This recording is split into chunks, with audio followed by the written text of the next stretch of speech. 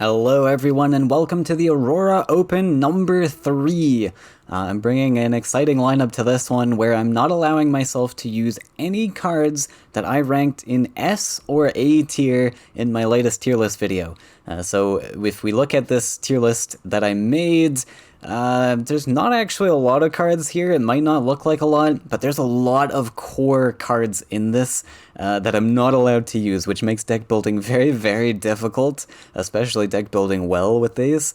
I don't get access to Soul Drain, I don't get access to Cypher's Wrath, Flame Burst, any of the Flyers package, so I'm very limited with deck building here. So the lineup that I built here, I've played a lot of B and C tier decks, as well as sort of constructed my own, played off of some existing lists. So blue-yellow Yax, I think Yax is pretty solid, like that's a solid B tier list. It can get some wins. I thought I would use this as sort of a Flyers counter as well, so I included triple volleys. I'm not allowed to run Emperor's Command, so I don't have any healing pretty much at all in this lineup. Actually, I don't think I have any healing. Yeah, no healing at all in this lineup, because I ranked Emperor's Command as A tier. Of course, my tier list is subjective, but I'm punishing myself for my own subjectiveness, I guess. And so because I have no healing, I have to have some pretty fast, speedy lineups, or speedy decks at least, to beat out more aggressive decks that I may require healing for, so that instead of healing, I just kill them instead. So that's the idea there. So the blue-yellow Yax is meant to be a counter to Flyers. It's very swarmy, and with the triple destructive volleys, I think it can at least do pretty well against Flyers. Krog Rush this one's adapted from Cheese's list. Now, unfortunately, I don't get to run Ground Shaker, but I figured bargain type of lists would be a next best step because even though I don't get access to Ground Shaker, I'm also not getting access to like Flame Burst and Cypher's Wrath and such, but I still want to include red in my lineup. Red's a very good color, and bargain's okay. And Krog Rush is pretty hot and cold. It's like very unpredictable. You can't predict when you're gonna win or lose against this matchup a lot of times. So I think it's a pretty good bring. Just you don't have to think very much. You turn off your brain and rush towards their face. Now, replacements for the Ground Shakers, I just threw in 2 Queen's Guards here, and also more Barbarian Ogres. There's not a lot of 7-drops that I want in this particular list. Ideally, I never draw into the Queen's Guard anyways, but it's a next best thing as a replacement to Ground Shaker, as good as I can get it. And I don't want like expensive things like the 10 cost Radiance or something, because I really want 7 costs so I can play them immediately out of my hand in this sort of rush variant. And Queen's Guard is a taunt, maybe it gives me some extra resources to work with, so it's something. The Ignuzi list, I've adapted this from Lizard's list, I think is on the hub, where he built this really interesting Ignuzi list that just runs the +1 archetype, but also with a lot of big stuff to play, such as, not a lot, but some big stuff to play like Barbarian, or Ogre Battler. Now this list, of course, does run Ground Shaker as well usually, but I'm not allowed that Ground Shaker, so I had to make a substitute here. And since I wanted to figure out some sort of lethal win condition with this, but also be kind of decent against Flyers, and I'm not allowed Flame Burst or Cypher's Wrath, Hellfire I thought was the next best option to dealing with Flyers. So I included these. Now these are very, very expensive. Compared to the Ground Shakers, they're 1 more, but they're also not a creature. They don't give you a creature alongside it, so it makes it even more expensive of a card. So I've offset that with cheaper collectors like Spite Sprite. Spite Sprite is very good into Flyers as well. Having 3 attack is good. It deals with most Flyer things. The 1 HP hurts against like Spirit Theft, but if they Spirit Theft a Spite Sprite and play it, it's not the end of the world. You get to Hellfire it back or something, or 1 damage ping it. So I thought this would be my second counter to Flyers. Bomb Slinger's not very good into Flyers. It's okay, but again, Spirit Theft exists. But I didn't really have many options, and Bomb Slinger is a solid card still. It's good into a lot of things. So I thought this list would do okay as a secondary counter to sort of Flyers. And then I needed a green list following up to counter red lists, because I didn't really have many counters to red. I mean, I have big stats, like the Ogre Battlers are definitely big stat sticks, so which red struggles with, so I guess it's not the end of the world, but I still thought I wanted something more hard countery to fight red, and I wanted an aggressive list as well. Like I mentioned, in case I need healing, instead of healing, I'm just gonna hit their face a bunch of times and win as fast as possible. So the green aggro list, I just built this one from scratch. It uses very low land counts, just 2 forests really. There are 3 forests in here, but that's really only for late game teleports. 1 of Runin, and then 2 of Grove Guardian I only included because, again, 3 forests is something I want to build very late in the game.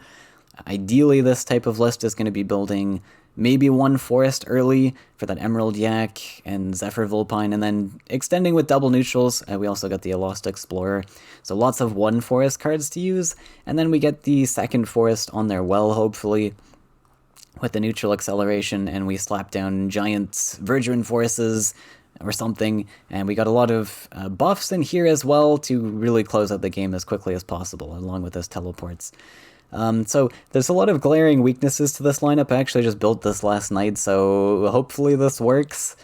I definitely think I want to look at this again, maybe on stream or something, and figure out a more concise lineup, but this one I think is actually not that bad, all things considered. Considering I'm not using any S or A tier cards, I think it's actually not the worst. So we'll see how it goes today. And maybe I'll revisit this in the future. We'll see how it goes. We'll see how it goes. So let's get into that tournament. Hope you enjoy, and I'll see you over there. Alright, hello everyone. Welcome to the Aurora Open number 3. We're about to get started with the round of 16. We're against Shaver. Shaver says hi to Twitch. So you might notice this tournament I am bringing no S tier and no A tier cards. Just a fun little challenge for myself here. And we'll see how this goes. I have 0 access to Ground Shaker, as our opponent does here, unfortunately. So we will see how that goes. We got a lot of red to cover here. There's a Disciple list here as well. I could even leave the Disciple open. No, probably not. I have some aggression that I can use to deal with this, but Disciple's just so awful to play against. The green-red's gonna be a real big challenge. I don't have a lot of answers to big stats as well, but this is sort of the way that the lineup is going to go, so I don't have many options. This does look like the Crackles combo list. So we'll see. If this gets left open, what are my answers? I guess green aggro is still fine into this. Okay, green aggro has been banned. We could potentially try Krog Rush into this. Which means I need to leave that one open. I don't think I'm running Yaks into this lineup then. So this is a best of 3, so I have to be considering which list is getting left out. So I think I'm going to start with the Ignoozy list. Seems pretty solid. We'll save the Krog Rush to potentially counter the green-red. Yeah, we'll roll with that. We do face the green-red right off the bat, so this is going to be a really rough matchup. Not high hopes for this one, so Krog Rush is going to have to win us 2 games in a row then. But still very possible.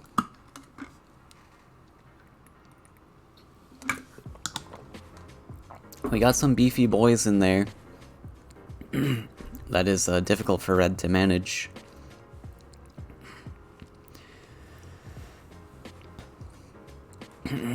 So I'm excited for those matchups. This one less so.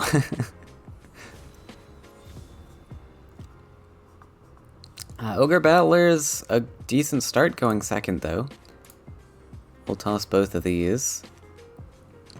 Now I wonder how aggressive we could be with this list. This is meant to be a control list. I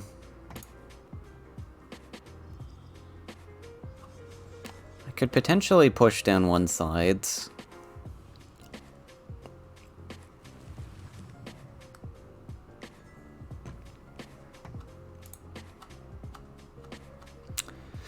We do have Flame Spitter as well, but... I think we're gonna hold off on that and go for the Ogre Battler. What's really nice about Ogre Battler turn 2, as player 2, we get to play this turn 2, because of the Explore and how the math works out. Very cool cards.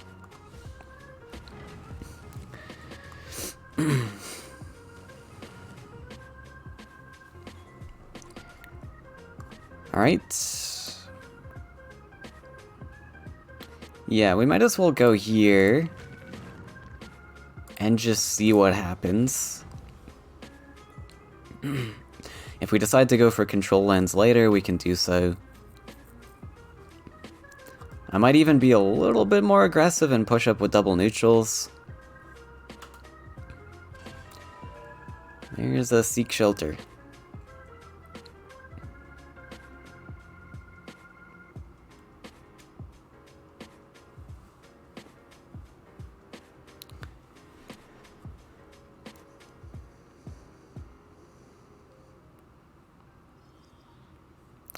I mean, we do have Wrath in hand as well. That's gonna be a dead card. Double neutral. Double neutral doesn't really accomplish anything though, because then he just puts a mountain here, or a land here. And yeah, we need to build up to 5 lands eventually with this list. I think we could probably just slow play the mountains. I'm not really planning on getting anything aggressive anyways. Yeah, let's just continue our mountains. March those up, and we'll dump a creature.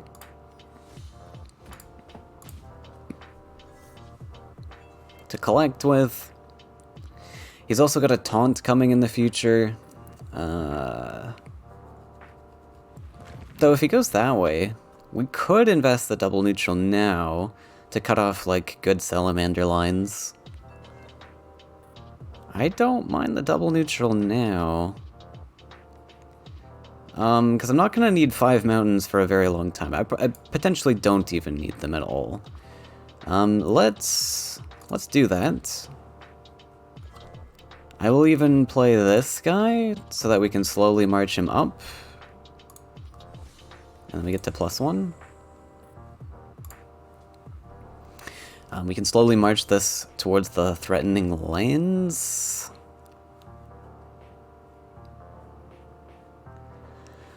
And hopefully we can just limit the salamander as much as possible.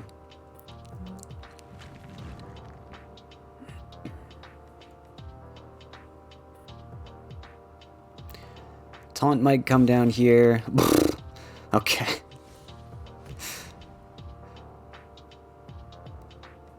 Well, luckily we have a Flame Spitter. Captain. Alright.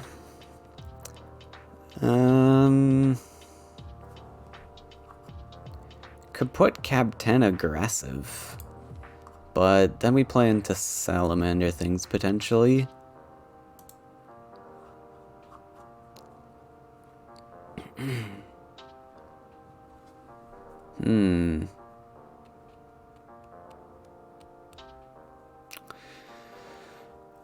Well, I've got a lot of just creatures back here doing nothing, huh? Too bad we can't play Gary also. Gary would be kind of cool to get 8, but...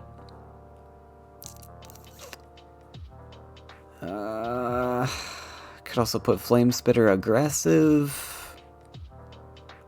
I don't think that will help. What is Cap 10 aggressive weak to? Well, I guess we just start with this.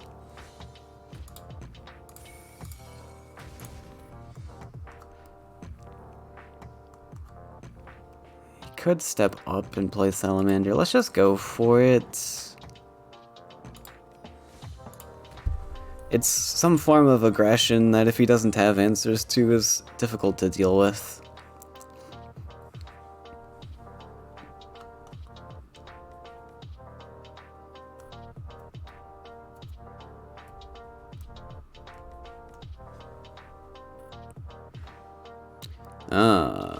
He found a Gary. That's not good.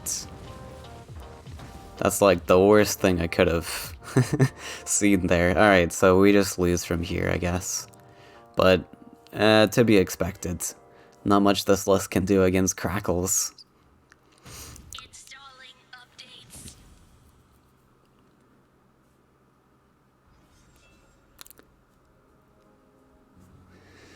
Firestorm. Yeah, none of that really helps. We will step back. +1. Pass.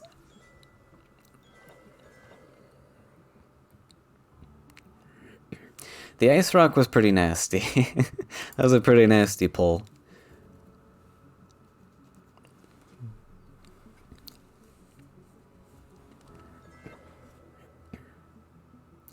Shaker.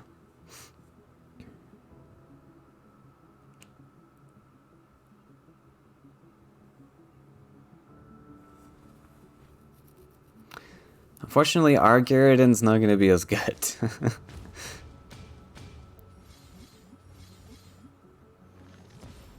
Well, at least all the buffs went to Gary. I guess. So we will Gary.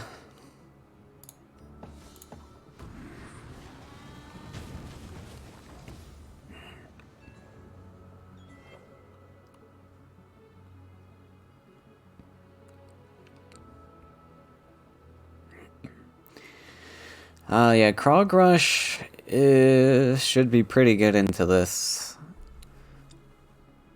It's pretty slow. As long as we don't brick our top decks, we'll be okay.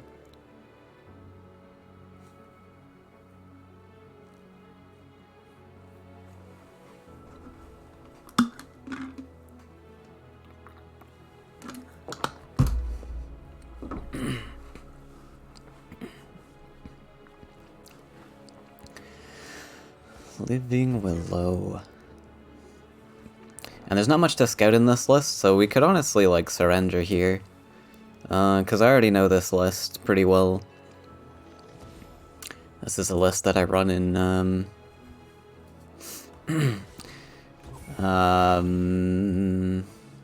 many seasonal cups. Yeah, we'll just throw in the surrender. There's no winning this.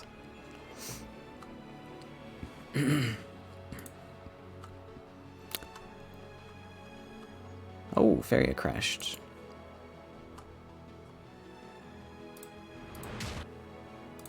I'm not rage quitting, I swear.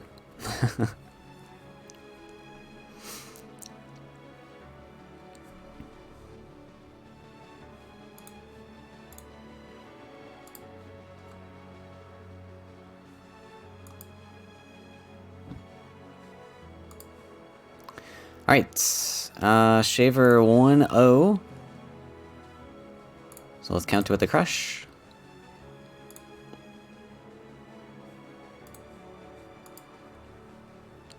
And hopefully we can make something happen here. Now, one disadvantage we have is that we don't have access to Ground Shaker, which is very, very sad. one of the best red cards in the game.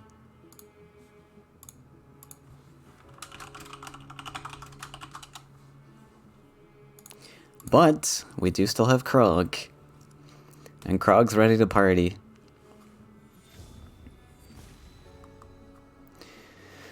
We also have Meteor. Very devastating against this type of list. This might even be a keep into this matchup just because of how strong this is. But we do want to, like, scoop for, Krog anyways, probably? Could keep the Red Devil. Then we're not getting Krog, but, yeah. I mean, Meteor's just so good. I think it's just fine to keep it. Into this particular matchup, at least. This matchup that requires, or this list that requires up to 8 lands, which is kind of insane.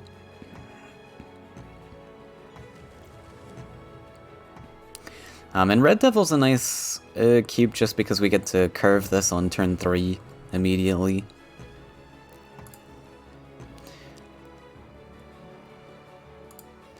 I think we will hang on to the Ogre Dances. Yeah, just so we get to play this turn 3. It doesn't really accomplish too much turn 3, though.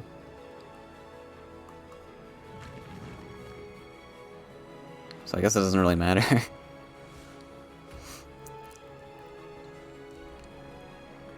Krog! Oh, did we just change gears entirely on Krog?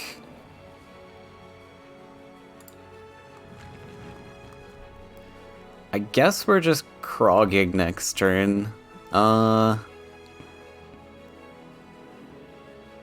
Interesting. It's an interesting decision to make here. I mean, Red Devil doesn't do anything. We could also try to Ogre Dance. Good chance it hits Meteor, though. I think we just save up for Krog. Krog looks good. Also get to turn curve that on turn 4.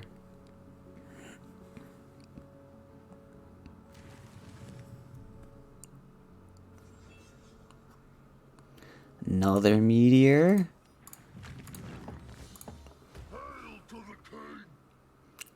So our opponent's got some nice grouped lands here for future Meteor. Gonna be pretty likely that one of these Meteors is getting hit. But it's gonna be a couple turns before we get to play it.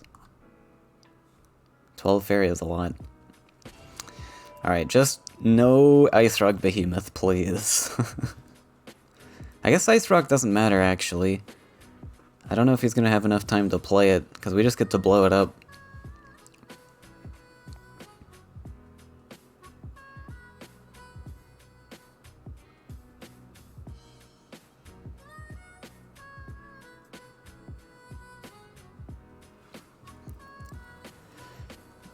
The best pick here would be like a high attack thing like the Spooky Willow.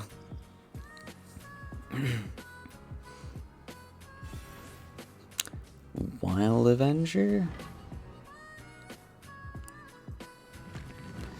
Alright, Wild Avenger's pretty pricey. I'm pretty okay with seeing that. We're gonna continue our lands this way and just slap the Wood Ellie. Nice. Free Meteor next turn.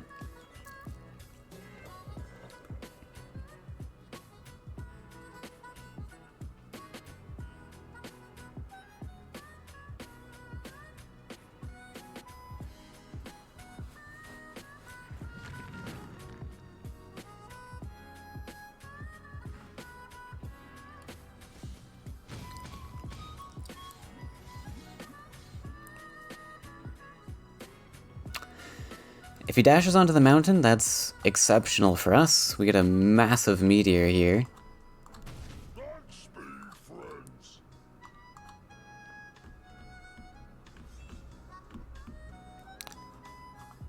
Pretty cool. So we could rip this now. I guess it's fine if it hits the Meteor. It's better to hit the Meteor than the Ogre Dance, the second Ogre Dance, right?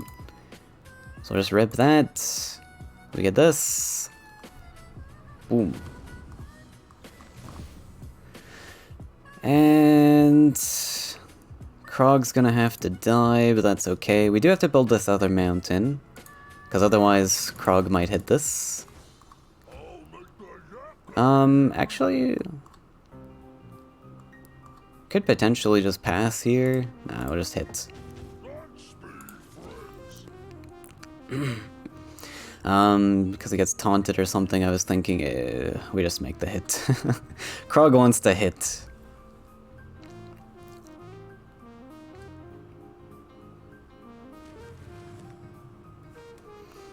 So this will net us Faeria now, right?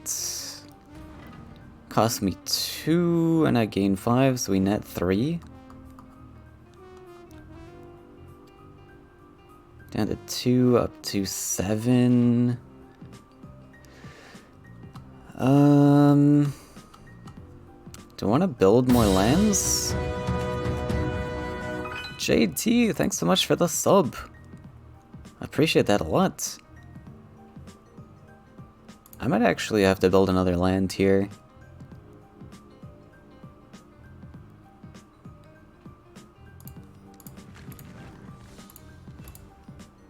Oh, we did get it.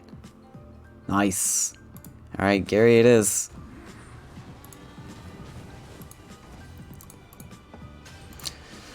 Gary hits pretty huge. And we have lethal set up. We can get taunted, but I don't think it's going to matter too much. We're doing pretty well. B tier time.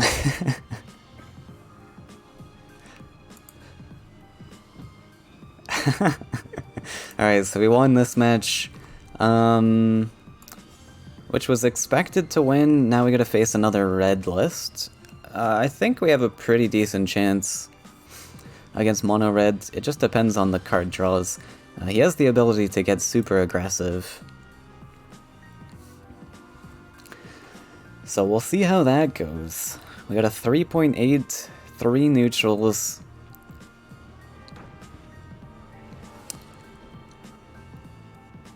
With 2 red lists, both with like similar costs. I wonder what these could be.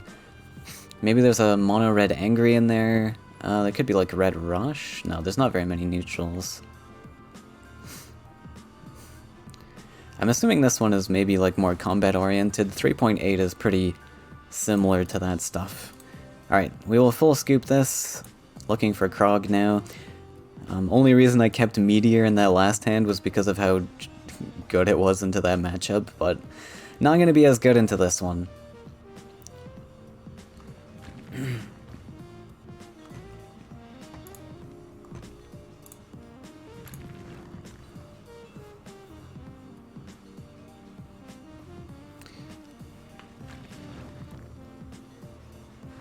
Slow start. Oh, really? Starting with Bloodsinger into this matchup.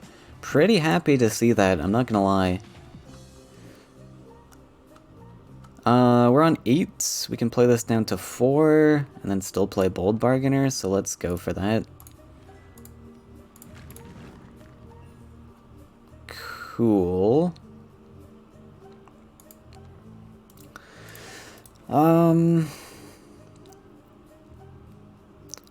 Do I dump this here? I guess before we draw the other Krog boy. It's just really bad if it hits Meteor though, right? I don't think I want to play this actually. I'd much rather the pings hit something not Meteor.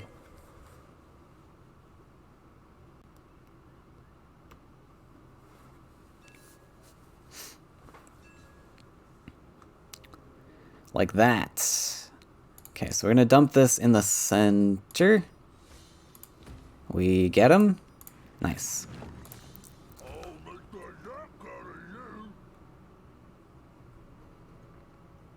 7/7's pretty difficult for red to deal with. Bomb Slinger is going to be difficult for me to deal with, though, if that exists. Looks like we're not getting Bomb Slingered here. Compter.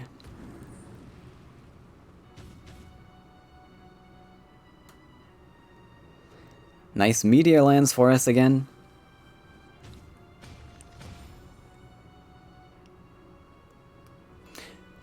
Now, I might actually go for... I might actually not Meteor here.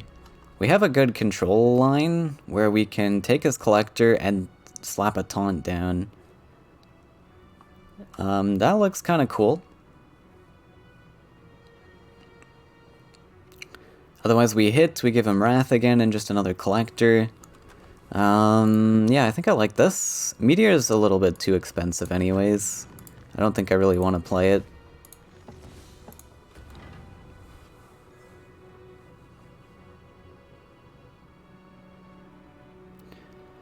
And since he built his lands to the sides, it tells me that there's probably not Bomb Slinger. I mean, there could still be. If Copter was the only thing in hand, this was a decent mountain because he didn't want to bridge a land for me to step on and kill his guy. Flame Burst on creature is pretty good for me.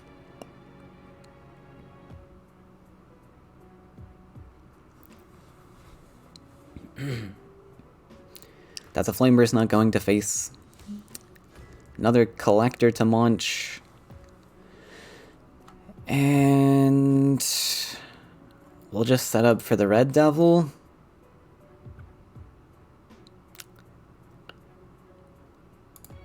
We'll boop this. I guess +1s are in order. We could draw for like Krog stuff also. Let's see. Next turn I'm on 8, so I can reasonably play this. I guess we just draw for Krog.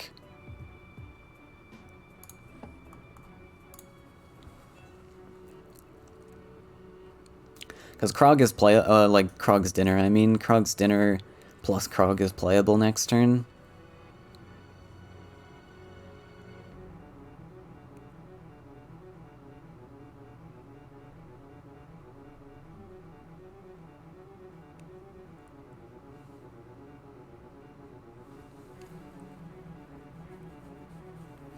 Yeah, Lopanico pointed out, you gotta keep, in that last match we had 2 Ogre Dances in hand, and keeping those, so that we get to draw into more cards is a good strategy, yeah. Alright, we are gonna get into Cypher's Wrath range, but that's alright. Oh, we got it! Look at that, the draw paid off.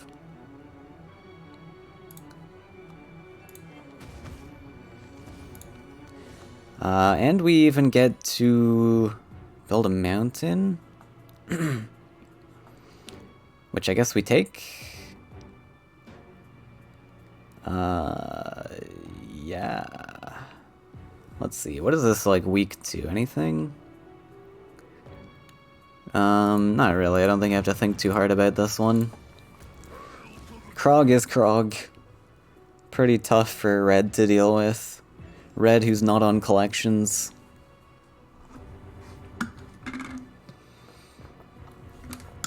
This lineup was kind of tough to build, as you can imagine. Not having access to S or A tier cards. And this is like S or A tier considered by me. Now, I think I'm going to stand on this mountain because if it hits Meteor, we don't want to be standing here. It hits Meteor. Alright. We will rip the Meteor. Goodbye.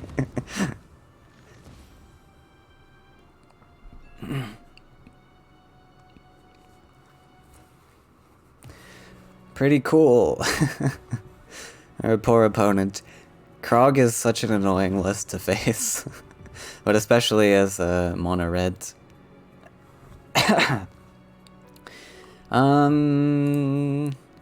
Right, so we'll step, see what we hit. It's an Ogre Battler. We will cut off his lands on this side.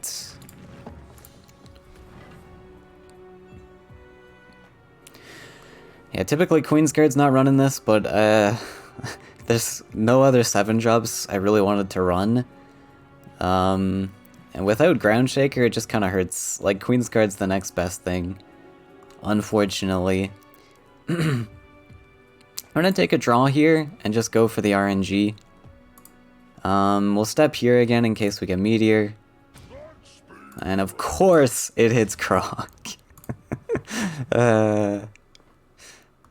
Typically you want to play this out of hand, but since we're so ahead, I didn't really care too much. But of course it hits the dinner. Krog's a hungry boy. Never deprive your Krog of dinners.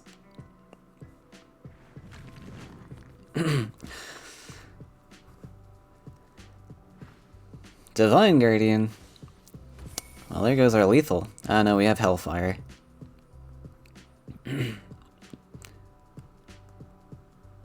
Lethal in hand.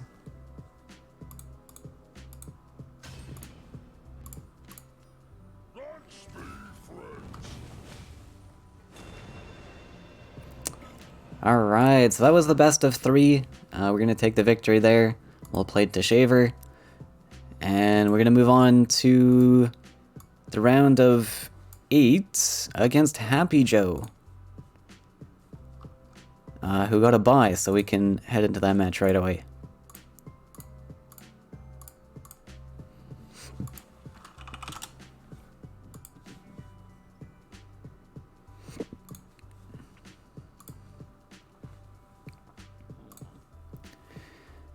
Happy Joe.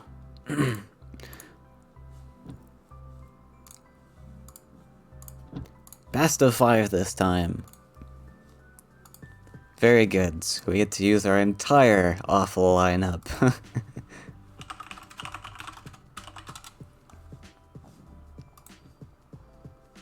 Let's send a message, just make sure he's ready. Oh, so many people.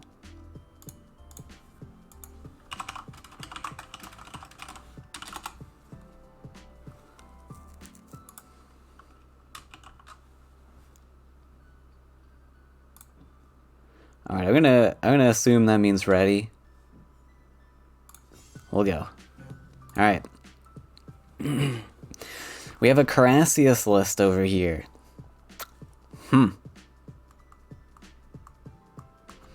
Now, I'm actually kind of terrified of Mono Blue. This is typically not a deck I would be scared of, but Mono Blue kind of wrecks my lineup. So I'm actually tempted to ban this one. It's 6.5, which is kind of interesting. I guess it's some sort of 7s list with a lot of neutrals. But even still, Mono Blue scares me. It's speedy, so it can beat some of my slower lists. Yeah, no, Happy Joe might ban the Krog Rush, especially if he's been watching stream. This is very good into the Carassius. If he bans this, our only answer to the Carassius becomes the Ignuzia list, which is okay. I guess this matchup's fine. I'm a lot more concerned about the blue. This list is just so fast, and it has access to Humbling Vision.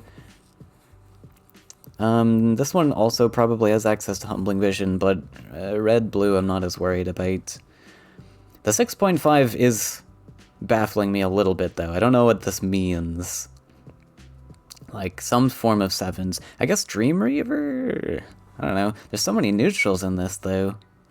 But I'm scared of it, so we're gonna ban it. He bans the Yaks! Wow. Interesting. Alright, I think that means I'm gonna start with Ignuzia. Because then we have the Crush to counter the Carassius in our back pocket. Honestly, this blue list is still gonna be somewhat of a challenge. We may even want the... Let's see, does Ignuzia beat this one? I don't know what it is, but maybe it's like Gem Shell? I think starting with the red is a decent option, though. If he starts with, like, the Carassius for whatever reason, then we can nab a win, maybe. Plays the red. Okay. And we want to save our mono green for his mono red, I guess. So sure, I like the start.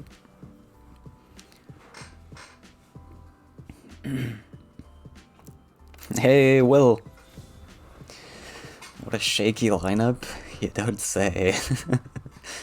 Yeah, Spite Sprite, not very good into mono red. But we kind of have to live with it. What's even my win in this matchup? Maybe like a sneaky Garrotin, but that's a bit too expensive. Slinger. I guess Slinger's a fine keep, maybe? Just to stop some aggression. I don't know. We're gonna have a really awful start against this type of list. Not many formidable collectors. We will start same side to get our bomb slinger lands close. Hopefully this guy can collect for us a little bit.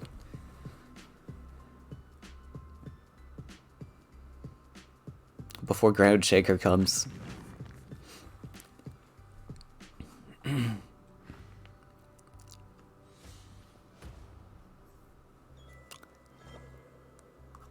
Alright. I think we're going opposite sides here. I don't really have any reason to push up aggressive.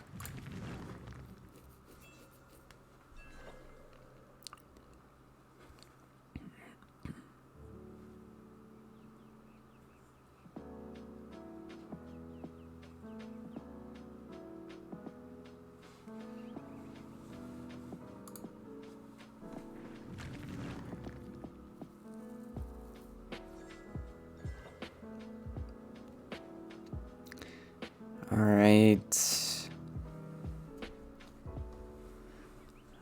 He plays nothing. We can +1 here. Since we don't know where the mountain's going. Horsemaster's a possible play here for him.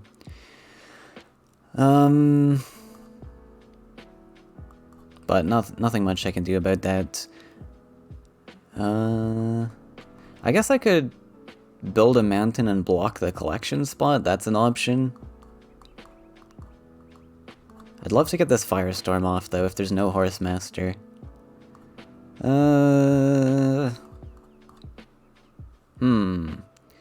Debatable play. Mountain up, block.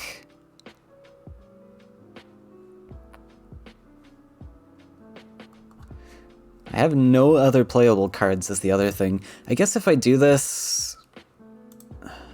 No, he doesn't play into Bomb Slinger ever. Let's just +1.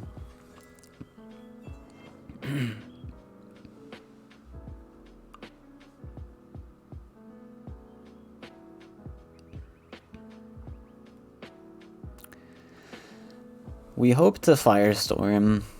Or Slinger if he really steps up. Okay, so it is Horsemaster. Yeah, and this way we get to block with a defensive land also. Wait, nothing? Really? Interesting that he steps up into range. I mean, I think I just take this. Oh, I should have Slingered there. I don't actually know. Slinger is weak to Ground Shaker. We would have prevented the combat hit, but yeah, I'll do that. And he's bringing his lands to us. I'll take it.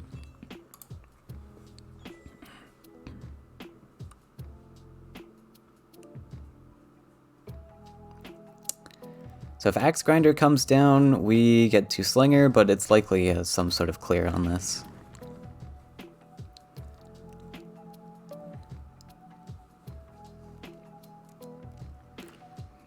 What? Okay, that I was not expecting.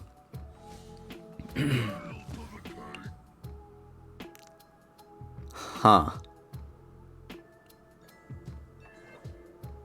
Interesting.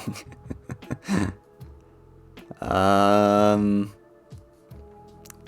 that's a thing.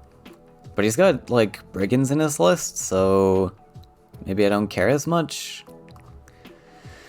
We can do 8. So, we can play Double Slinger and get Ground Shakered. That would hurt a little bit. We can get Meteored. Kind of want to play Captain, I guess, as well in the mix. We need to find like 1 extra damage.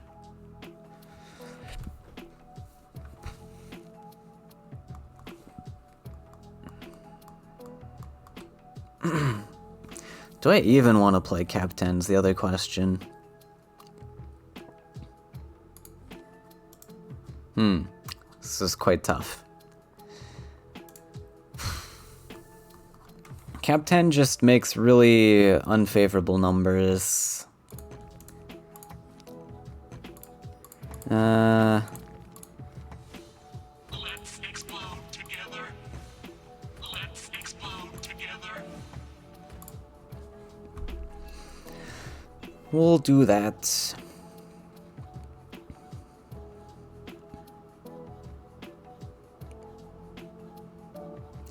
He gets, at most, 2 combat hits. My one fear is, like, Ground Shaker coming down and completely wrecking me, so... I think this is fine, and hopefully we find the source of 1 damage, if he decides to hit into the Captain.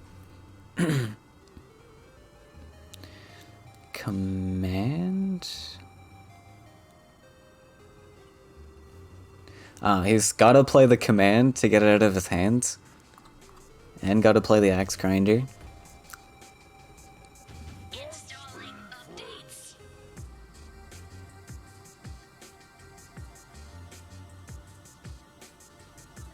What did it hit?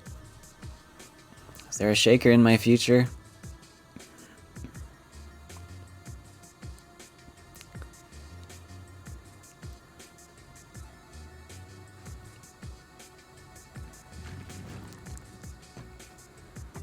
Build a mountain there. Meteor? Firestorm. Well, we get to Firestorm him back. Oh, hello, Meteor. Firestorm back is pretty perfect.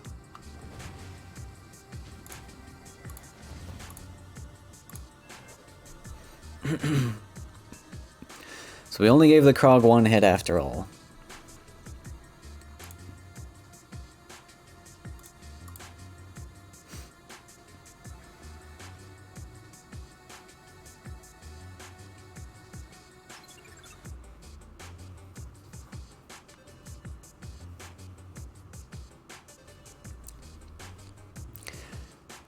I probably wouldn't expect any Cypher's Wraths in this.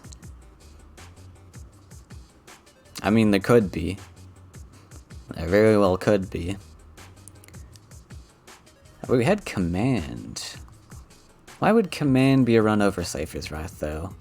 Maybe there's conflict cards with the second list that he's brought.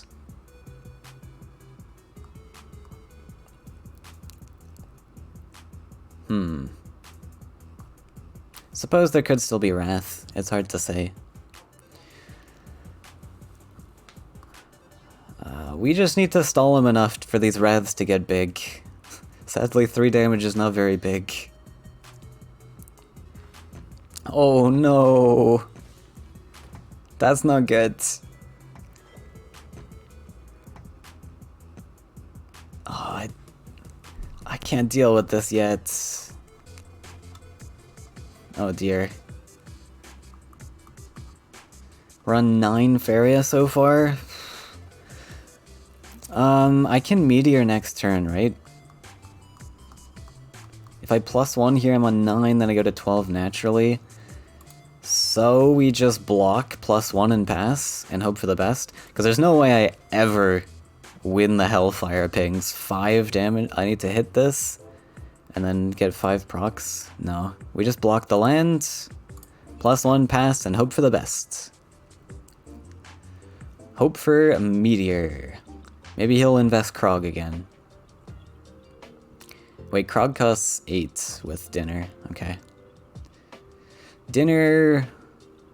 No, that's pretty unlikely to happen. But considering there was no answer last turn, it's unlikely he has an answer this turn.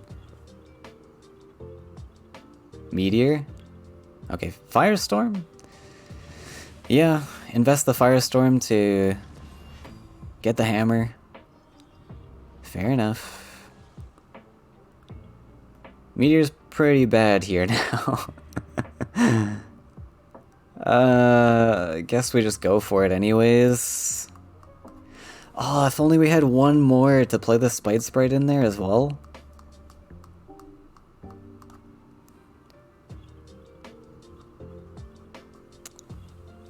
That's rough. But we just Meteor, right? I don't know what else I'm doing. Might as well take out the creature. That's really sad. That might be game losing there. We'll see. I mean, if we keep slowing the game down, our Wraths are going to be pretty good.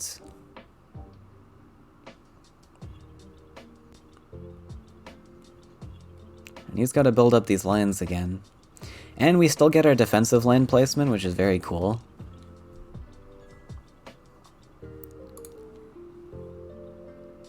Let's dump Spite Sprite.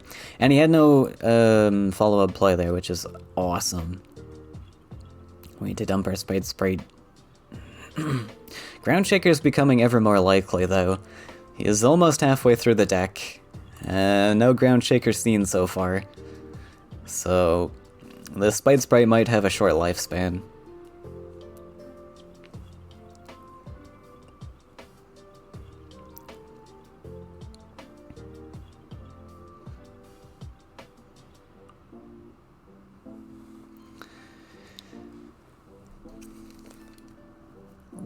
So I have 2 Meteors in this list. Only one left to fight a future Krog.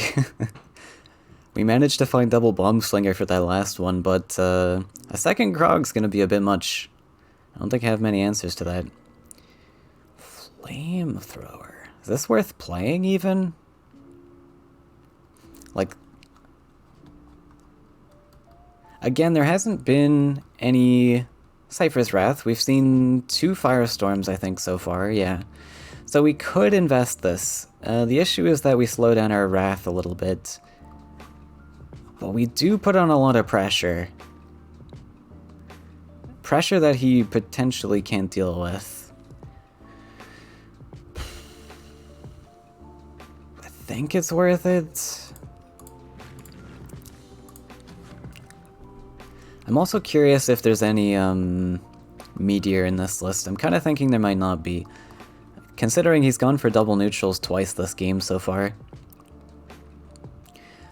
He did go up to 5 mountains, but I assume that was just for Baldurion. Hammer does exist, I suppose. But I mean, like, if he hammers this, that's fine.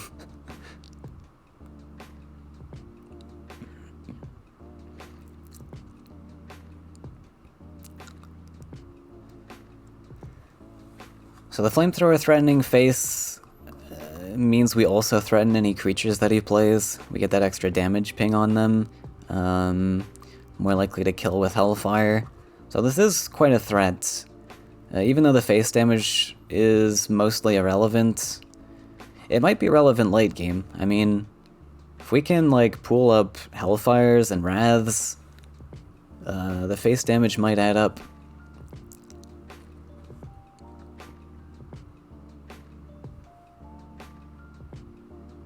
This is a one-of copy, by the way.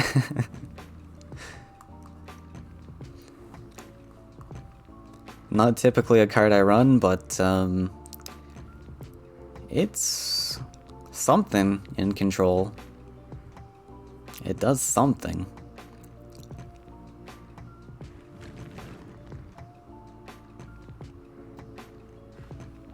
Shh, there's the shaker. He goes for the hammer. Nice. Alright, well... we will keep +1ing. And hope for the best, I suppose. Hellfire is really not going to accomplish much. What's the chances that this kills? Pretty slim. I guess we'll just pass.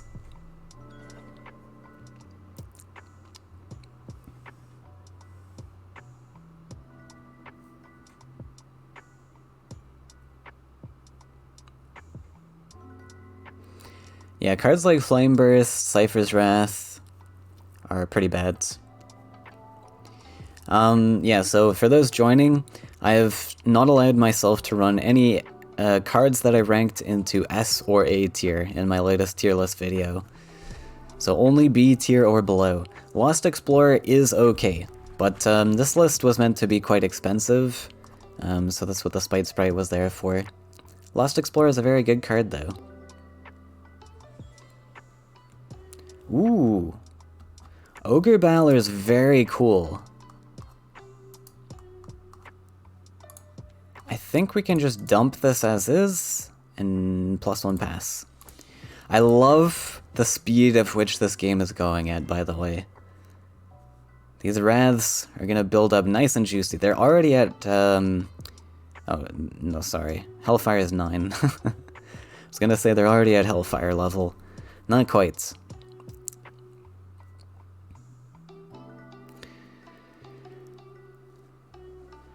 Krog?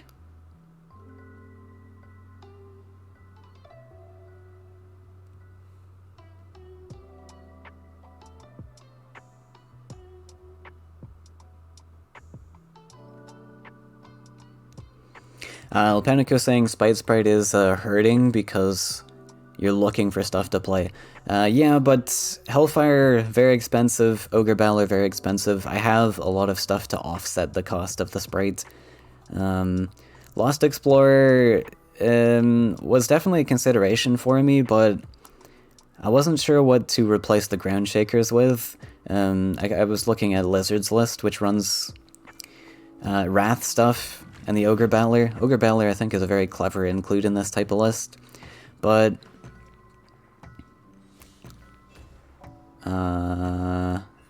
oh no.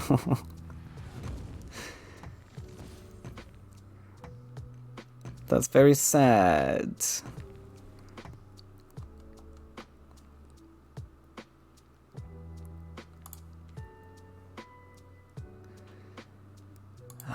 We'll dump this, damage this.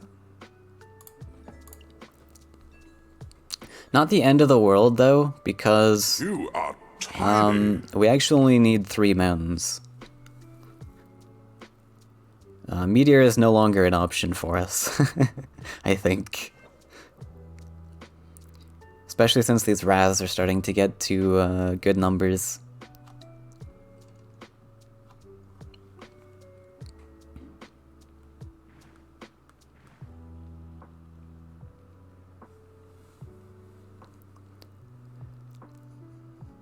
Oh, is there a Horsemaster?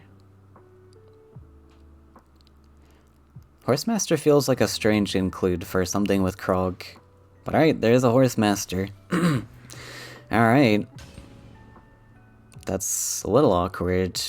We'll try and Hellfire that.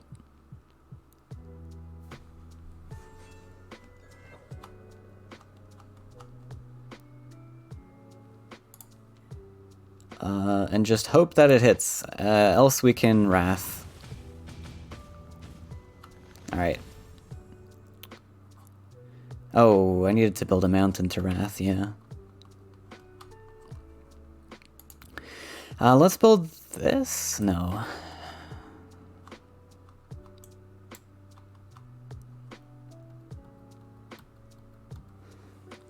What am I trying to do? I guess we just +1 pass again. This lets us have access to Hellfire next turn, potentially, if we want it. Now I rather Hellfire level.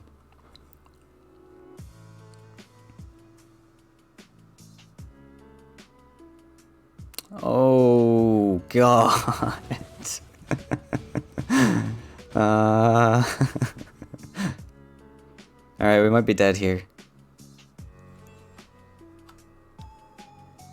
So we're at 18 damage. Oh, we're even, like, kind of close.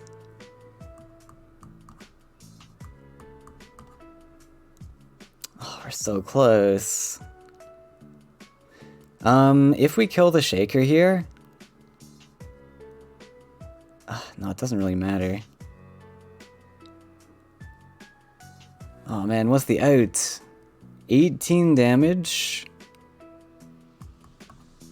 18 damage, 14 is at 3 HP.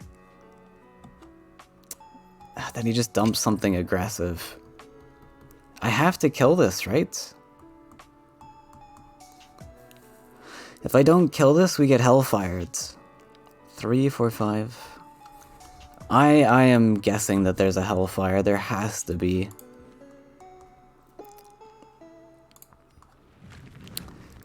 If I do this, my only win to this game is top decking Wrath.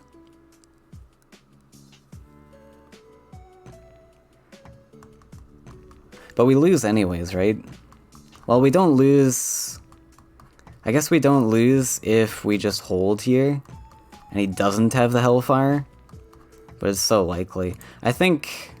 I know this is like really unlikely, but I'm just gonna go for it.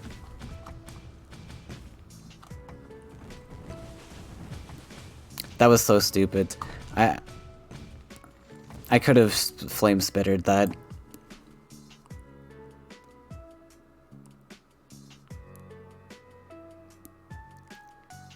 Oh, okay.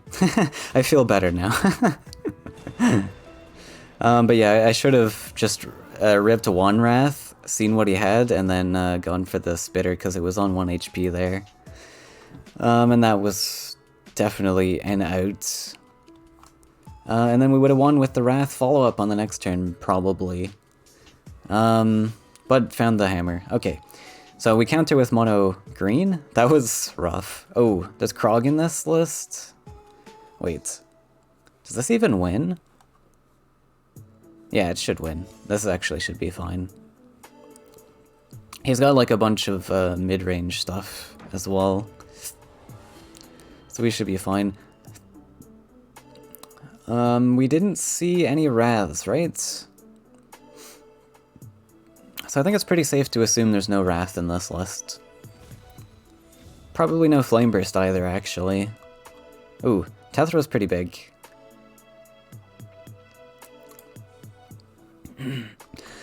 Let's see, if we play this as a turn 1 collector... we're on 8 Faeria turn 2... I guess we can. I'd rather there's something else than this, but it is nice to guarantee a starting collector, I guess. Alright. Because Tethra as an 11/11 is pretty huge. That's a lot to deal with for mono red.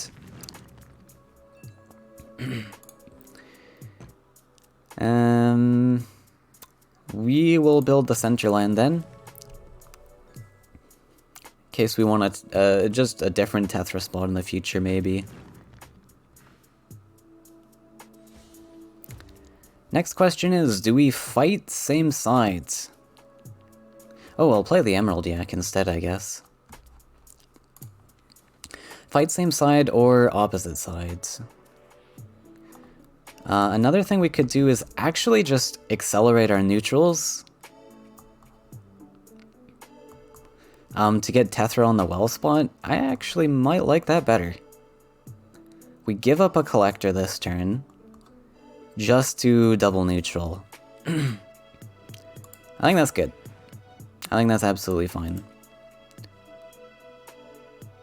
That does mean we cannot play this Emerald Yak, which doesn't matter to me.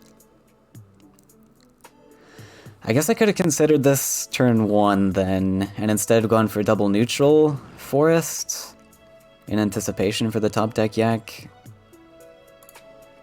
But that's okay.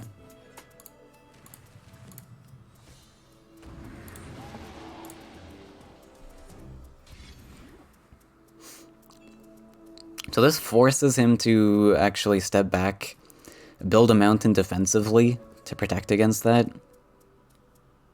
Otherwise he's dead.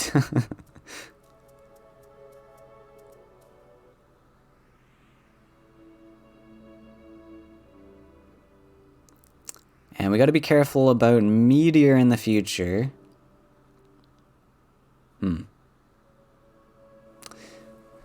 Meteor's pretty awkward. I'm not gonna have this land open to me then. If I want to play around Meteor.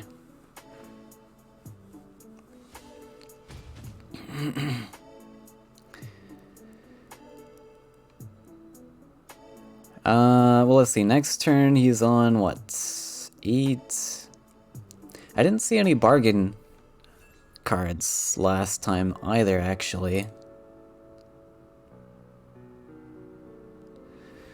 Teleport would have been pretty fun here. But we'll just go for that.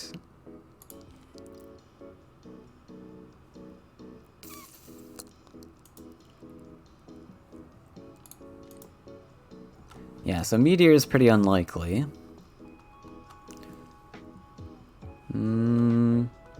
Hellfire's maybe an answer. So we could go for just the biggest stats with Emerald Yak.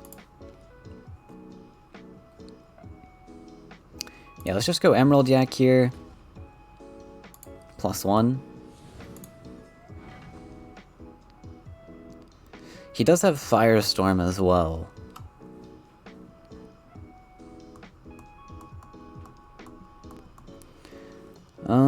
I guess with Firestorm we could play around that with Overgrown Tower.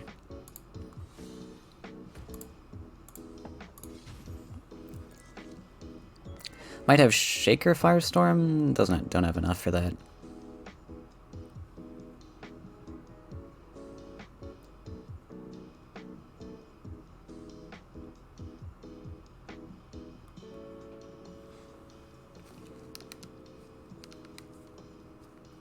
Shaker, of course, sucks with the Overgrown Tower, but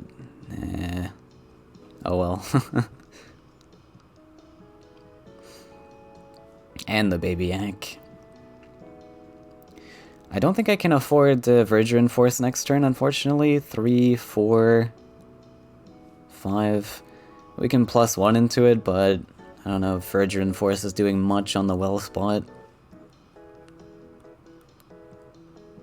Ideally, we get an aggressive forest as well, like on right side somehow, maybe. Just to dodge out of meteor range.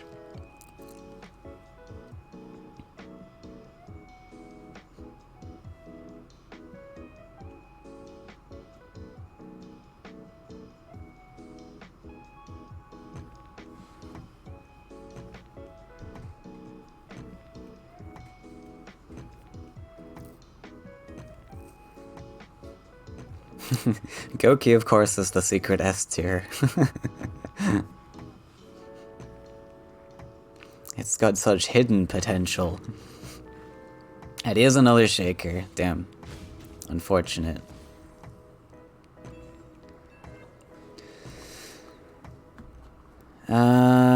Alright. So we could slap face here. Trade. We could slap face and trade. What does that put me to? 7 life. Then we get firestormed.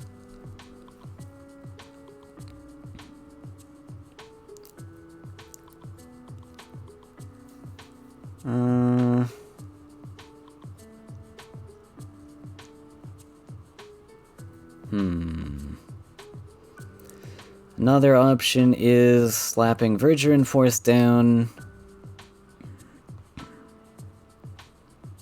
We could just step this back, +1 Verduran Force. Ooh. We could also try a Tiki Caretaker.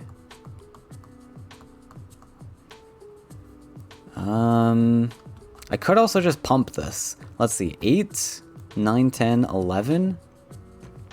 What if we just do that?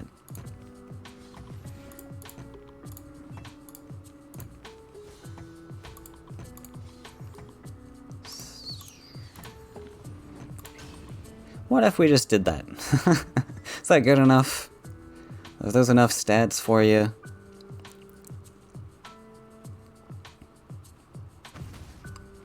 Apparently it's not enough. It's got an answer. Maybe it's just a desperate Hellfire. Because 4 HP is tough to deal with. It is Hellfire. Okay, it's going for the desperate attempt. Does not high roll. Alright. 16-3 Tethra finishing it off. So So we may get countered with Carassius. Maybe even the blue. There's a number of options he has here.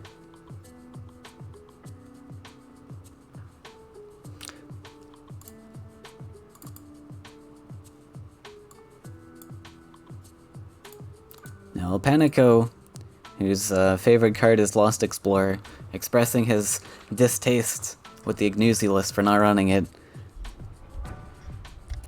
We are running it in the green, the aggro green. Don't you worry.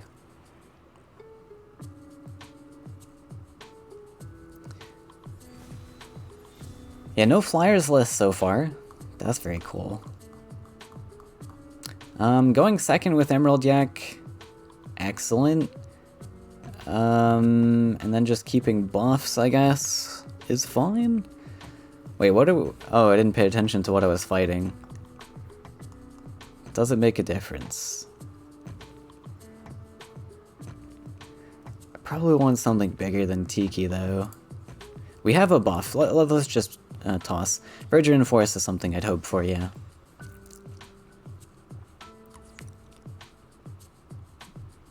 I think it's probably going to be the...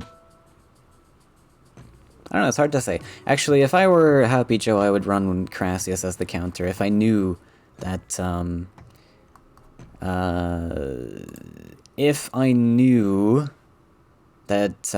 was playing Krog Rush on the other end. Now, let's go opposite. And then we can double neutral next turn. This list only goes up to 3/4 max, but most of the list is functional on 2 to allow for a lot of double neutrals.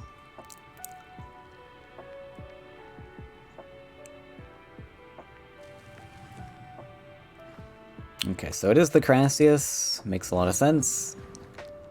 I could have even, like, tried to go for Rush Lands, maybe.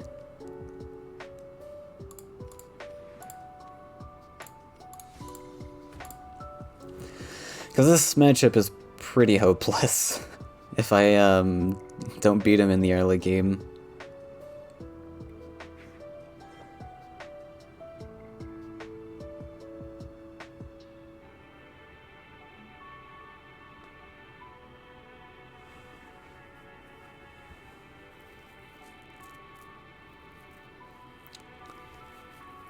So we'll probably try for another double neutral.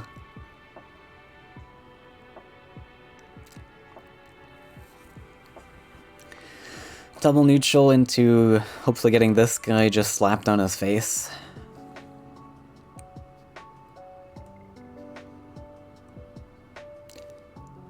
If we don't win this match, it's not the end of the world. Krog is a pretty hard counter to this. So it's just really the blue-red that I'm concerned about. Because that one is potentially good against our Krog, but depends on how it's built. If it's super greedy and slow, then maybe it's okay. And there was a water Ellie cover on that last one, so I'm imagining it is kind of greedy. We'll have to see.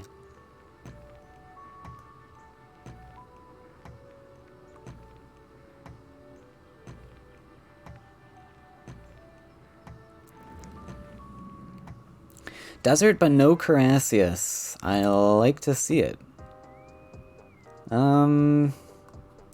So we will go for this land here, I think, because we are desperate to get something aggressive on one of these two spaces. I think we can give up on this one.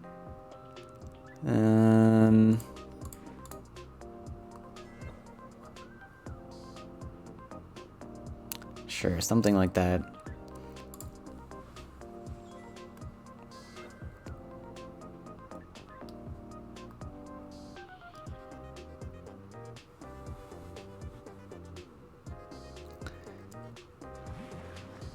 So Happy Joe is on his land count. We've got Carassius into creation now. Overgrown Tower is really excellent here. Can boost these 3/3s into 4/4s.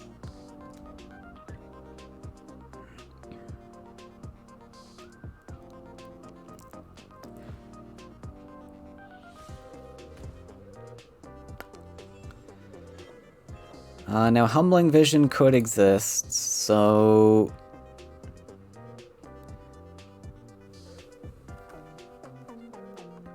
I suppose Illusionist could also exist. We might go for some pre-buffs here. Let's dump this face. I don't want to put it back here in case he gets body blocked. We will have to put this one here. I want to step this guy out of range. And we'll go for a 4-4 on this. And step up, I think. Or we just stay here. It's another option. Step this back. I still want to buff, though. Oh, also, if Humbling Vision's a thing, we want to buff this guy, actually. Let's buff this guy, and pre-buff this in case of Illusionist. I guess we just step it in range. This gets Humbling as well, though. Humbling puts them to 2-3? 2-3 stats.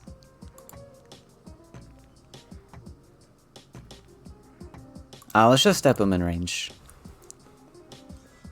We want everything going aggressive, and with the teleport pickup, we have the option to build a forest here and teleport the 3-3 to collect anyways.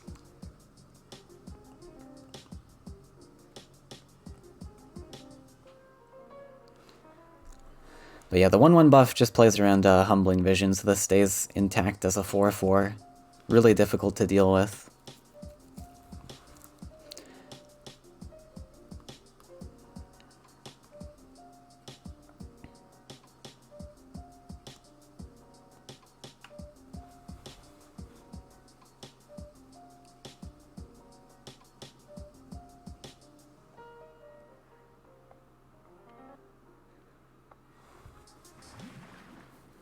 Fourth leg built. Some people do run Frogify, I suppose. It is just going to be the Humbling, though.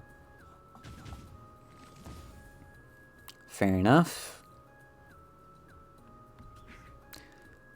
It does hurt a little bit.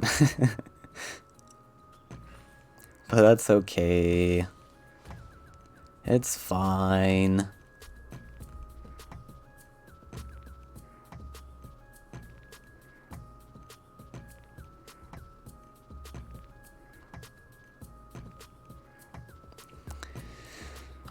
So we'll go for a teleport buff. Oh.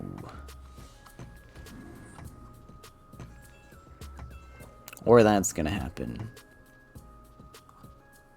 We get to play our hands, which is cool. We still will go for the teleport. We pre-buff.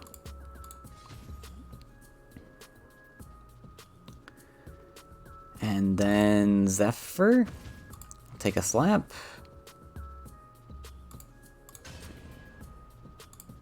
Yep, just dump a bunch of Swarm.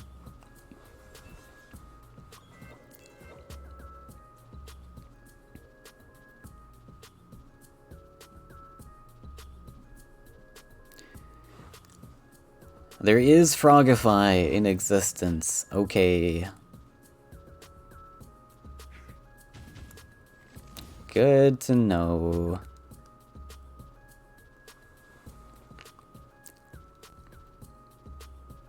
So if there's a follow-up Crassius, we probably just lose here.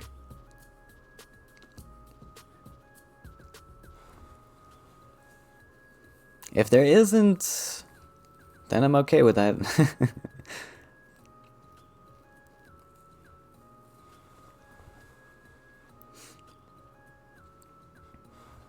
Oh right, he's running Shield Mates. That's an interesting pick.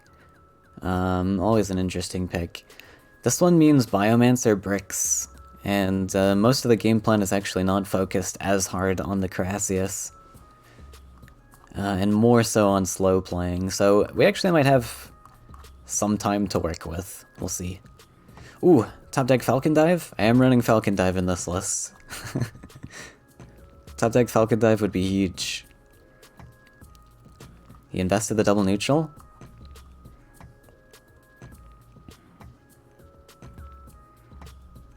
Oh no. Okay, I guess we lose. Not really much coming back from that, unfortunately. That's super sad. Alright. Not much I can do about that. It's pretty lost. We'll just +1 Verduran Force. And once again, just buff the Verduran Force. That's the only play I really have.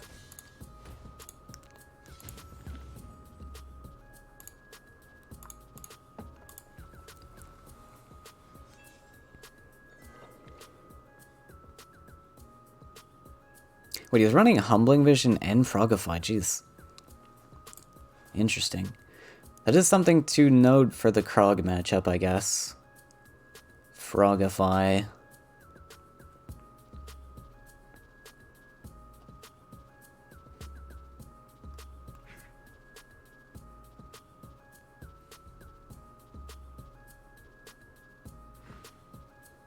Aurora? Would you like some tea?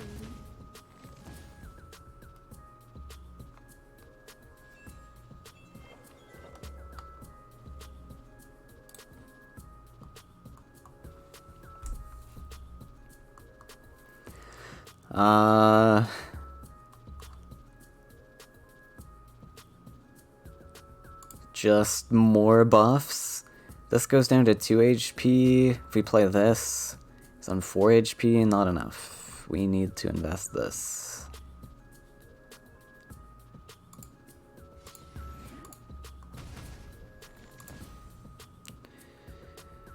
Can step you up.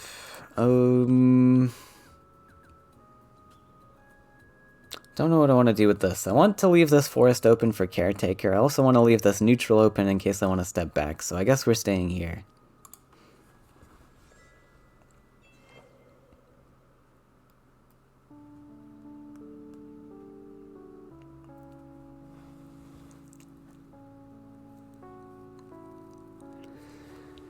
So creation here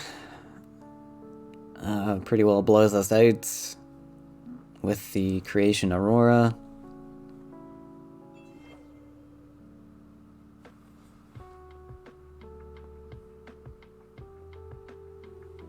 I mean, a follow-up Crassius blows us out. There's a lot of stuff that can happen here.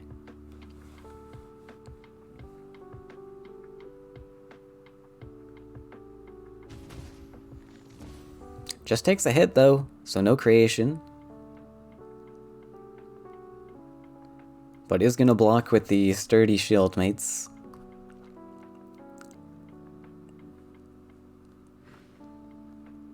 And Faeria, okay. The sky is only the beginning.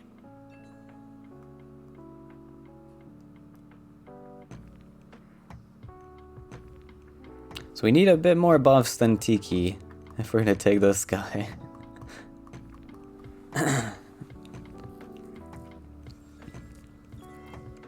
Oh, a second Tiki. I'll take that.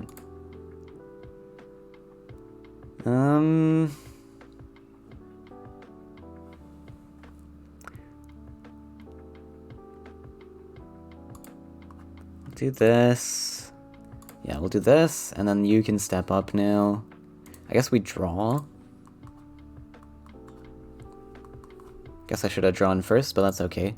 We're still gonna double Tiki anyways.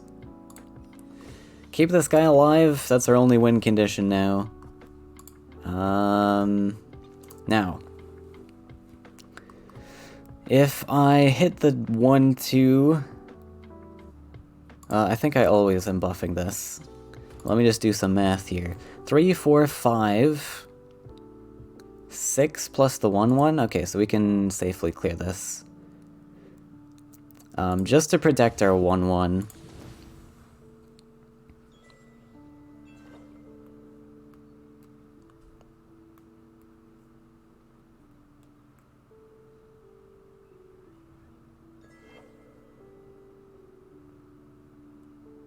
Okay. Well, that was our last hope. Pretty well.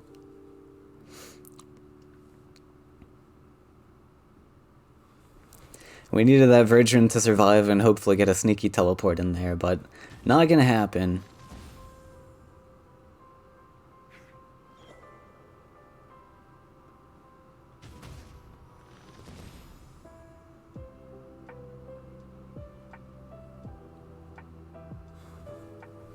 And with Aurora on board, that's pretty spooky. It's always threatening a creation Aurora. Builds a second forest? At least we can gather some information. I don't think information is going to help us that much, though, with Krog Rush. Krog Rush pretty much has one game plan and one game plan only. But I guess just playing that to swarm a bit more?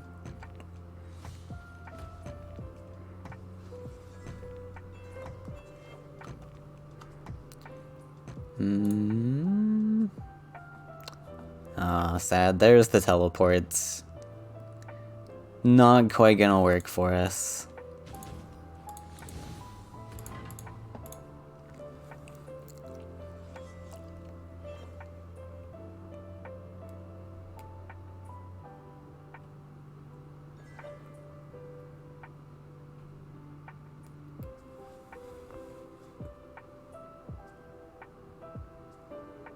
Still no Falcon Dives. Falcon Dive would have been so good earlier on. Deal with this pesky little collector. Ah, he's got another 1/1 now, though, in hand. Wait, Soul Pact? Holy. We're running... Oh my god. We're running 4 lakes, 2 deserts, possibly 2 forests. I have a feeling it's not 2 forests, but... Very greedy. This makes me even happier for the Krog match. End Gift of Rukoa. Wow, okay. Well, good information here. There's the Falcon Dive. Very good information. Die.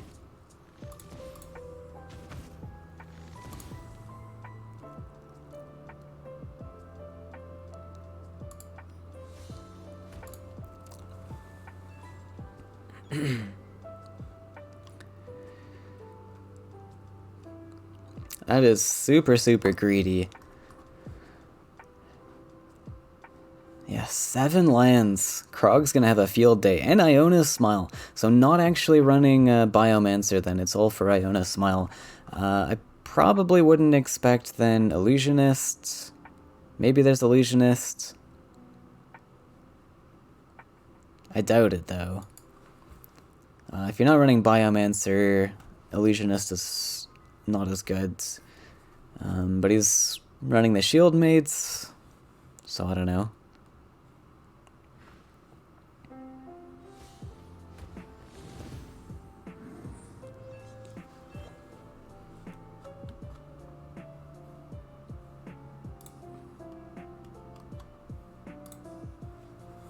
Let's just gather some more information.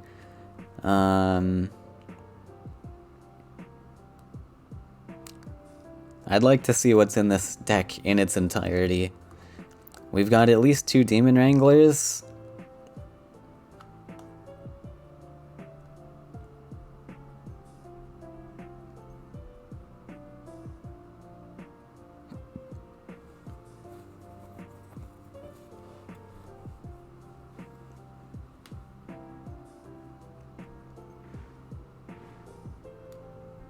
Double neutral.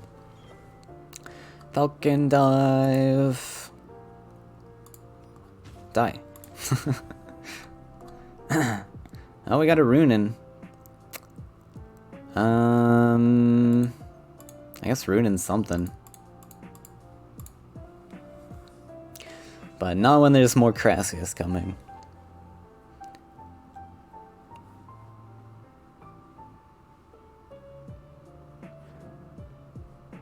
I mean, if you invest everything face here, we can potentially dash the Runin.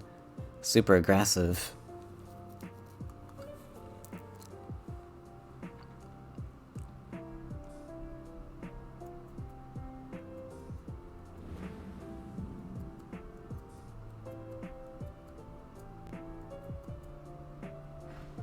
What? What is that supposed to do? Well, that was unexpected. Wait, did we just pull Tethra? Oh. Oh my. Oh my. That is exciting. Oh, that's a very exciting top deck.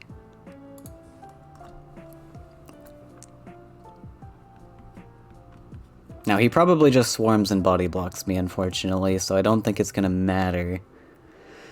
But...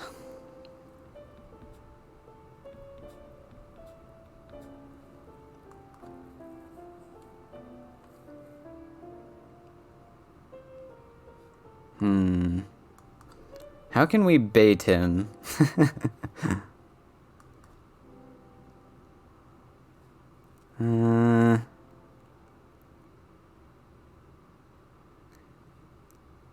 That's... I need that center land built, unfortunately.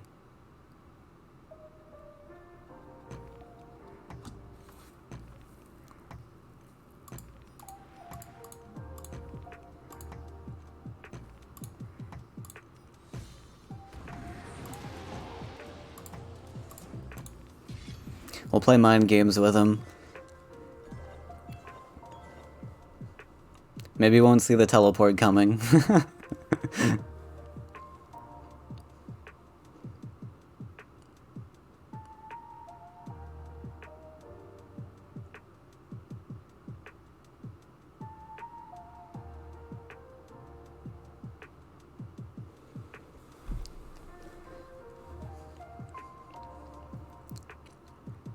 He's gotta see the teleport coming.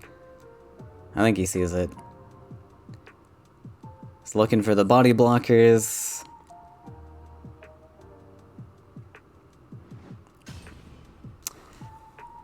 Maybe I should have built this neutral? Then I could have actually traded. I don't think it'll make a difference.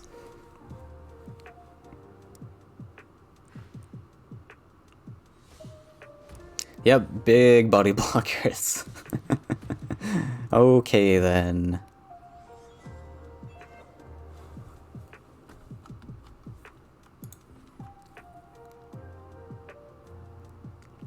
But we'll keep putting in the effort, I guess, since it's not over yet.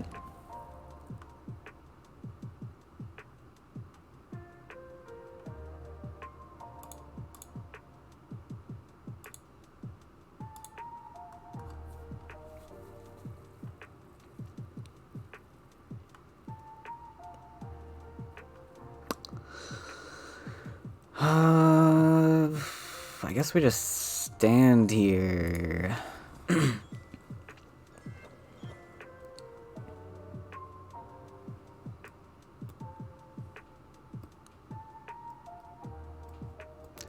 Ideally, I need a little bit more teleports like the Zephyr. But we'll see. Wait, there is Biomancer? Biomancer and Smile? Really? Oh, we're gonna get swarmed here? Oh, that's fine, we have buffs.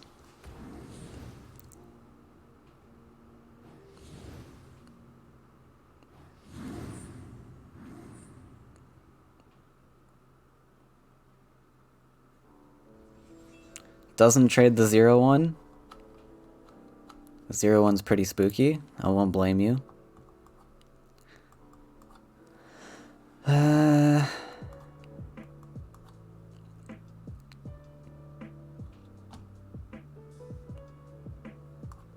We will build this forest, I guess.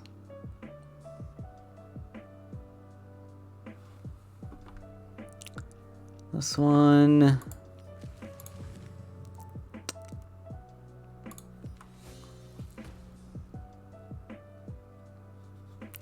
Now we could just buff the taunt, and then we get a free collection, I guess.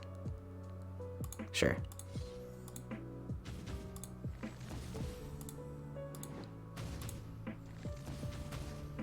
Or we even just step out of range. No, this guy's dead.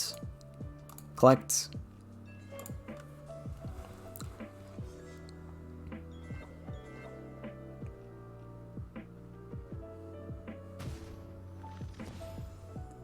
Is he even running creation in this list?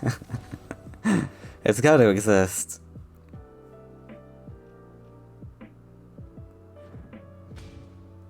Hits face.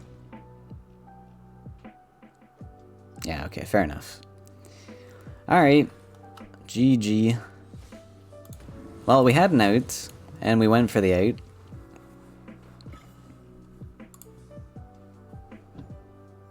And we gained some information. Whether that information matters, I don't think it will. Crush just gonna crush.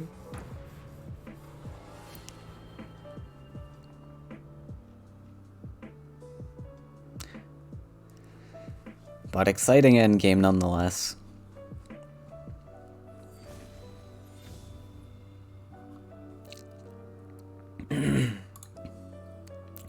Alright. I mean, Bold Bargainer, we just want, realistically, we just want Krog. So I guess we just actually full scoop here. Because there's a lot of starting cards we could get besides the bargain. Krog being the best one. There we go.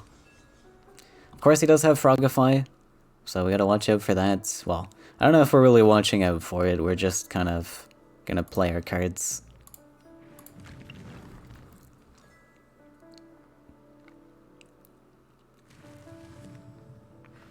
Again with the Water Ellie, so that sucks. That means he's just ever closer to the Frogify, and there's not much I can do about that.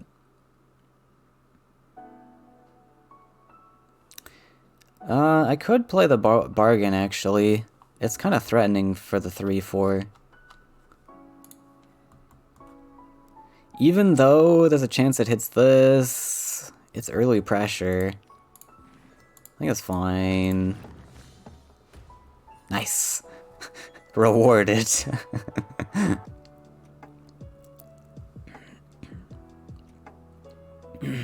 So he's forced to tuck in beside the wells.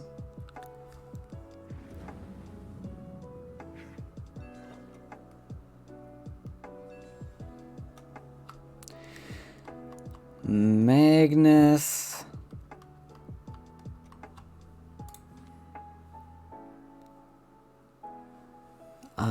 We either continue the march forwards or we go to the side here. I guess I go to the side here.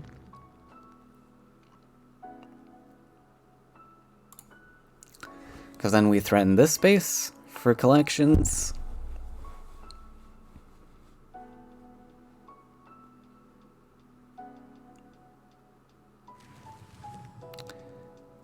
I'm gonna be one shy of Krog, which is a little unfortunate. I go up to 7 next turn. Pretty easy block. Oh, wow. Alright. Still no ability to Garrodin. God, Garrodin sucks. Let's play Dinner and Ogre Dance. Let's hope for the best. I mean, if I do this, though, it is very unlikely we actually get to play Krog. This was probably a mistake.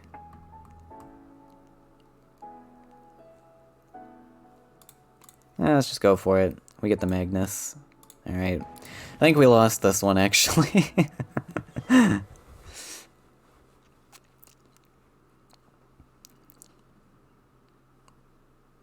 I don't think that RNG is lining up in our favor so well, but also that's only assuming that Frogify exists.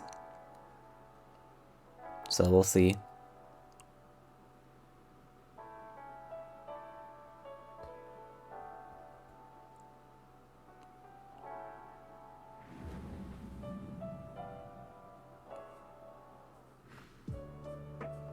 Another one.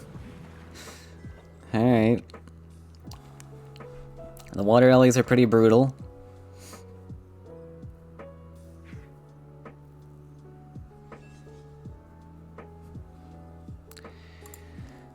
So, we'll sidestep. Drop Magnus.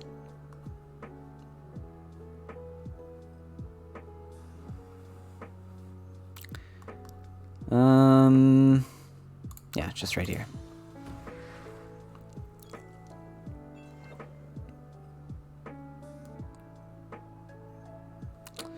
I was supposed to double neutral.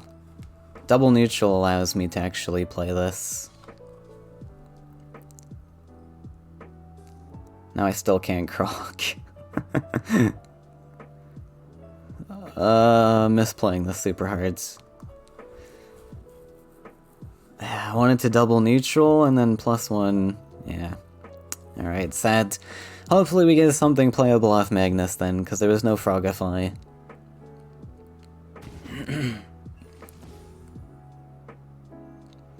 Ask and you shall receive. Alright. Yeah, I'll take a playable card, sure. Oh boy. Unfortunately, he's on all of my lands. Can you get off my lands, please?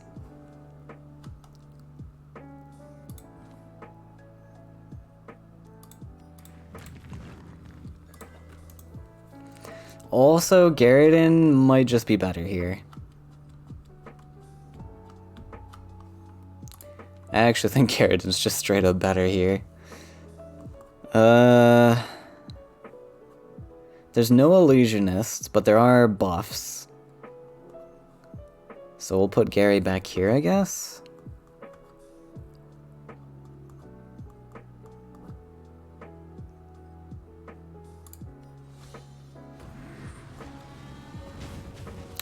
Hold off on the meteor for now.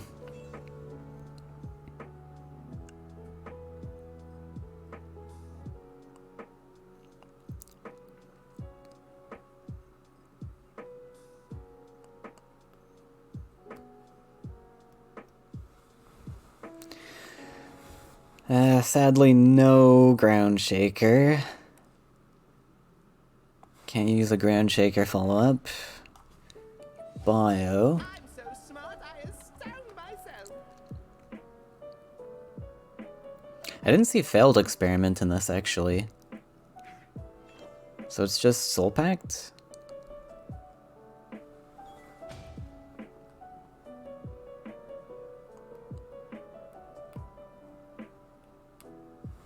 Okay. Drop those Caressius.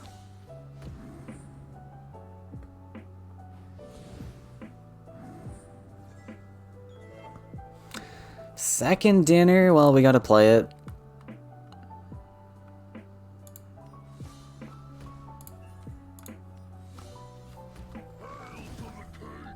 And then we probably blow up his lands.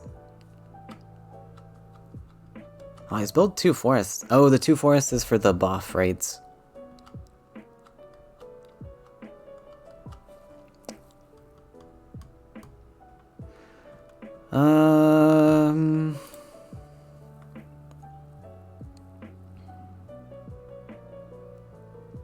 Yeah, I think Meteor makes sense.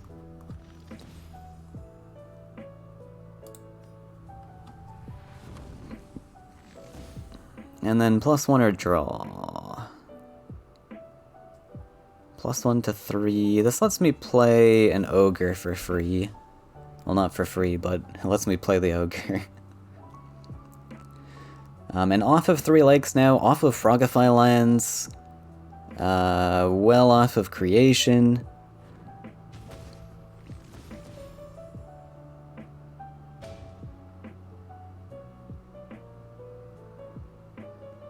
Not off of Soul Pact, though. That's a buff waiting to happen.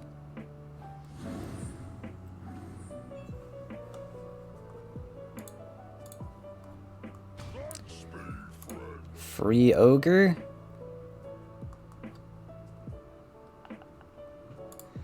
So we'll dump this.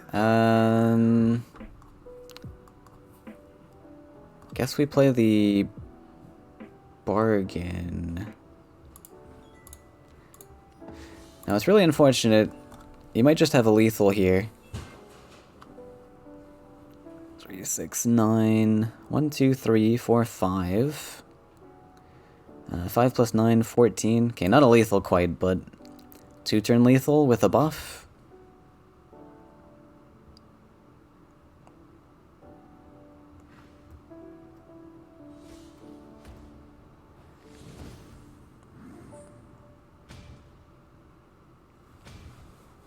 So I really need like a top deck meteor or something. Or a taunt even. Taunt would be fine.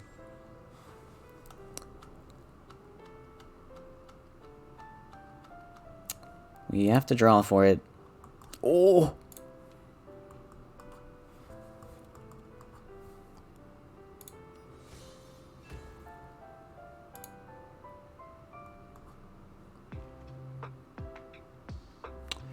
Clear this. This should let me play it for guaranteed. But of course he does have some stuff. Does have some stuff to answer. Oh, I was supposed to hit... Oh, I'm so stupid. Oh no, why am I bad at this game? Why didn't I hit with a 7? I would have had lethal.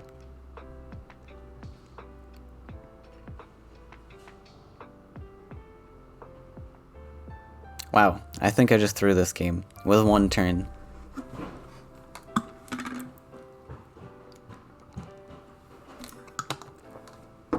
Yeah, Cheese, you're right. Thinking with Krog is Krog Rush is a misplay.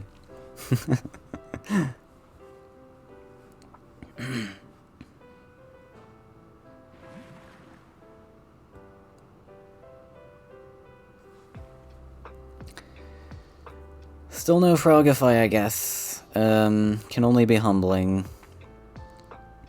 But wow, did I throw that. Would you like some tea? Oh, what? He had the lethal. Oh, that didn't seem like very hard math, but okay. Alright. My misplay didn't matter after all. Thankfully. Alright, Happy Joe 3-1ing. So, unfortunately, you cannot win a tournament with B tier cards. Sad. So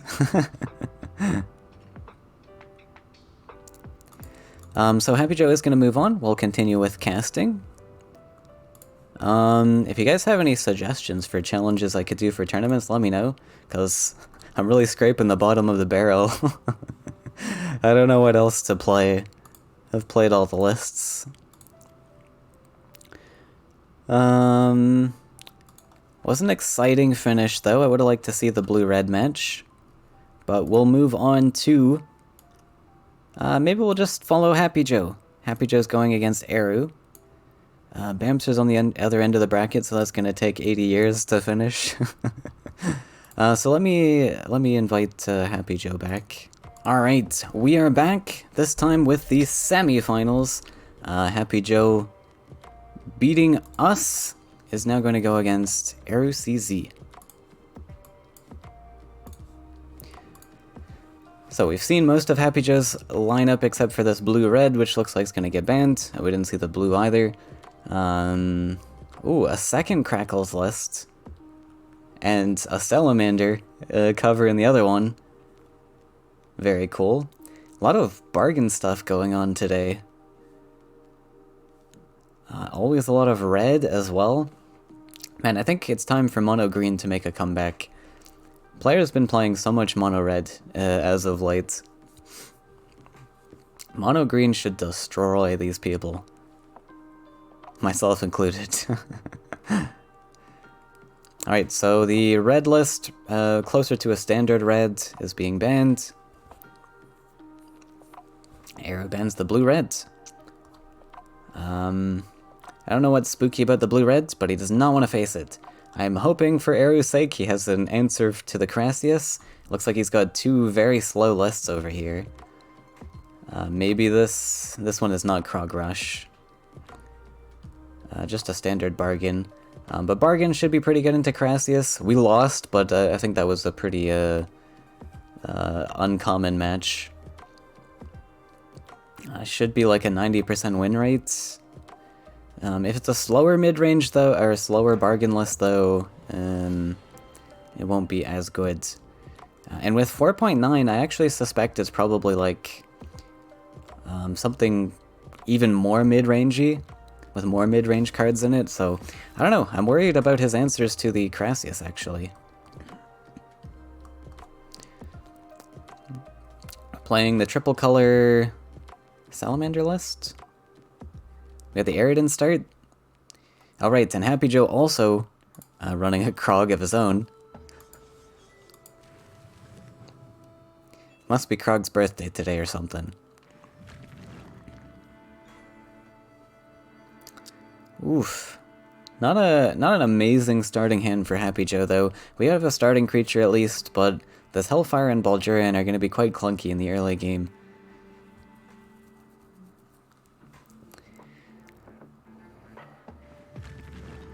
And Eru not bothering with the Aridin whatsoever. Just wants to build up these lands and decide what to do with Aridin later.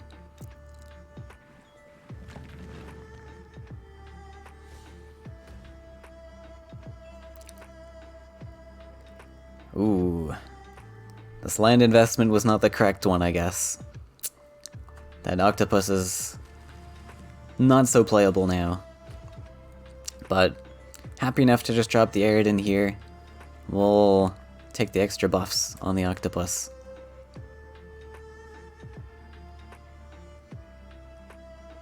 And this poor Aridin's gonna get crogged.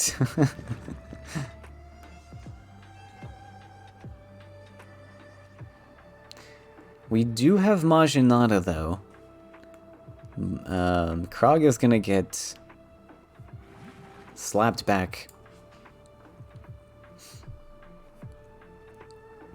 Thinking about investing the octopus. I'm not sure if Eru knows what he's facing, but this is, let's see, 2, 3, 4. Yeah, this is an unfortunate play here because we are going to be far away from Majinata, unfortunately. If we hadn't played the octopus, we would have had Maj. It's not a kill anyways, but we would like to two-hit that thing.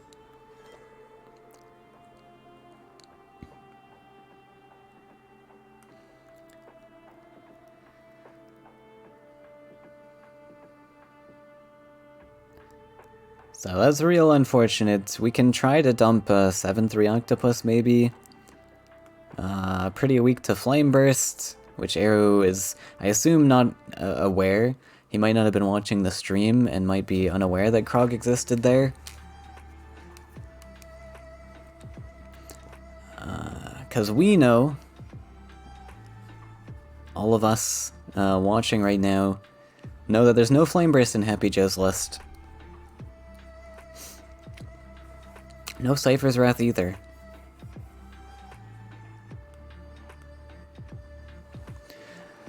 So what can Eru do to get himself out of this pickle? I don't know. I mean, if you don't know that Flame Burst doesn't exist, a 7-3 is pretty sketchy. But he's just gonna pass and do nothing. Happy Joe is pretty happy with that. He's a happy Joe. The longer this game goes on, I think the better Happy Joe is. Even though Eru has a really greedy list as well, I think Happy Joe's just has a bigger payoff. Especially with Meteor. I mean, with Meteor coming down, that just destroys all of Eru's lands, which he so desperately needs for all of these clunky cards. I'll take a free Cypher.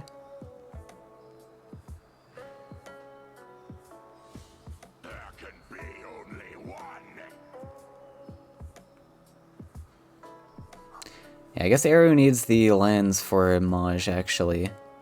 Where I was talking about the 7-3. I was thinking of, like, +1ing or something, but I guess we do actually need... We needed that 5th land, unfortunately. Maj is pricey.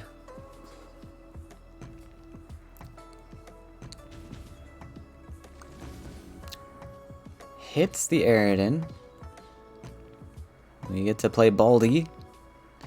Oh, not playing it. Interesting. Happy Joe confident enough that he's gonna win this later game. I don't know about that decision. I think Arrow gets to actually swing back pretty hard here. And then Baldy is not as playable.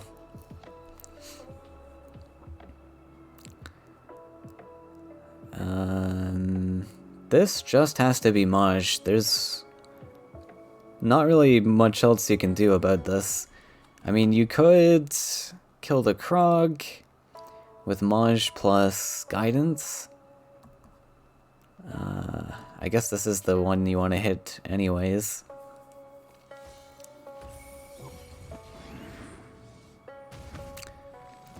No, we take out the Cypher. So we are leaving the Double Collector alive.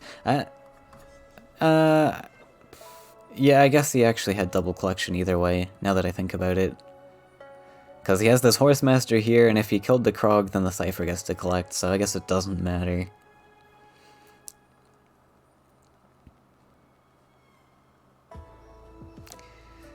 I like this play better then, because we actually stop the combat hit one turn, one more turn.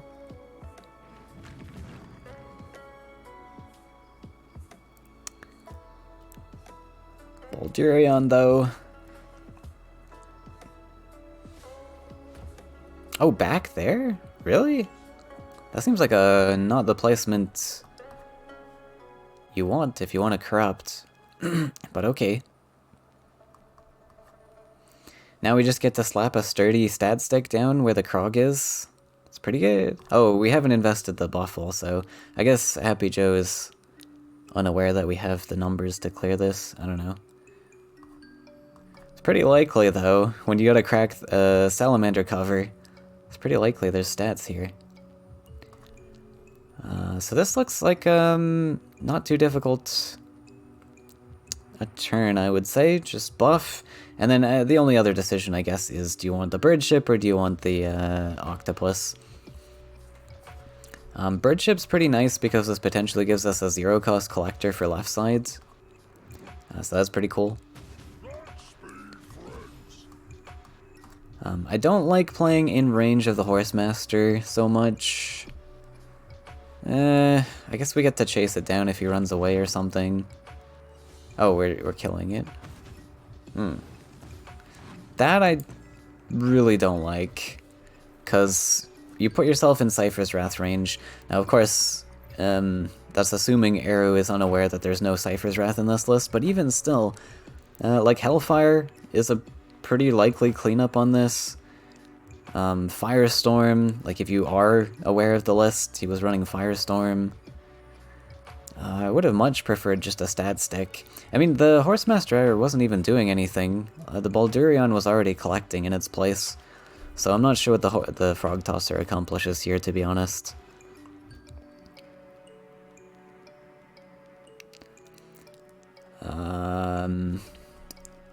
Now as Happy Joe, it is, like, not a guarantee that the Hellfire kills this. We got 1, 2, 3, 4 targets. Still pretty likely, though. I would just rip the Hellfire, I think.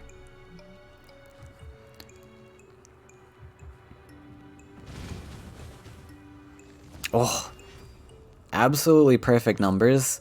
Get this down to 5, we get to slap into it. Or, yeah, I guess we want to hammer first. Fair enough, because we can't target the Maj underneath.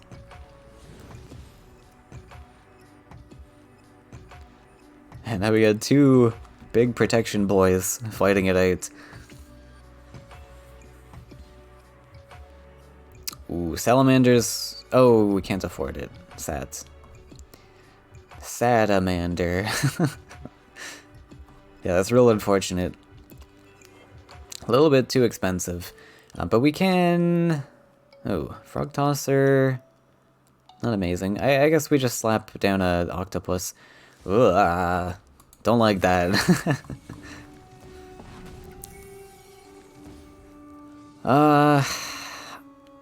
What did that work out for us? That was 5... That was 5 Faeria to deal 1 damage, essentially. And summon a 2-2. I don't know. It doesn't feel so worth it. Just going for a meteor here, though. It's pretty desperate. I guess the goal is to set up Axe Grinder on the well spawn next turn. Let's see if Arrow plays around that. I think we could potentially just go for a jumper. Set up a double collector that way. Oh, sorry, no, we're on 3. Okay. I guess it's just the Brigand then. We're on 2, 3, 4. We're gonna block the Axe Grinder land. He's hovering it. It would be pretty wise. That 5-4 is going to be awkward stats to deal with. But doesn't do it. Oh, we drew the hammer again. Very cool. We could just straight up hammer if we want to. It's looking like he might even just Axe Grinder between wells, which is also fair. Let's see, Ares on 5 next turn, still out of range of salamanders.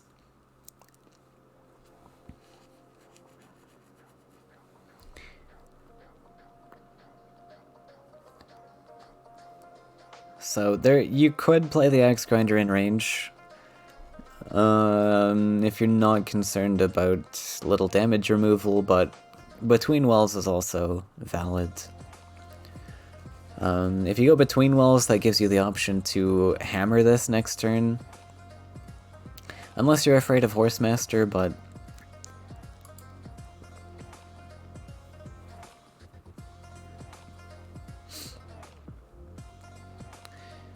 we will have to see. Another bad thing, I guess, about going between wells is that you require 2 land investments to actually get that double collection, so is it really worth it? Probably not. Maybe just Axe Grinder spot is good here.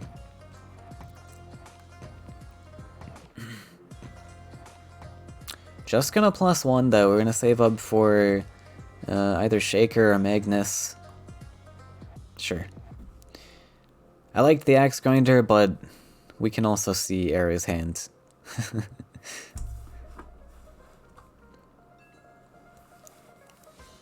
Alright, Bird Chip's pretty good here. Nice sturdy collector, and we get a second follow-up creature. Shield Mate's pretty good. We can still not afford... oh, sorry, we can, because this is neutral now. Ah, very cool. We get to +1 into this. Don't even need that second forest. I like it.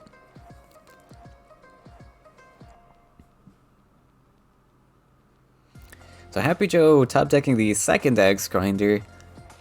Bet you would have loved having that Axe Grinder spot now.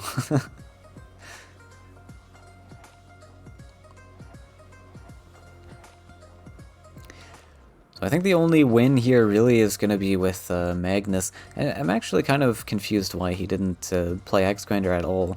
Like, at least could have played him as a collector backwards somewhere. If we didn't want the land investment. So our hand's very expensive. We're going to do it now. I guess he was trying to line up something. I'm not sure what. But he was trying to line up something. Something with the Shaker, maybe. But I don't know. I think Gary's happy to just casually collect, build up more resources. That Frog Tosser would have been very cool here. Red Devil. We could just go for Magnus. Magnus is pretty big.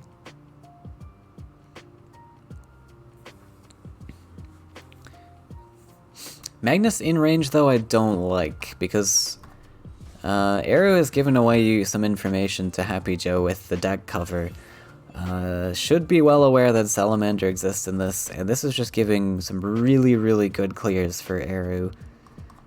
If we had put it backwards, like it's pretty much a guarantee you get to hit this into something. But now, we only get 1 combat hit, it looks like. which is not really ideal. We'd like our Magnus to get a little bit more than one hit. Though, to do so, we're gonna have to put Salamander on left side, so we don't get as many buffs as we'd like, I guess. Still pretty good, though.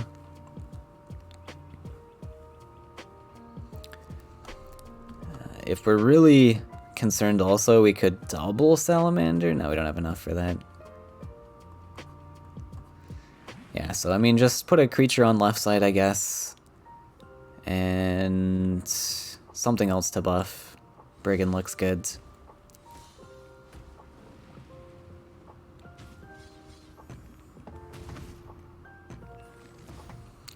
And draws into the Brigands. Okay, so that Magnus was absolute trash.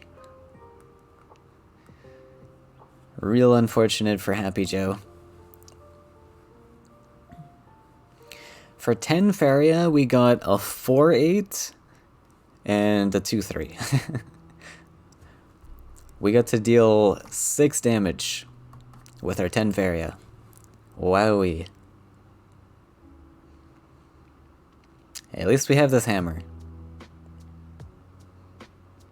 Very efficient.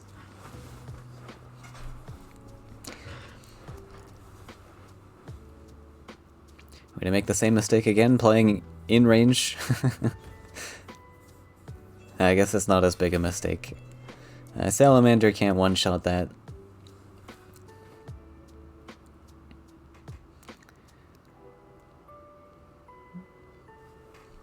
And probably just the buff is better anyways.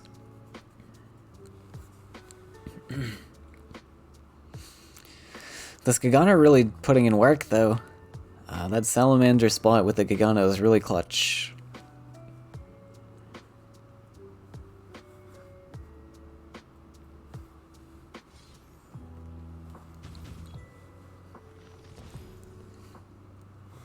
This is really a really nice position for this 3-2 as well, because even if this gets answered with Hellfire or something, and then value traded with the 4-3, we get to Garrotin back, or a Salamander back, something 2 damage. But we're about to get crogged.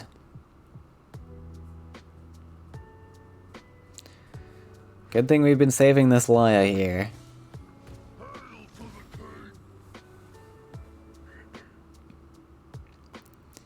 Now Laya's interesting though. It doesn't look like Eru has much mobility in his list, which means we're gonna have to put this in range. Hopefully not in range of the Axe Grinder, but if we want to put it in range of Axe Grinder, this is just gonna die to the Shaker, and then we get our structure hit. Oh, right, so we can't actually... We have to put this in range if we want to play it at all. That's mighty unfortunate. So Eru might be thinking about this. It's a pretty easy trade. Now, we also have the Hammer to worry about in the future. This can get hammered.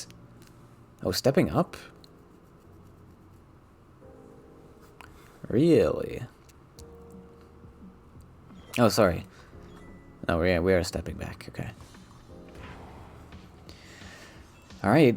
It's Shaker time. Oh, we can't afford Shaker. Oh. Okay, that's real unfortunate. Oh, that sucks so much. 1 off. We need to build the land to actually sidestep this Krog. Wow. That sucks. That's real unfortunate. We're just gonna block with a second Axe Grinder.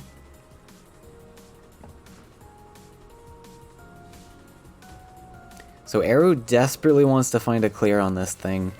And I think we have it. Yeah, double neutral. Because these are neutral. That is totally worth it to kill a Krog, I think. Is it? It's pretty expensive. We spend 12 Faeria to kill. But we get a lot in return, right? Like, we still get these 2 3/6s on boards.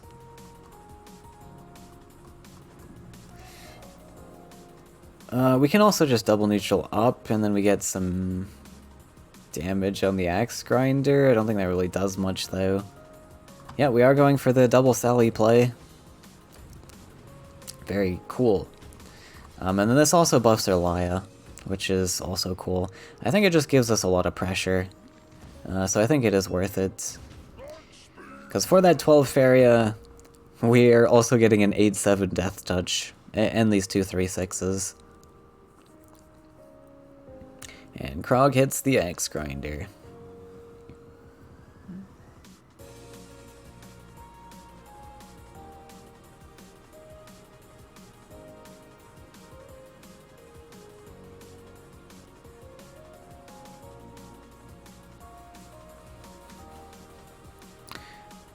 Let me prepare some scores.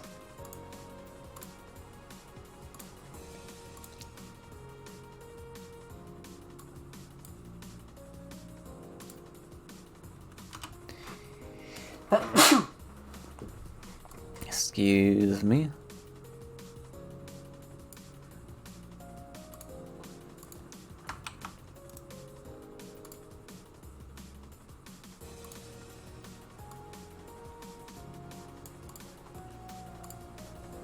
We are 0-0 so far, if you're just joining in.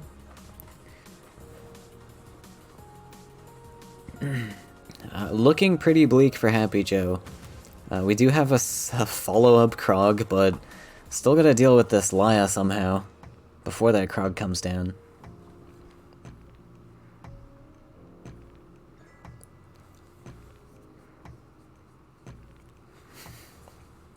So we dump an axe grinder, not very good though. This is just gonna get value traded with the salamander here.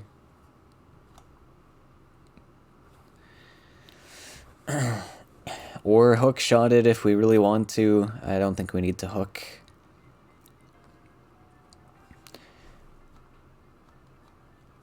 Yeah, I'd just like to see a value trade happen and then set up an octopus aggressive or something. And we can set up this 5/6 for a hook line in the future. And step on all the mountains as well.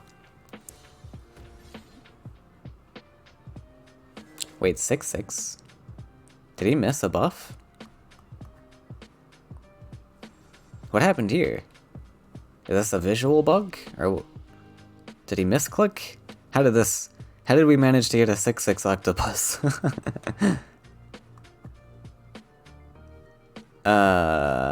Questions. I'm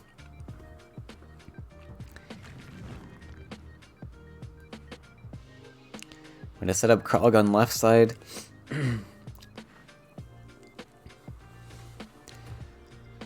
Oh. Really? Alright, maybe we're just giving up then.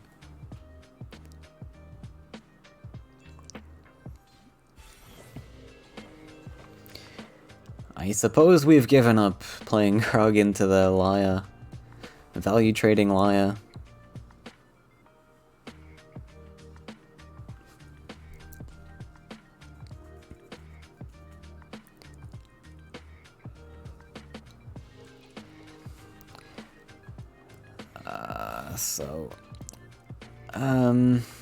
I mean, Arrow has to think a little bit, I guess, in case there's still Meteor coming in the future. But I mean, he's got so much set up all across the board, I don't think even Meteor's gonna matter.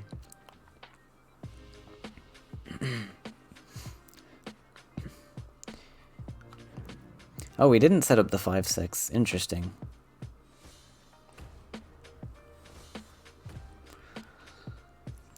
Plays into Firestorm.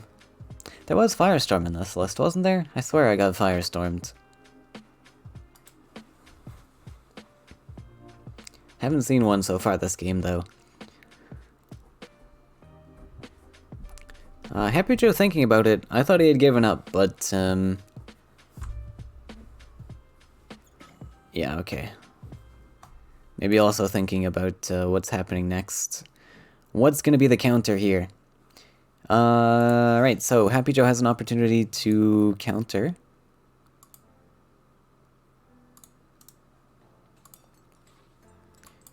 Eru 1.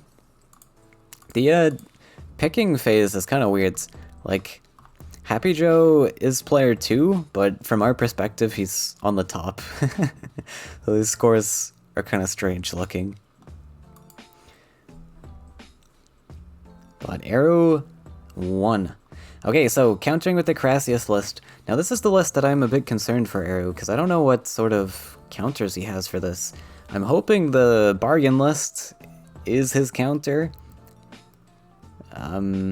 But it's still gonna be tough. Especially if this is more of a mid-range bargain, and not actually like Meteor and Krog and things. So we'll see what happens. This list, I mean, if Happy Joe doesn't pilot it correctly, Eru definitely has a chance, like if he plays all of his Crassius in Salamander range. But Happy Joe's been around for a while. I don't think he's gonna misplay super hard.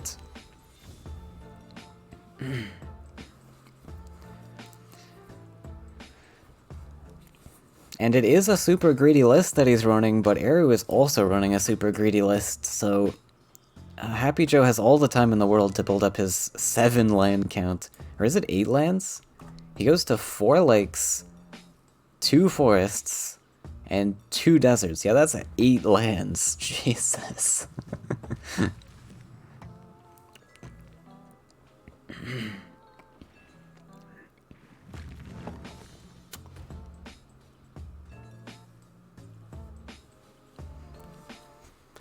Aurora start. Gonna be able to fend off any aggression he needs.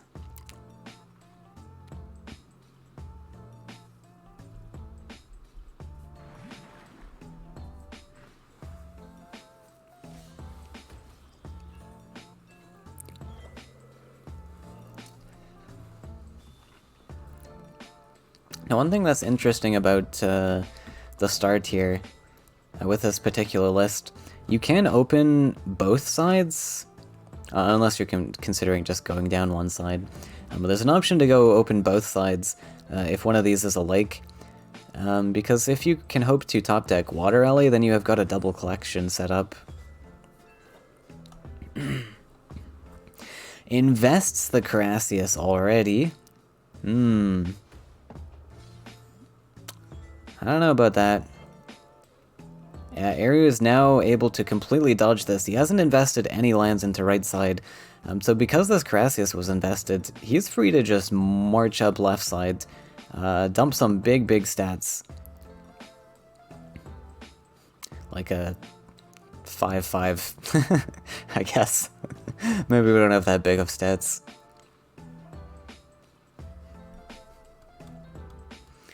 But even still, this is giving Eru a chance.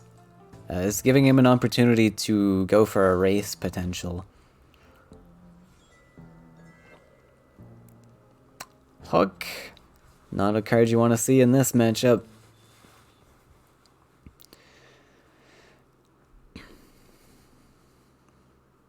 And that Aurora, of course, is going to help us defend a little bit. Especially if we want a 5/5 to come down. Really easy stats into that. Is this gonna be a 5/5? Ooh, unfortunate.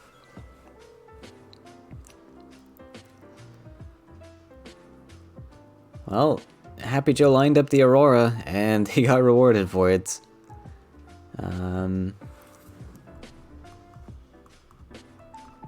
Happens, but Aurora, even though this is a legendary, it is a card you have to think about and play around, because it's just so devastating. It can swing the game massively in your opponent's favor.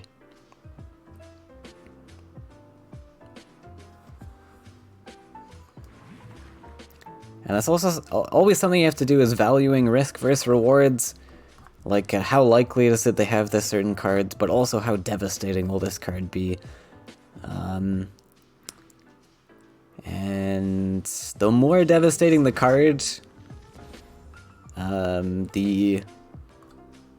how do you say, like, the lower the chances of plays you need to play around. I don't know if that makes any sense. But Aurora has a very unlikely card to draw into because it's a legendary.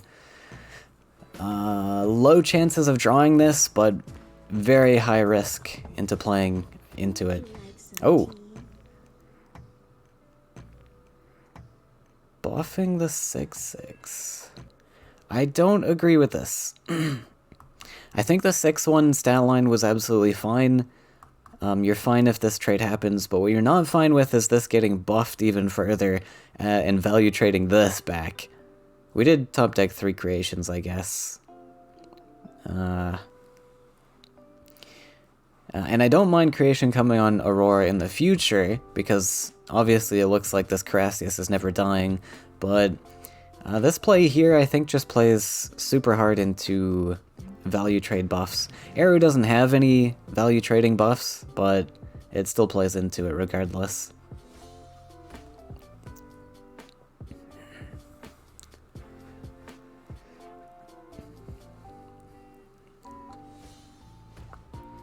Drops the Brigand. Fair enough. We want that 1/1 to take out these 6/6 stats.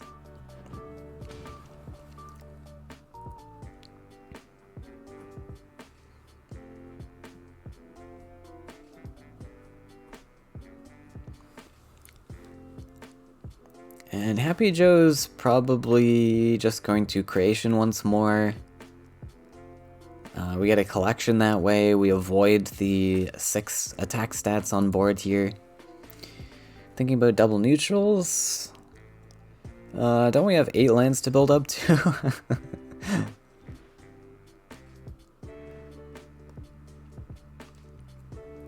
We're also a very expensive list, though.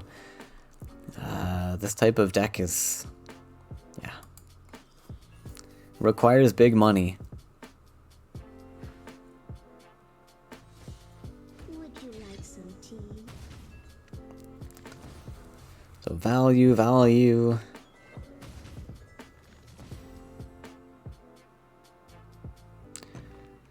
We could invest the Carassius if we wanted to, but no.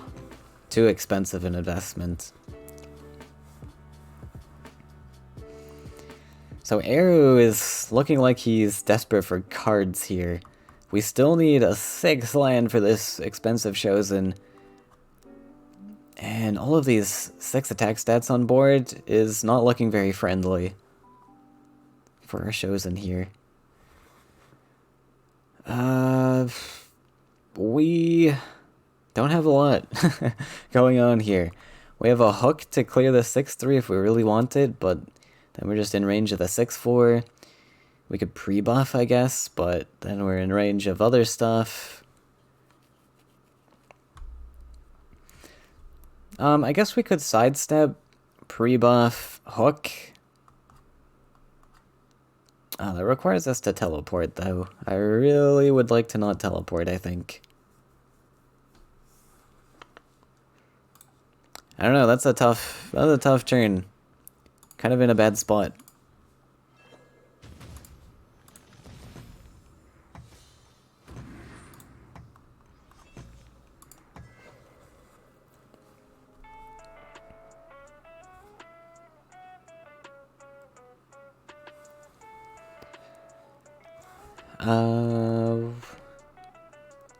Wait, what did we do? How did we clear? Oh, we buffed the 1/1. I guess.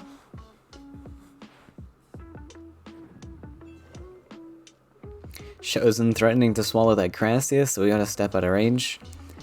If Chosen does take this, it doesn't count as a death, because Chosen actually replaces the death effect. So you lose that potential Carassius. We have Radiance in this? Wow, there's all sorts of exciting cards in here.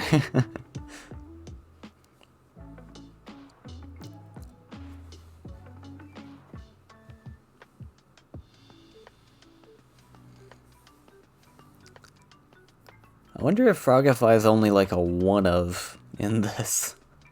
Considering we are running Humbling Vision, Frogify just has a just in case in case you're facing Krog or something.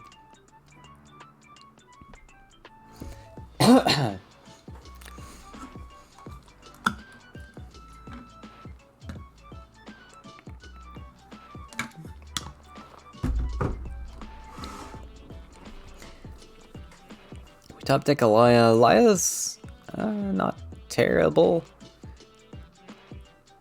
We need something to deal with this 6-4. Something that isn't the Chosen. And unfortunately we used our buff already, so we can't use the Brigands.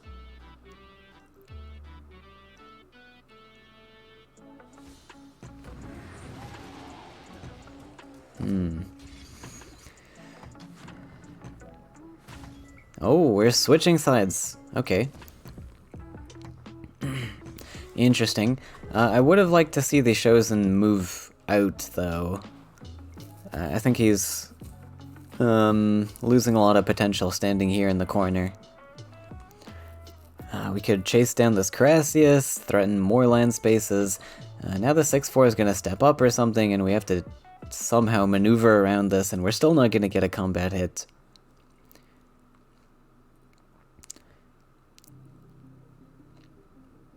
Even if we were here on C2, we had the potential to always chase down this Carassius, right? Yeah. Would like to see that. Happy Joe now, what's the answer? We have an Azurai. Doesn't really help with too much. I guess it's just Demon Wrangler.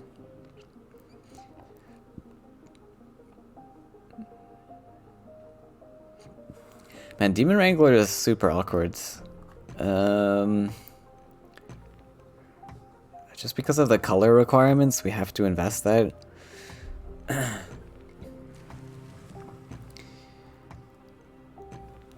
Oh, are we playing Tethra here? Nice.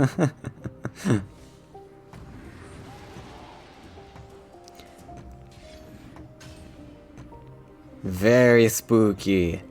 I like it. I like the Tethra grab. We do have a Garudin follow-up. Yeah, Garudin's pretty clean. Garudin's very clean, actually. We get to take out, like... We get to launch the Tethra, the Aurora... Both Auroras die. That's pretty clean.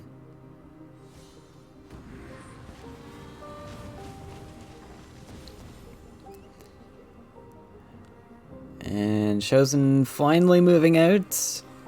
Good. We might have just missed it last time. There was a lot going on that previous turn. I might have just forgot about him.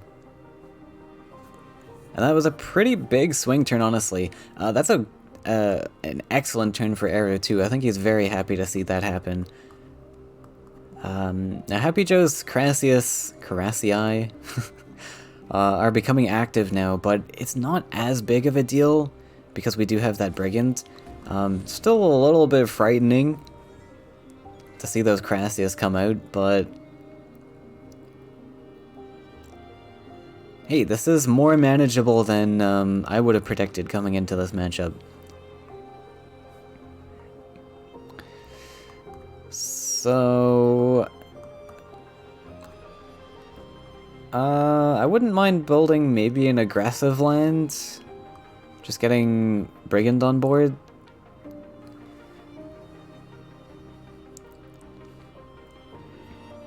We can go for Brigand plus Guidance. Guidance allows us to value trade both of these Carassius, which is pretty cool.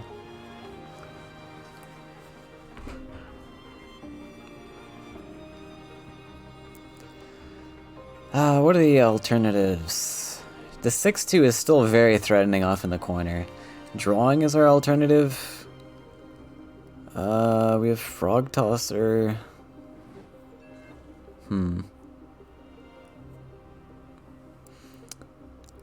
Oh, are we gonna go for just a clear here? Clear's not terrible, I guess. Wait, we could have afforded this, right? I think we could have saved that 7-2, no?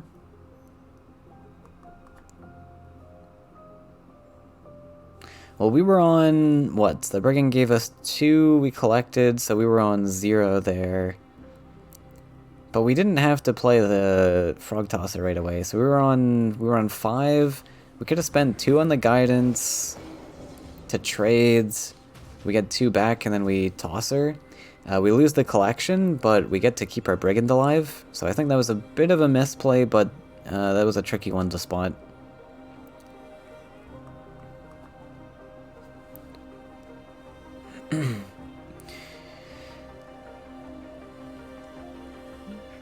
And hopefully it doesn't matter too much, because Eru is in a really good position right here. So hopefully it ends up just not mattering. You love to see when your opponent is on 0 Faeria and they're playing a Crassius list, because this means, well, to get Crassius creation that costs 9, and Happy Joe's already on the 3rd copy, the 3rd and final hard copy of Crassius. And he hasn't played anything. Oh, did he play? I guess he played Smile earlier. So Eru might be predicting that there is the 3rd copy in hand. I probably wouldn't expect to see Radiance in this type of list. So he needs to be thinking about how he's going to answer those Crassius. That 3rd wave. Immediately before he gets to creation. Otherwise, Happy just got to build up to 9 Faeria and hold on to the Crassius, which gives Eru a lot of aggressive room to be aggressive. This is an interesting play. I don't know why the Recruiter came down. This looks like a really easy value trade just on board.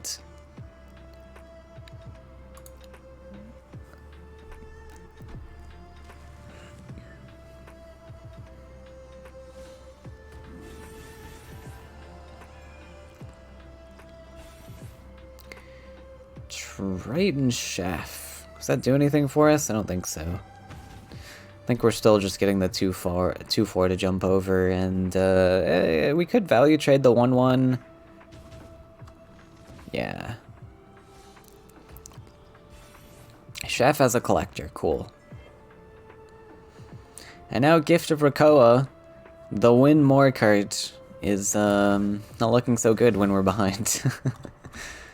Yeah, I really dislike this card in Crassius builds, just because, well, like I said, it's a win more card. If you're in a winning position, it wins you the game more and solidifies your win, but in a losing position, it's a dead card. And generally Crassius is pretty desperate for answers. I'm super surprised Ares managed to pretty well close out this game. I'm feeling pretty confident that Arrow can keep slapping down creatures and deal with anything Happy Joe does here. Because I was worried for Arrow, but yeah, I guess the clunkiness of Happy Joe's list is finally coming to bite him in the butt.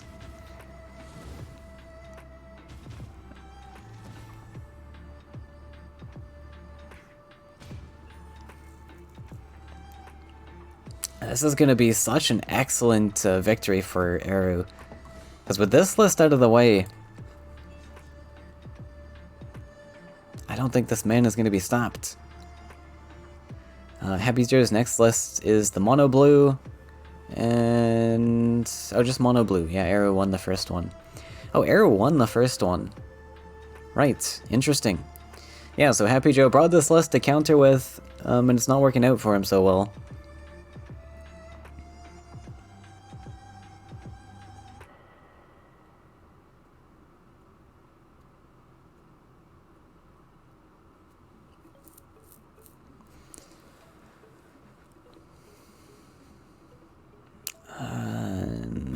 Might be trying to calculate like radiance numbers.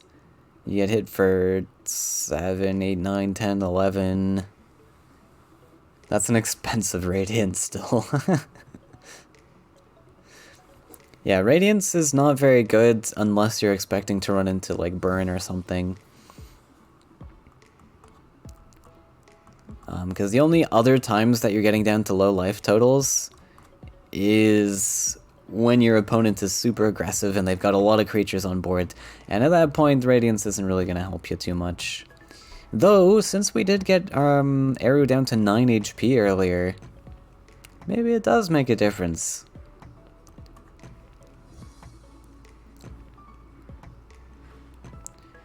I think I would like Happy Joe to be doing the math on that, though. If we're on 7, 8, 9, 10, 11, this is going to cost 7, and we're still going to need something to answer the 7-3, I believe, which is probably the Humbling Vision. So I would love to have 10 Faeria available to me, but we went for the Crassius. I don't think that's going to pay off super well.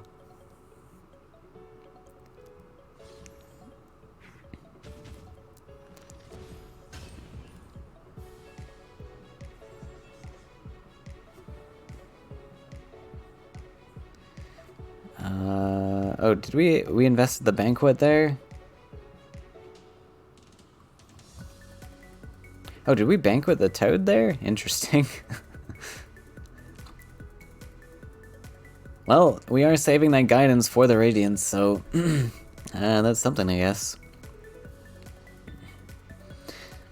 So at this point in time, we did see the Banquet come down. I almost wouldn't mind just passing here as Happy Joe.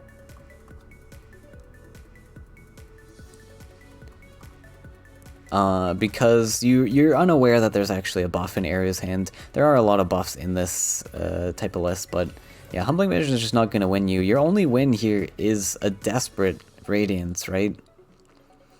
But I guess you have to do something because buffs are super likely.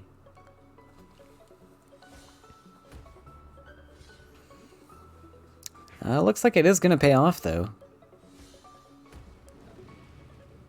Oh, sorry. No, we got a lethal here. Never mind. Alright.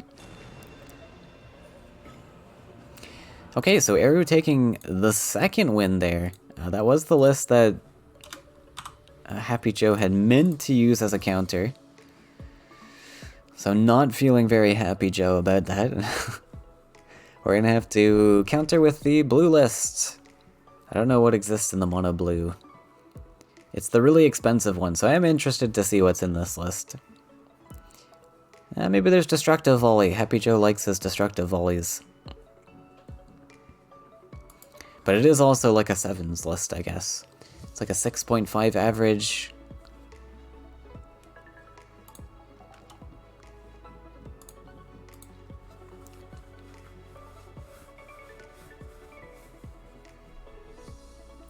I'm not gonna lie, thinking back on it, like, considering the lists we've seen in all of these other players' lineups, I think my lineup was actually fine.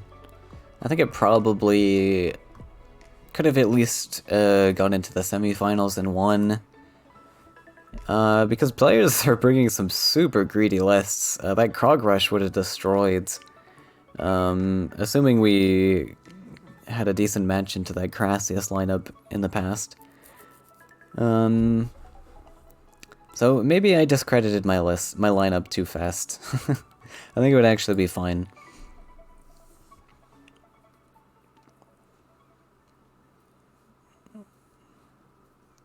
Because against Eru's list, I mean, we've only seen one of Eru's list so far, but super greedy. Krog Rush is real nasty into that.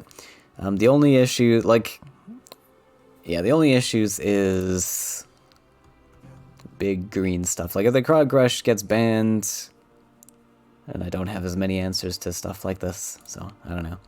They're very janky, but I think it had legs at least. Alright, so Happy Joe gonna try to counter with the blue list. We'll see what happens. This is gonna be quite a mystery to me. Battletoads cover, but 6.5 average cost. Perhaps it's just like a slow, greedy creation into big stuff. Like Beirut. 8 neutrals, though. What could 8 neutrals be? I am curious. We have a standard 7s package. There is a Water Ellie, so that could be telling of something. Maybe Dreamreaver. Oh, it's Yax! Oh, of course it's Yax. I guess that makes sense. Yeah, with all the neutrals, that does make sense now. Surprised that he tossed the 4-4 away, though. It's a pretty good starting stat line. Well, we get it back anyways.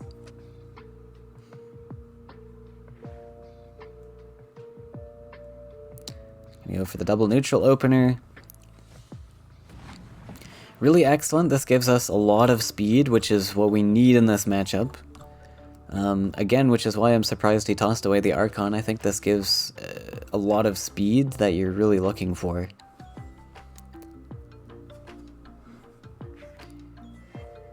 Because Aria's list is just gonna die to anything fast at all. It is so greedy. Though we do have a lot of forest cards in hand, which is gonna help. Especially that Salamander once he gets close. Even the Explorer is gonna help a little bit. Where we kind of get to extend where we put this Salamander.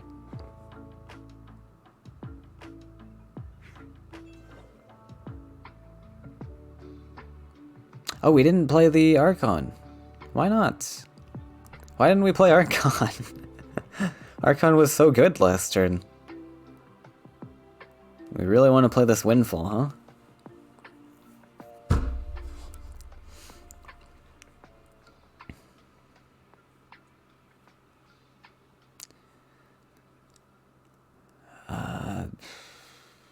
I mean, again, I would still like to see more aggression, which is going to involve...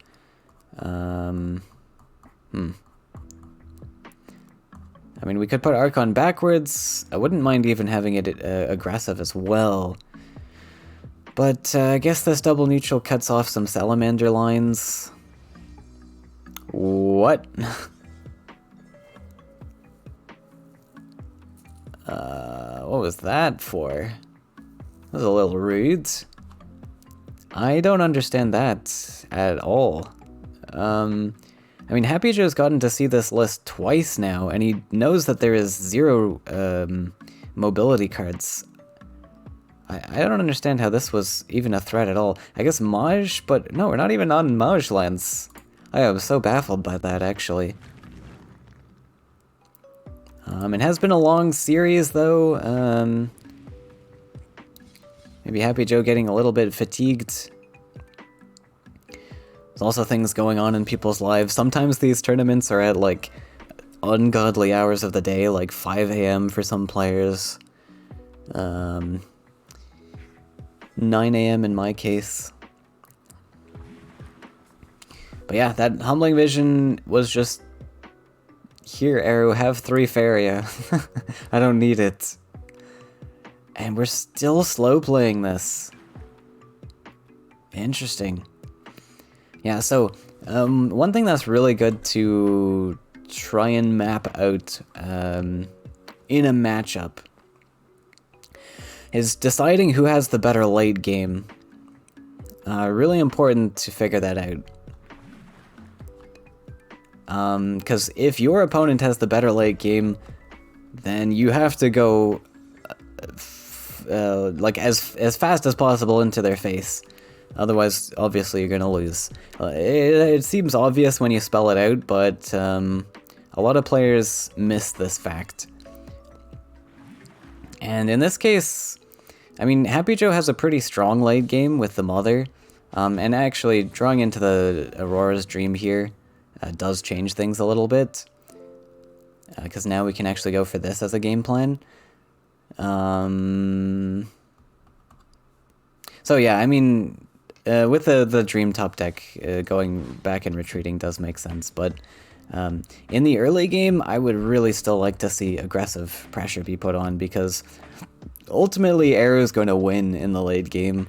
It might be different now that a Dream was top decked, but Typically, I wouldn't bank on Dream as my win condition. That's a lot to hope for.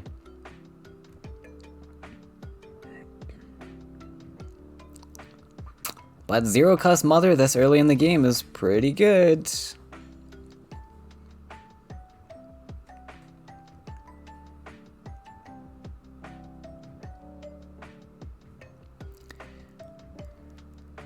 Yak attack, we get to clean up this 2-2. Clear a space for a 6-6.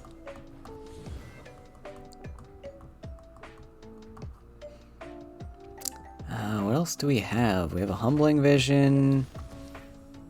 I guess we get a Humble plus Commands. That's an option. Oh, please don't Phantasm. Oh no, that doesn't work like that. Oh, Happy Joe, no! Yeah, alright, so for those unaware, Transform removes the haste off a creature. The creature no longer has haste. We still had a clear there, but we ran out of time, so Happy Joe was desperately clicking buttons. But we still had a clear with the command and the second yak. Oh no, sorry, the yak moved. Okay, yeah, so completely just screwed up that turn with the Phantasm play. But I guess that's fair. It's a easy thing to overlook. And we swung back pretty hard, though I think Aru's still in a fine spot here. We still have a double collector. We still have triple collection set up. Our Reveler didn't die. We had an answer, but it didn't die, so we get a huge amount of value back from this guy.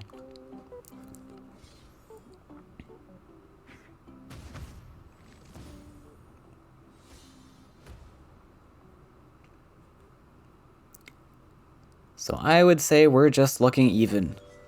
Happy Joe definitely with a good chance to come back into this game. But honestly, that dream wasn't enough to really swing the tides. Like, Aru's still in a great position here because of how good his position was earlier, how much space and room Happy Joe gave him to breathe. So it's still... Now it's more of a balanced game. I would say it's anyone's game.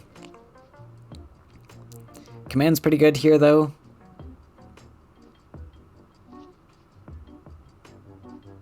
And we still have a 0-cost 6-6 to play.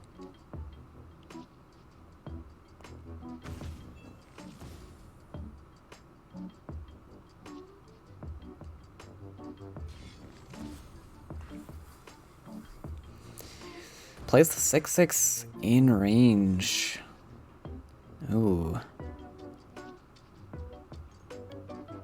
Alright, well that's an awkward top deck. It's usable, but it's still quite awkward.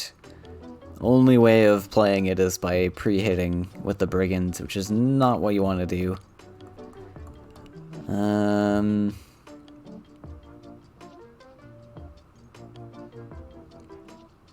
Alright, well... I guess Happy Joe's in a pretty good spot now. I don't think Tethra's gonna be the card to pull you back.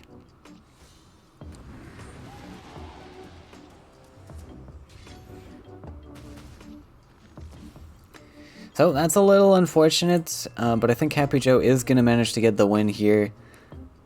Because I think this turn is really gonna seal the deal, and a Magnus top deck.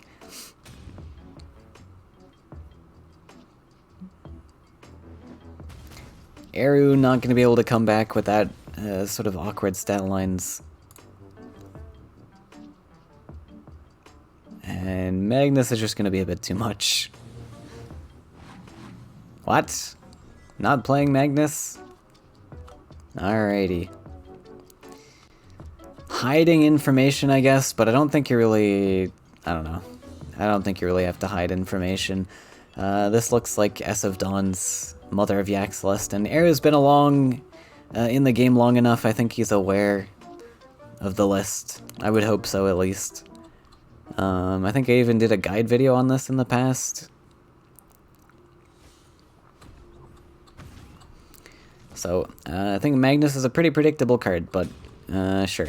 If you want to hide information, we can hide information.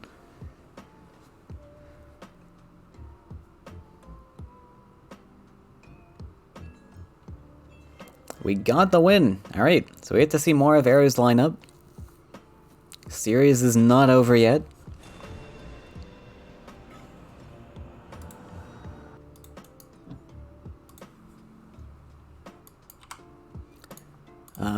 And slow playing actually paid off. Well, I did say I made a guide video on this, but I didn't run Aurora's Dream in my variant. I don't really like Aurora's Dream as a card. I think it's a pretty terrible card. Paid off in that situation, though. But mostly because Arrow's list is quite slow.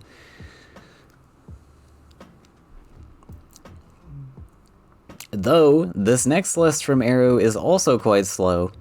Maybe we get to see a second dream pulled off.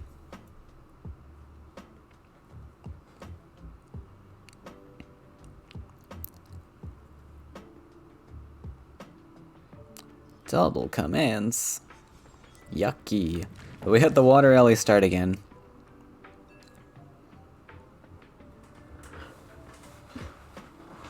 This is what makes Water Alley such a powerful card.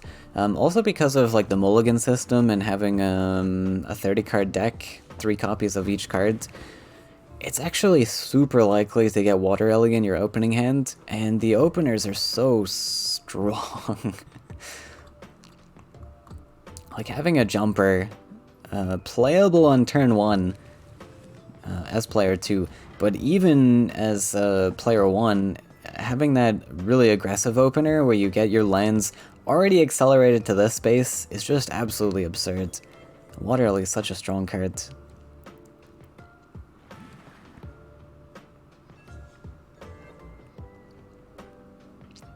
So I'm curious if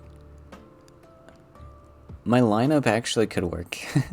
I do think there's some glaring weaknesses, but I did work on it just last night. I just kind of built it from scratch last night. I wonder if I put some actual dedicated thought into it, I could build a solid B tier lineup.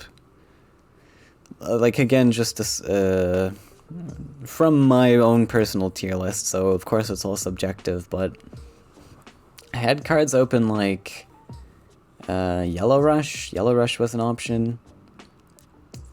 I don't know. I have to look at it again. Maybe I'll do like a stream. That would be kind of interesting, actually. If I did like a stream, a dedicated stream for tournament lineup deck building, and we just focused on something like that, could be an interesting stream. Alright, Beirut being played, very huge. Really good card into this matchup, especially this early on in the game. Eru doesn't have a lot of tools this early to deal with something like a Beirut. And we have to somehow now deal with it. And I don't know how you're gonna do that. Thankfully we only lose 1 land next turn, so we can try to set up Homage, but I don't think it's gonna really help that much.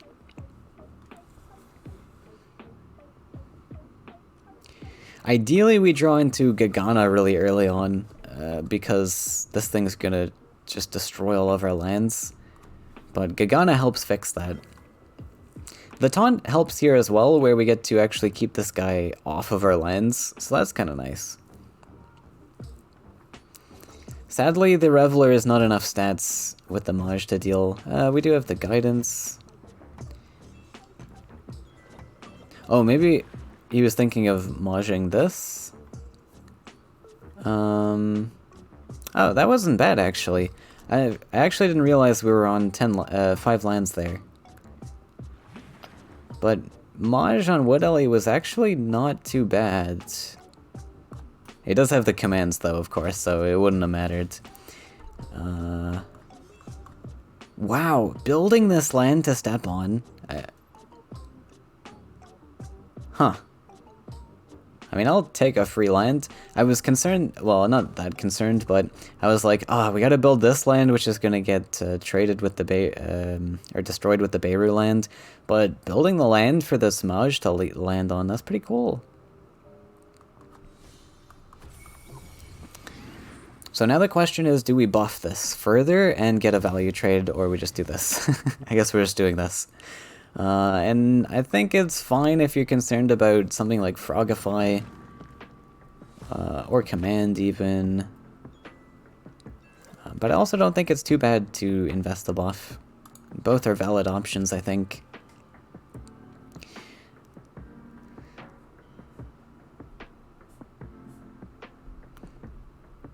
We potentially lose our Maj with this line.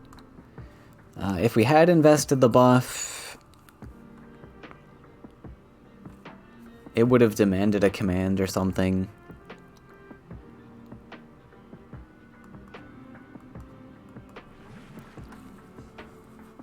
We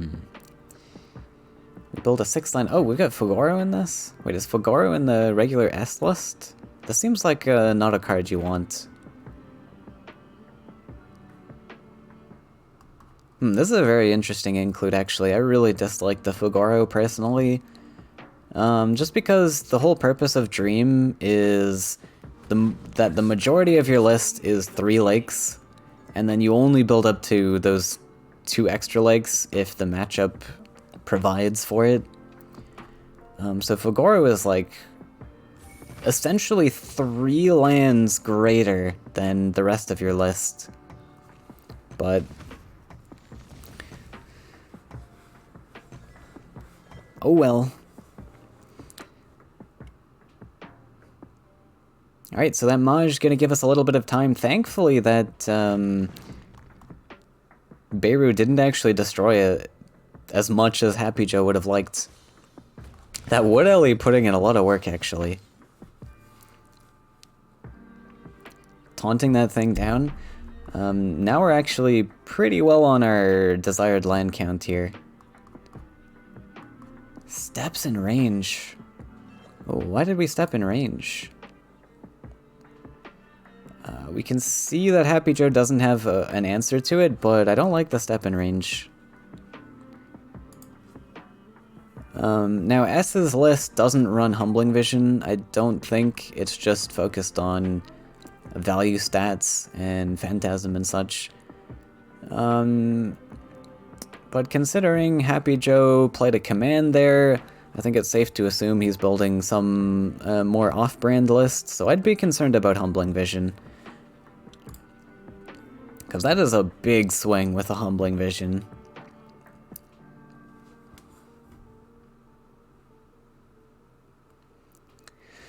Happy Joe doesn't have it though, so the dash is going to pay off. I don't really think the dash really gave us an advantage though anyways. Maybe an ever so slightly mild advantage of being able to step up. Are we going to go... I guess we're not going for a Dream if we drew there. We would have wanted to +1. I mean, I wouldn't mind going for Dream at this point in the game. Aru's already built up his lands, so we need something to claim an advantage here. But... oh wow, we're just going face? Interesting decision. I guess we're playing at least out of Salamander range with this. Salamander's not too brutal. Garridan's pretty brutal though. That's gonna hurt. Yeah, I don't know what the Yak attack was supposed to do there.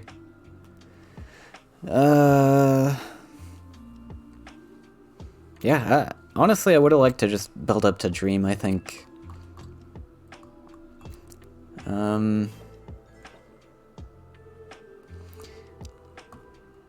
Yeah, again, because Aru is at a really comfortable position in his game plan. And again, I think Aru's list is greedier and has a better win condition than Happy Joe's. Besides the Dream. I think the Dream is the one card that can maybe bring you back in this game. But not anymore, it's a little bit too late. I think even Dream at this point is too late. Because now we've just... we threw away 9 Faeria for free. For like nothing.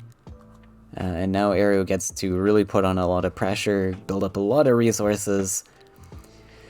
Okay, we're not even going to try for Dream. Yeah. No point, but also I think the game is just lost at this point now.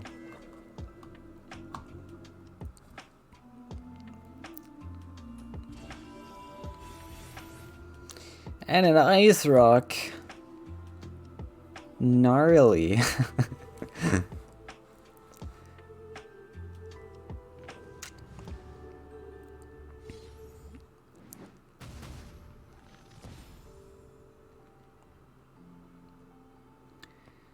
Dumping the Ice Rock.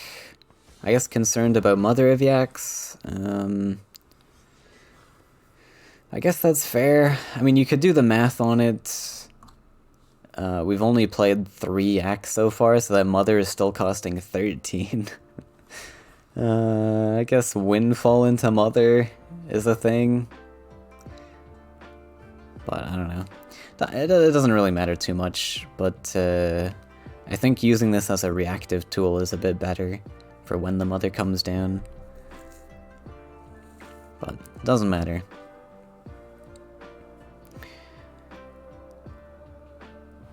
Battletoads. We could have gone for Yak Attack there.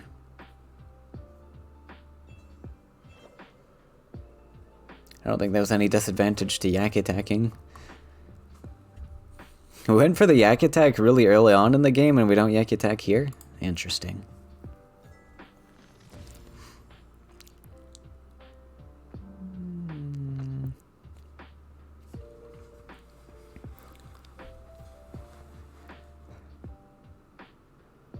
Hoping for a Crackthorn Ground Shaker, maybe?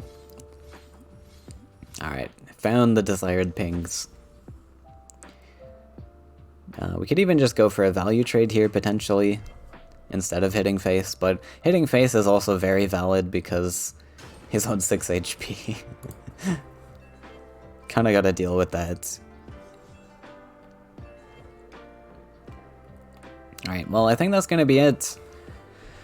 I guess Happy Joe has one more command here, but it's just gonna otherwise be a slow grind to Aero's victory. Who will move on to the finals. Let's take a look at the brackets and see what else is happening.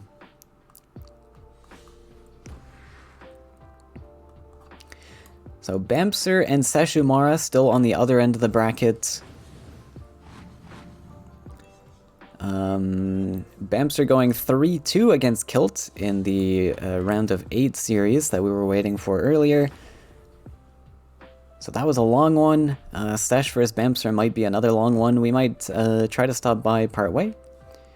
He'll message Bamser even.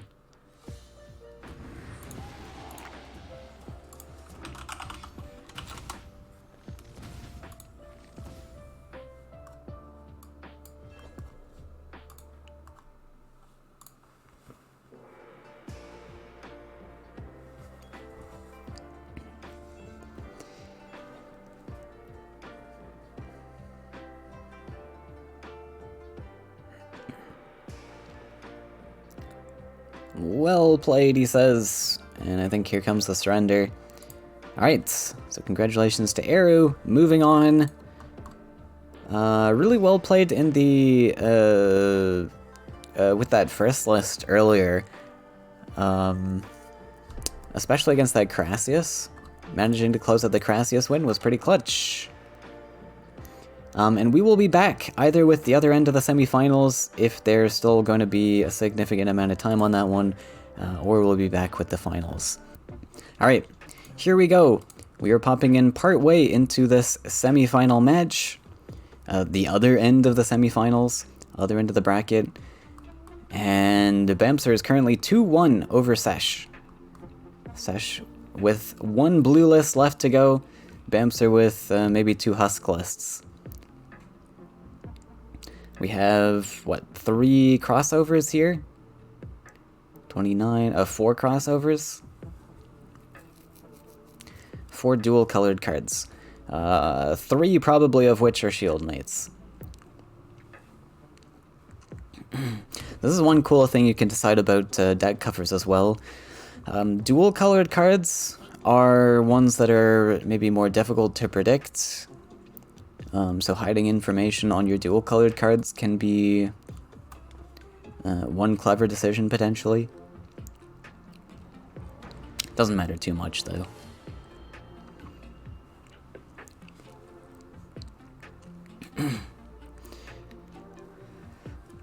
Alright, so let's see if Sash's blue is going to be able to win it. It's the list that he's most comfortable with.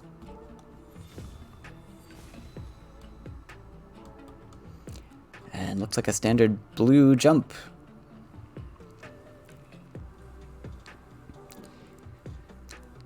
Bamster with a Doomgate. So what could this be? Green, yellow, with shield mates, and husk package. Sacrifice, I guess? Some kind of sacrifice? We got a Spirit Spice top deck.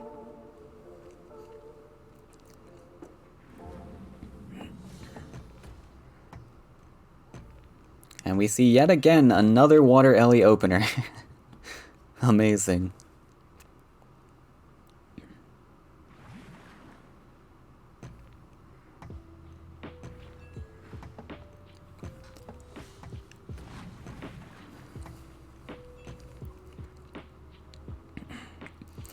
And Bamster drawing into all of his clunky cards. This looks like a very clunky list. We got Weeping Idol, and Husk, and Spirit Spice, and Radiance. All very clunky cards. Even Doomgate is kind of clunky if you don't have sack targets. Which it looks like Bamster is not going to have for a very long time. Oh boy.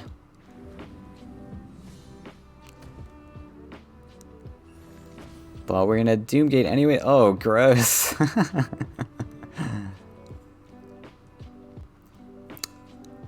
That is a disgusting card. Yeah, I don't like this card at all. I think this is a very bad card. Just generically.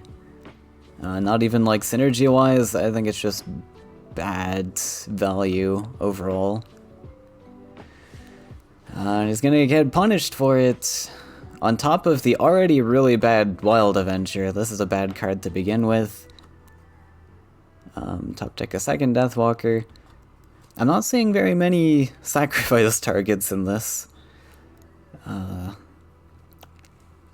Especially with Husk Package, you're really limiting the cards you have available to sacrifice.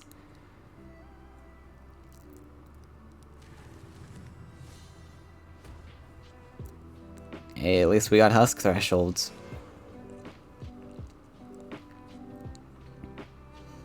So this looks like a pretty easy win, to be honest, from Sesh.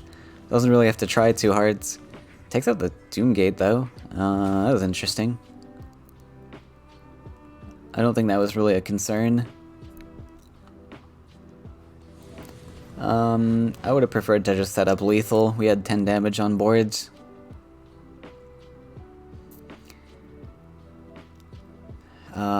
But we have a maybe lethal with the Aurora in hand. Kind of unlikely, but it's a maybe lethal.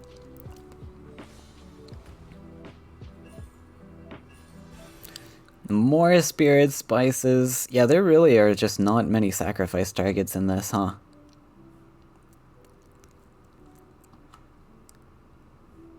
Because Storyteller generally is a pretty bad sacrifice target. A 2/2 body is actually not a bad body at all. Cards you want to be sacrificing really are like 1/1s and 0/1s. Especially like, well, the typical sacrifice 1/1s like Village Elder, Bloom Sprite. Storyteller is just too valuable a body to want to always be sacrificing this. Like, if you think about this, we spent, what, 6 Faeria? 2 cards, we got them back in the card draw, essentially. 6 Faeria for a 6/4 Death Touch. That is absolute hot trash. What a garbage card. Okay, we do have the Nat in this. So I guess that's the idea for the sacrifice targets. But pretty dysfunctional if you can't find the Nat early. So that's unfortunate. Okay, so we went for all the control lines now. Since we didn't set up lethal prior, makes sense.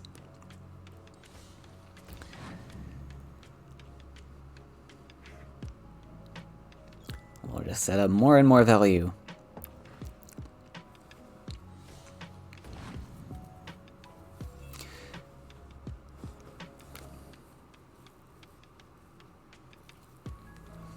Look, more Nats.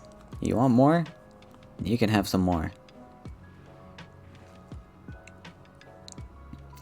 Invest a double neutral. Don't know what that accomplishes. I don't think the neutrals were needed. We had perfectly open land space there.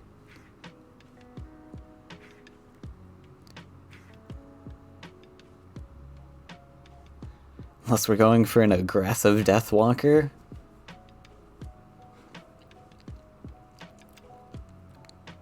Wow, this game is kind of nuts. I don't think Bamster has played like anything. He's played like... okay, maybe he's played 2 Storytellers, 2 Deathwalkers.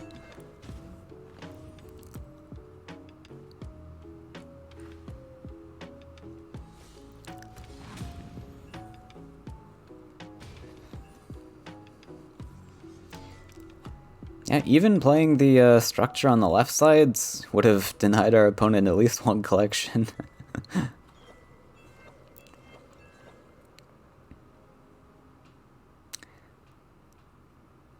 Alright, I'm sure Sesh is very confused as to what's happening here. Alright, well, pretty uneventful match, but that is how it is sometimes. And we are going to tie it up 2-2. So Bamster now with a slight advantage of being aware of the cards that are in Sesh's list. Sesh bringing actually 4 blue lists here. So I think he should have a pretty good idea of what cards he has to play around and what cards are he doesn't have to play around. Looks like this is the real list though, from Sesh. We have all the real blue cards like Tide Lord and Mystic Beast, Colossus. So curious what were in the other lists. How is Sesh making it this far with a with just straight blue lineup? Yeah, he's gonna try harder. How are we letting Sesh do this? But congrats to Sesh for making it this far with all blue. Maybe he can win it. Win it all for the Aurora Open. Full Aurora covers. Oh god, Bamster. Why are we playing bad cards? Are you doing my same challenge as well? Wait, he actually might be. I don't think he's playing any good cards. Oh no, he's playing Soul Pact and Soul Drain. Yeah, never mind. Might as well have gone for the challenge. Just ditch the Soul Drains and Soul Pacts. We're almost there already.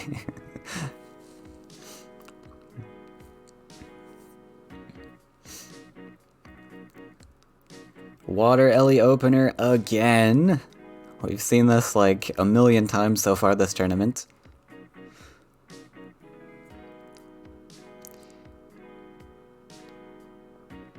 But wanting to slow play with the legs, I guess with the profit we can afford to slow play, sure.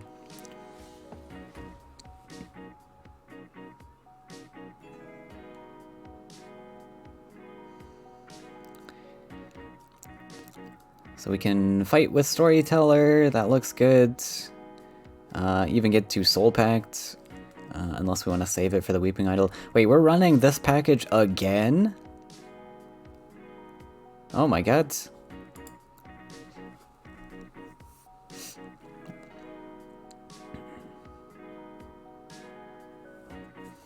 Alright, well, let's hope it works the second time, Babster.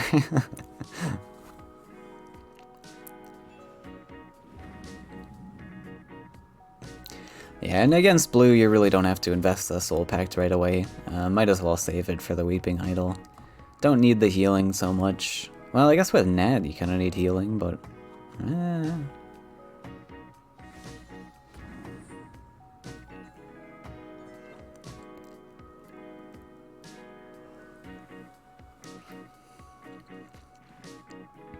We have Mystic Beast potential.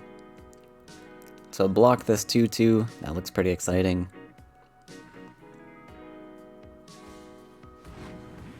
Oh, what? No, we're just going to accept the trades. Alright. Questionable.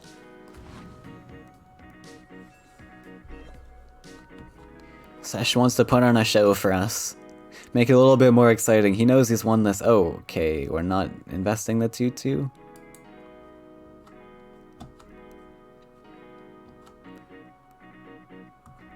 I don't know, it's a pretty cool trade. We also blocked the Mystic Beast spot. I guess we have no other creatures to play. Ugh, but this is just the problem with the deck building. Why are we running all these garbage cards?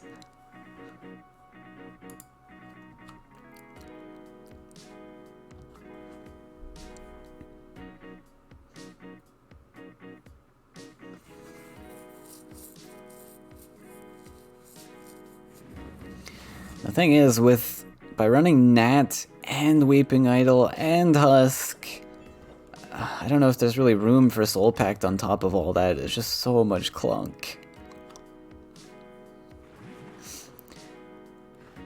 And Sesh, like, playing in range of the 2-2 doesn't even need to care, because Bamster just has 0 follow-up plays to killing this. Literally a free trade. And he apparently can't take it.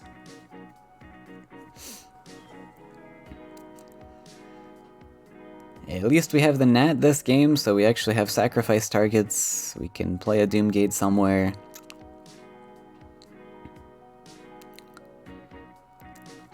And yeah, with Swordfish in hand, I wouldn't mind seeing this land being produced. But where are we gonna place all of these structures, Bamster? We have 3 structures in hand. Where is the land space for this?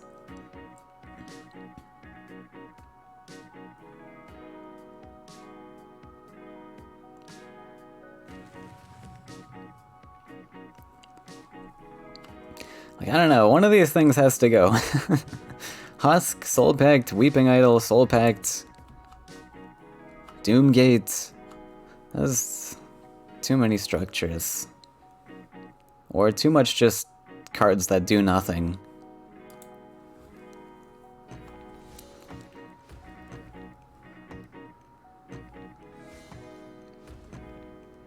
And we might... Oh look, another structure! Wow! I love structures.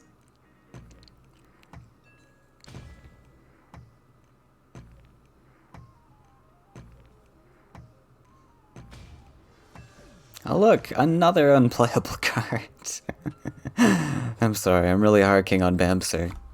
I'm just really upset when I see good players play just awful decks. You're better than this, Bamster. I guess I was memeing as well in the past couple tournaments. He's allowed to meme as well. Okay, at least he realizes.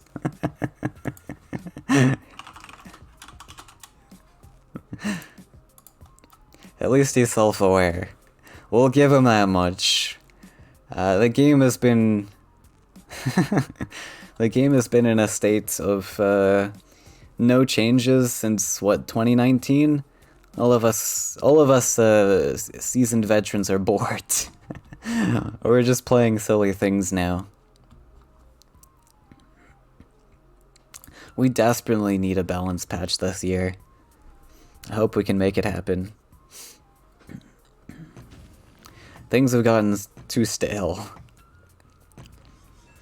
Anything to shake up the meta just a little bit and allow us to actually build good decks again. I'd like to see it.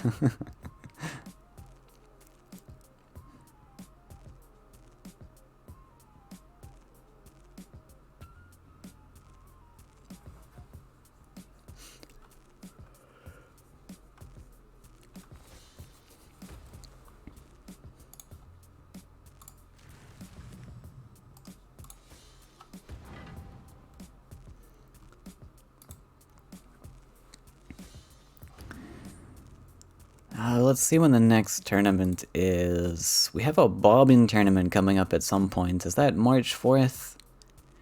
The next open is March 11th in 2 weeks.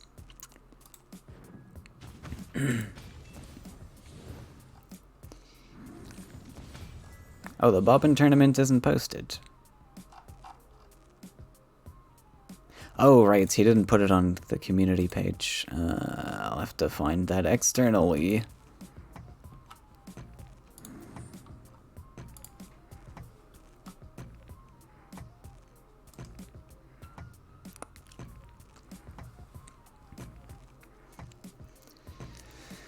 Saturday, March 4th. Yes, so there's another tournament next week. We've just had back-to-back-to-back-to-back-to-back tournaments. As I mentioned earlier, great time to be a Faeria player. We have all this stuff coming up. Over the next, 3 weeks still? We have tournaments. Sorry, 2 weeks.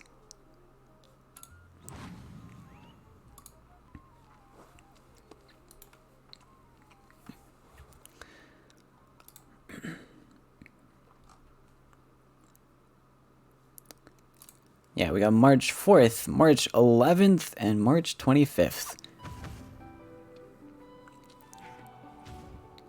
Tons of tournaments this week. So the next one is going to be a special community-hosted tournament by Bobbin. The link might be a little bit difficult to find. He's decided to make his own Battlefy company here. So you'll have to find the link through Discord. I've posted it in my announcements page. It should also be in the Faeria Discord, but it might have been buried by now. But I'm sure a link will be posted soon. This is a tournament for prize money. I think Bobbin's giving out like $200 or something. And then... yeah, but the rule restrictions, you can only bring lists constructed by Bobbin on the Faeria hub.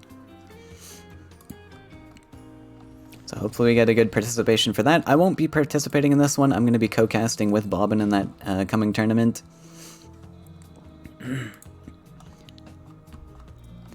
We're hoping to get a good turnout. There are 3 players registered so far, so make sure to sign up. We had Summer, Eru, and Martis. Wow, so if you want your chance at glory, at fame, and fat stacks of cash, be sure to join that tournament. I haven't been really paying attention to this one. I think it's pretty well over.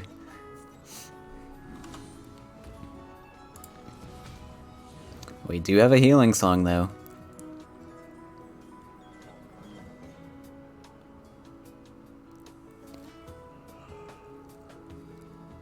Lethal in hand. Amazing. We're gonna go for flashy Ninja Toad to the face. Into surrender. Alright. Alright, so Sesh moving on to the finals. Against Eru CZ. Eru, actually a previous tournament winner. I assume Sesh has won a tournament in the past as well, probably. So two past tournament winners going up against each other in the finals. That'll be an exciting one to watch. So stay tuned for that. We will be back. We'll take a short break. And see you guys in a bit.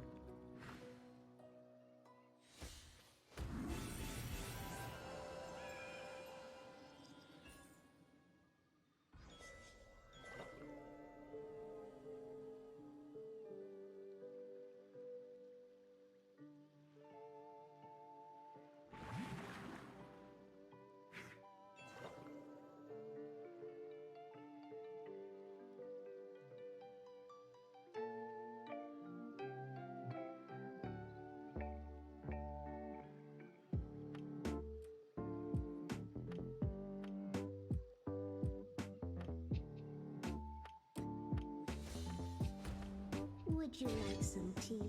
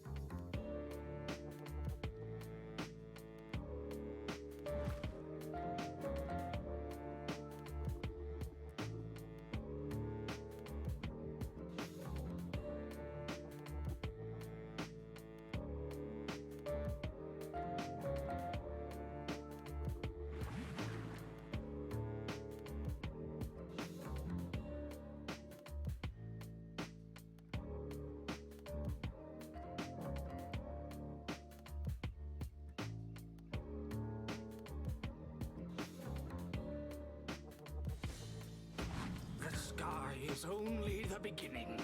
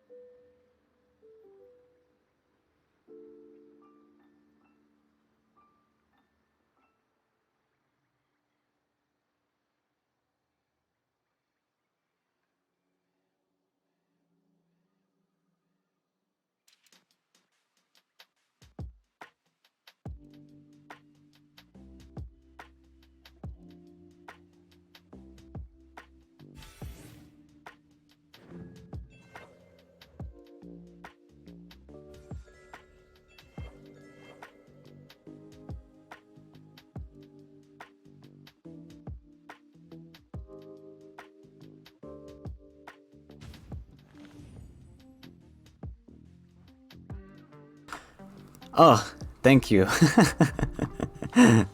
I've been muted for so long.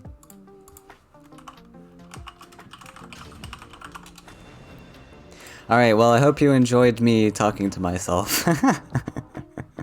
Providing very insightful commentary. That's my bad. Alright, Sesh closing out the win there.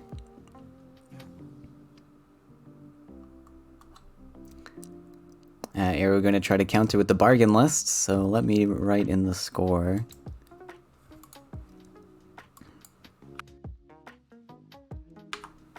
Oops, almost muted myself again.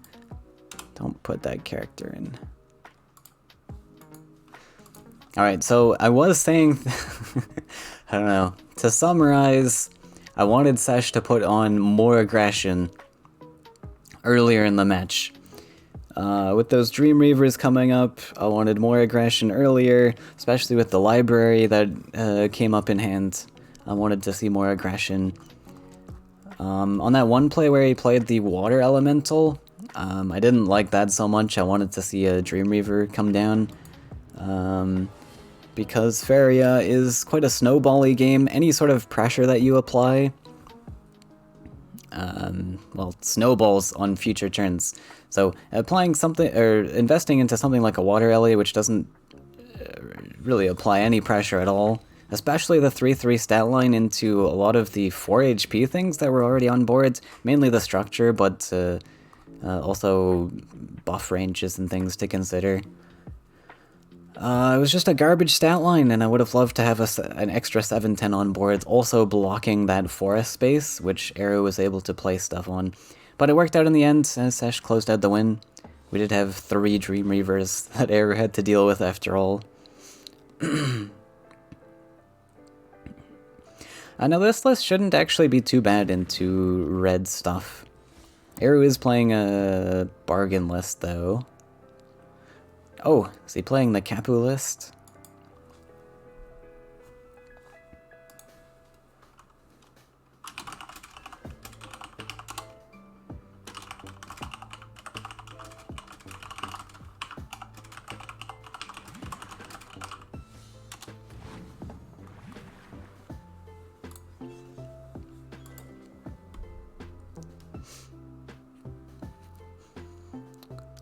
This looks like the Kapu list.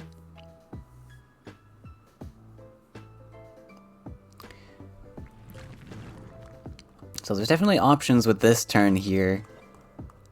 Mountain kind of makes sense just to gain access to that Ground Shaker.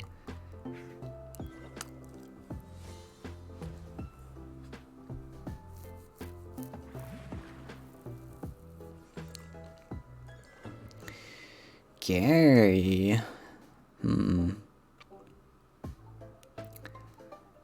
Go for a dance, which gets danced into dance.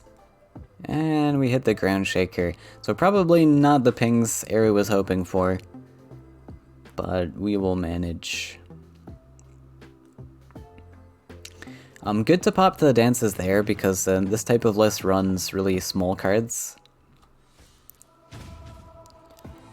Smaller cards like, well, like the Axe Grinder, Brigand, Flameburst Wrath, if this is that particular list.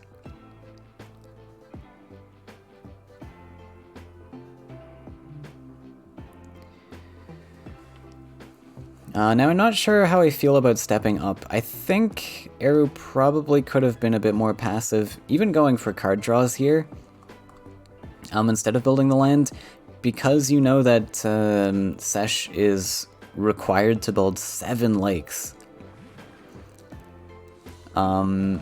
Without bridging this gap here, it means he has to invest a double neutral to actually Water Ellie, hop over, and clear. And I don't think he really wants to do that. He did top deck a Water Ellie there, so it was fine to double lake, but I don't think you really play around a second Water Ellie. It should be fine. But Sesh goes a lot more passive here, which is great news for Arrow. We get to slap a Garrotin down now, which actually has some value. Oh, there's a Roaming Yak. Okay, this is a bit different to list then. Maybe this is like a Summer Flame list? He used to like the Roaming Yaks. We don't even have to Oh, I was about to say we don't even have to build land here. Yeah, I mean, we don't need to. We could +1 and play the roaming yak. Collect, if we want. Which is not bad, I guess. Yeah, I mean, the alternative is, like, building lands yourself, like double neutral or something. I will take, essentially a 1-cost roaming yak in there, why not? Alright, we're going to invest the double neutrals, though. Set up a double collector in the future. Maybe, maybe not.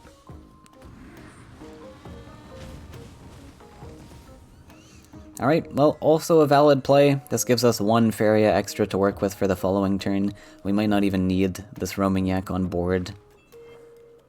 But I thought the +1 was a clever play. If we were going for neutrals, though, I kind of would have liked to see aggressive neutrals.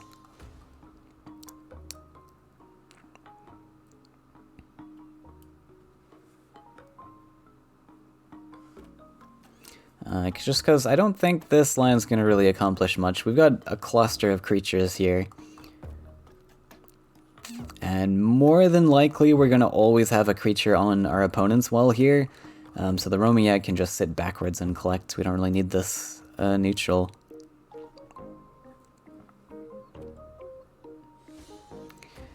Pre-invests the Aurora. Play around Ground Shaker. So that's good information for Arrow. He can sort of play around that 6/6 now, best he can. And that 1 Faeria we saved actually gives us access to Hellfire. We're not going to go for it, though. Not a great Hellfire. But what is a great Hellfire is once the 6/6 trades into the 4/3, so... really nice follow-up for the next turn. Gets a Fagoro off the spell whirl. That's exciting.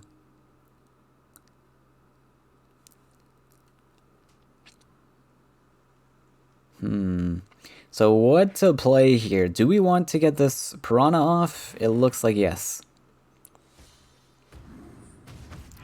I think that's fair. Piranha looks pretty cool.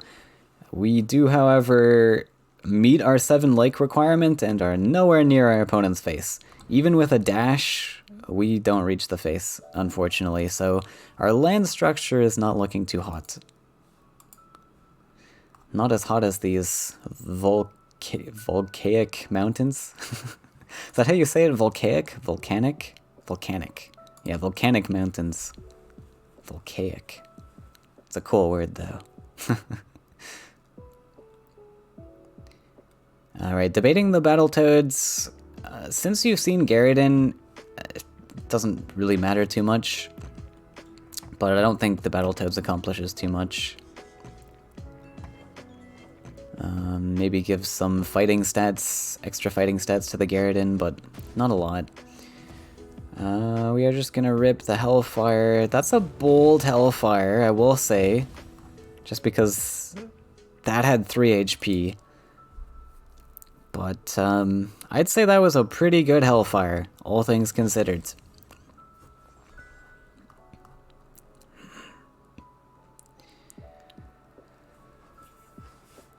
We got to clear pretty well everything except for the fish, but it was kind of unlikely that fish was getting cleared. The sky is only the beginning.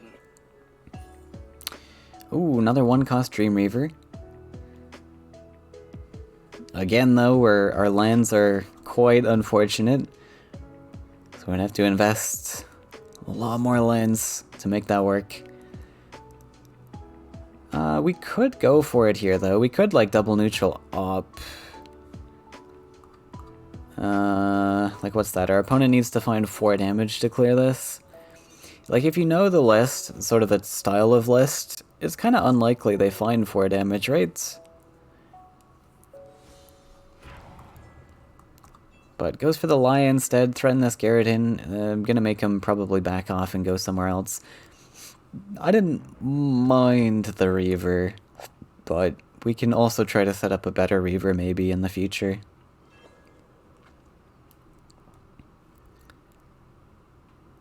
I think we do need something to fight these 6/6 stats, though.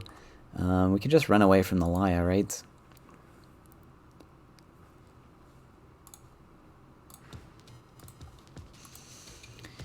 Pretty cool curve into Red Devil. Yeah, I mean, this Gary can always run away from the Laya. It's going to be really difficult to hunt this thing down if you want to make room for the Reaver. Another Fagoro! Amazing! Wow. And I think Sesh is probably naturally running Fagoro, so we might see 3 Fagoros in this match. Absolutely incredible.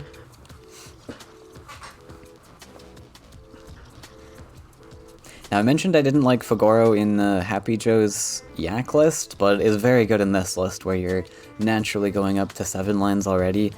This card is very good if the lands are already supporting it.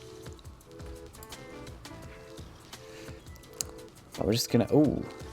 Investing Dreamweaver here. Alright. I mean, Dreamweaver anywhere on this board is pretty solid. It's a big stat stick that Red has to deal with. But I think, especially with these cards like Red Devil, you actually do have some of the stats to deal with this.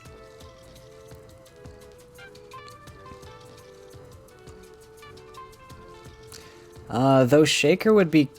we don't need to play Shaker yet, but Shaker to, like, remove 1 ping on this is pretty cool. But we have got 3 turns on this thing, so we can play that on a future turn, I guess. Double Shaker.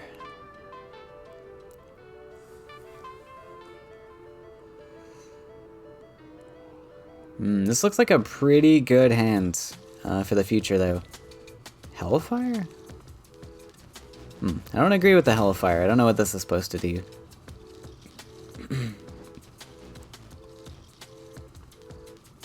We are 1 shy of playing the Shaker. Yeah, the Hellfire I heavily disagree with. I don't think that accomplished anything. With turns like that, you really want to hang on to your ground shakers. Because Sesh has so much stuff on board, we can get an absurd amount of value with this. And it might not actually seem like that much at first glance, maybe. But this is free 1 damage pings, and with cards like Hellfire, you really need as much damage as possible on all the stuff if you want hopes of clearing all the stuff. So, yeah. And especially in a case like this also, hanging on to Shakers for a while is pretty good, because these things represent a lot of damage. Even if they might not kill things, like we've got these big chunky stats on board, the 5 HPs, the 4 HP, the 10 HP, they still represent a lot of damage when you stockpile Faeria and then you play like Double Shaker into Hellfire or something. That's a lot of damage. But a lot less so if you just rip a Hellfire for virtually no reason.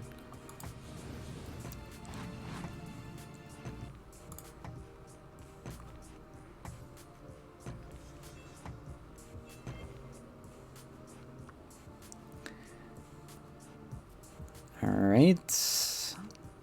Looking at maybe a clear on the Dreamweaver with that Flameburst Brigand.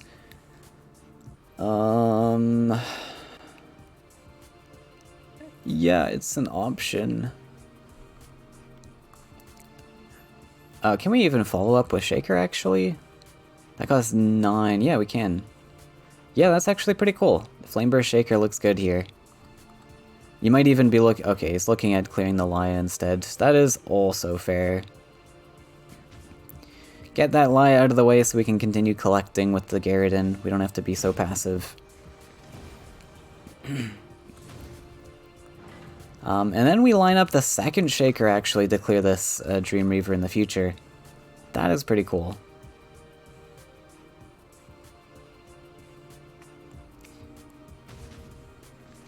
But, like, if we had held on to the Hellfire, that Hellfire would have gone a little bit further. We even had the option to double Shaker on this turn if we hadn't have Hellfired, taking out the Battletoads entirely, and taking out the structure that was there, so we didn't really need to care about it.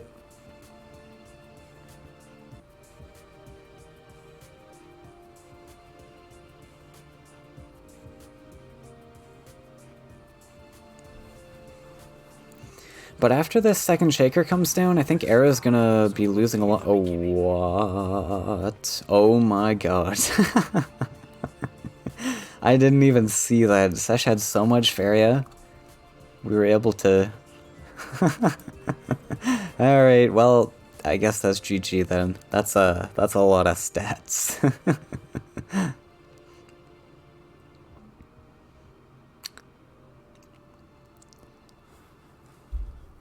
That was pretty good. And I think Sesh is very happy to take another win in this match. And I don't know what Era's going to have to deal with all of this. It is a great mistake to confuse it with nothingness. It is rather... I mean, I guess we just go for Shaker again, but it's looking pretty bleak now.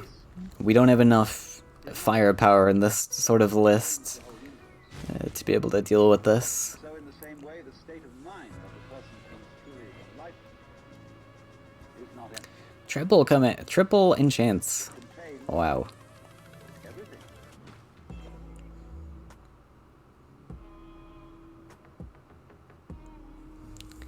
Wants to build another land?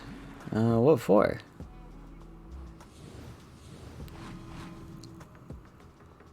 Alright, Hellfire Fodder. I don't know what the land build was for, though. I think we can probably just go for draws or something at this point. But it doesn't matter too much. We still have a lot of stuff to work through. And I don't see any possible win here for Arrow anymore.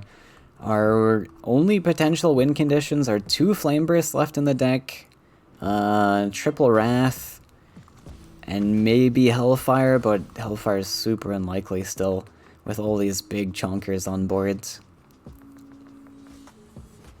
So I wouldn't really bank on Hellfire. We got Triple Wrath, and Double Burst.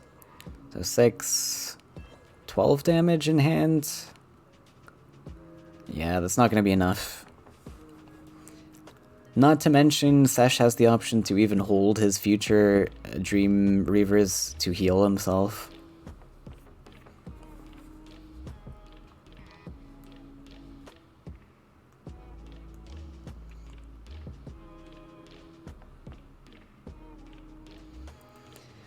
Wants to play the Beirut, but there's no great spaces for the Beirut.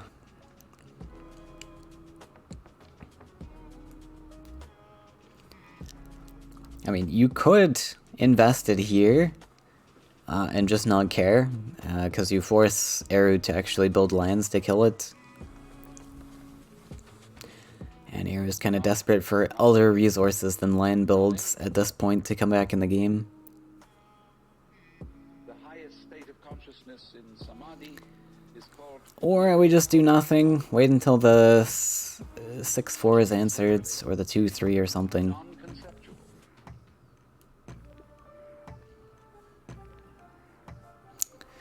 Doesn't really matter. Second Dream Reaver is drawn. Alright, there's one Flame Burst.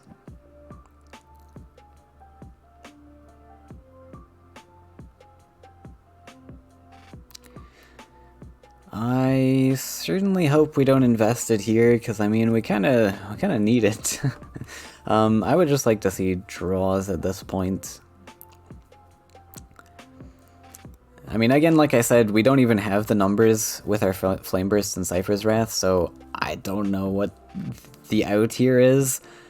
I mean, you can get the extra numbers with Hellfire, but that's like so absurdly expensive, it's very unlikely.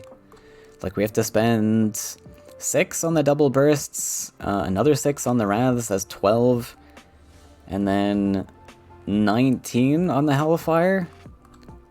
So 19 Faeria is our lethal out. We had to build up 19 Faeria, and I don't think playing a 2-cost 1-1 is gonna get you there.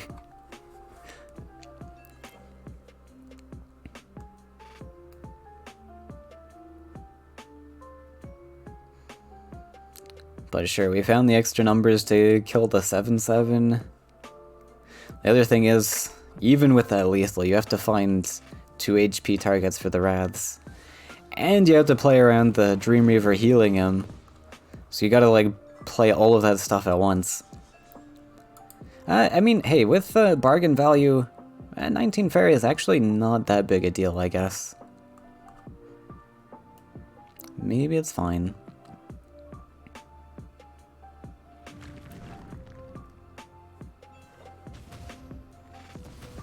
And we're down to 9 cards, so... Ooh. It will get more likely. Though that Dream Reaver on left side is going to be a problem if we're not using the Brigand to answer this.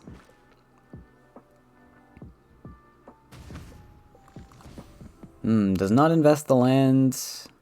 I mean, we could also just invest the land and dash. Well, I would like to see the land investment. That's like a guaranteed win almost. If we just build the land, dash the Dream Reaver, and step this one, we got 2 Reavers threatening face. That's kind of insane. But maybe he's just trying to hold this for heal. But I don't know, you set up, it's a pretty guaranteed lethal that you set up there. I don't think you need to save it for a heal at that point.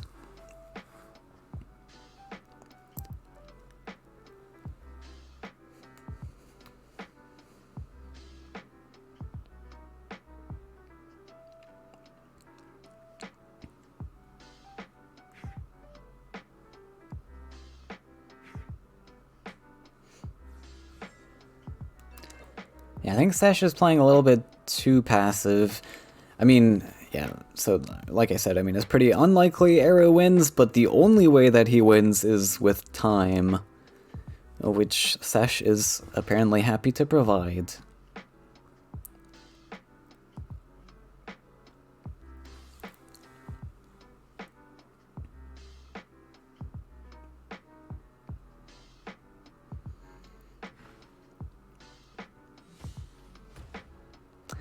Yeah, Axe Grinder makes sense. Radiance.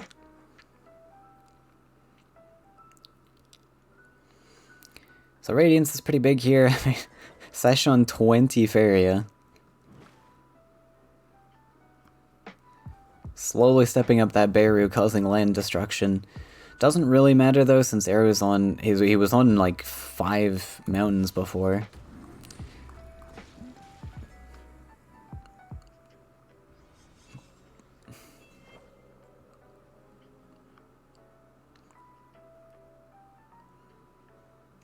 Looking at that Flame Burst, if that Flame Burst comes down, it's already game over. That was like the only possible way to win this game, and he just threw it out the door. Yeah, I mean, it doesn't really matter though.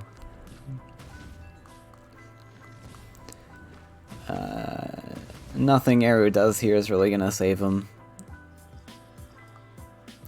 A third Fagoro off Spell Whirl! What? That's number 3! Jesus, Sesh. Your luck knows no bounds.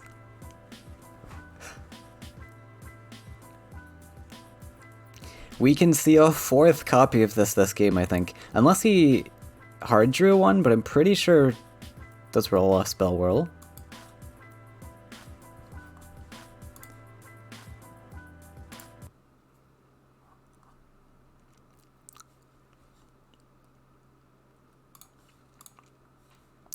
Pretty sure that was a Spell Whirl.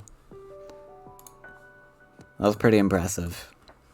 We're gonna go for another Ulani's medallion? Yes! 10 tens! Oh, that's absolutely incredible. Oh, we're going for Beirus? Alright. Whatever works.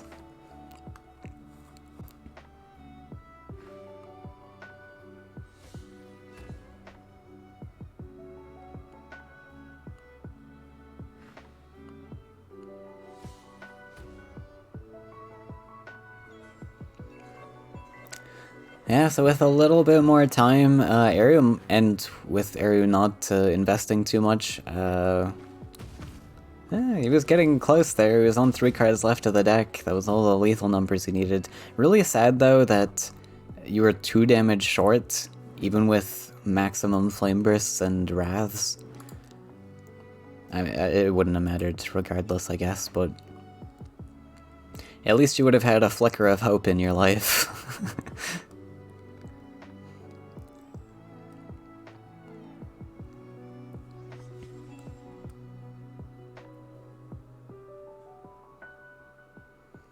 Double Wrath. Wow, we actually get to double Wrath here and stop the aggression? Wow.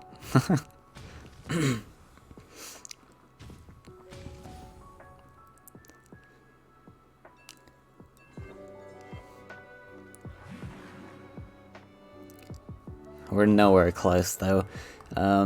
If we had held that first Flame Burst and we didn't have all that pressure, I mean, we get him down to 2. We still need 7 Faeria for the Hellfire.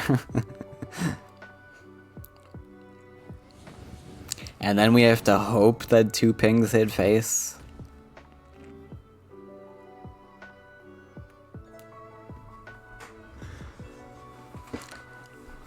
Really long grind of a match, though. If this series does go down to game 5, Eru has a big advantage on time bank, and the 4th Fagoro is drawn! Oh, play it for the memes. Just play it, Sesh, please. I want to see Fagoro number 4. Oh.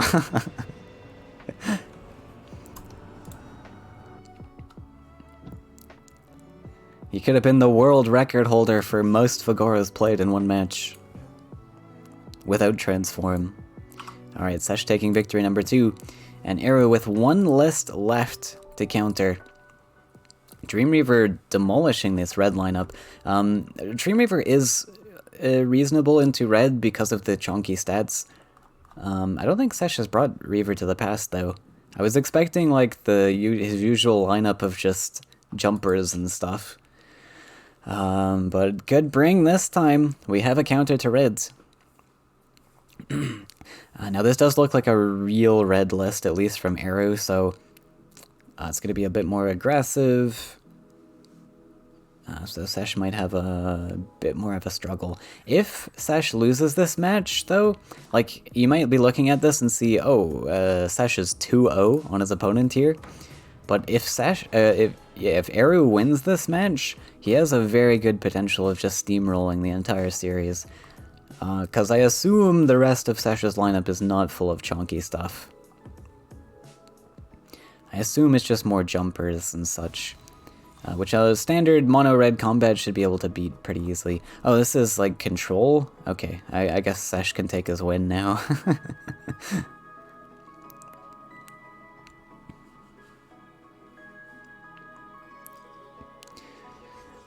Yeah, I don't see any way Eru wins this, actually. Not with control. With an aggressive combat list, you definitely have a good chance of winning. But this is just gonna go to the late game. We get Dream Reavers down. Flame Spitter's gotta stare down a giant 7/10. It's gonna be really difficult.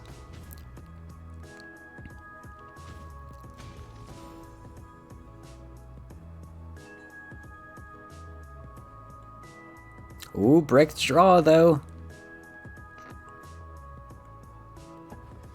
Good news for Eru. I'd like to see Eru just accelerate the lands really quickly. Like double neutral here. We don't have a lot of fighting tools in this list, but that's really the only hope I see of winning. We want to get our ground shakers and axe grinders. Sorry, there might not be axe grinder in this, but we want to get our... Oh, control lands? Really? Oh, why are we doing that? Oh, that is really, really bad. For so many reasons. We really want the aggressive pressure here. For one, we want the mountain on the lake spot. We want even maybe more aggressive lands, but ideally we don't even want to build that many. We want to do double neutral, one mountain, and then just keep drawing. But the issue with this land also is we're just providing a land for Dream Reavers to step on in the future, so now Sash can comfortably just defend both sides. He doesn't need to care about being super aggressive with his lands. This is a huge, huge detriment to us late game. And now we're building this mountain just awkwardly in space. I'm not sure what it's going to accomplish here.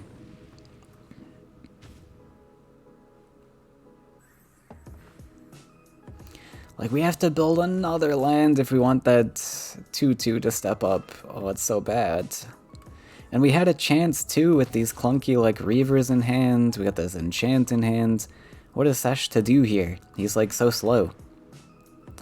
Had Sesh even feeling comfortable enough to go in between wells instead of pushing up aggressive here. Crazy.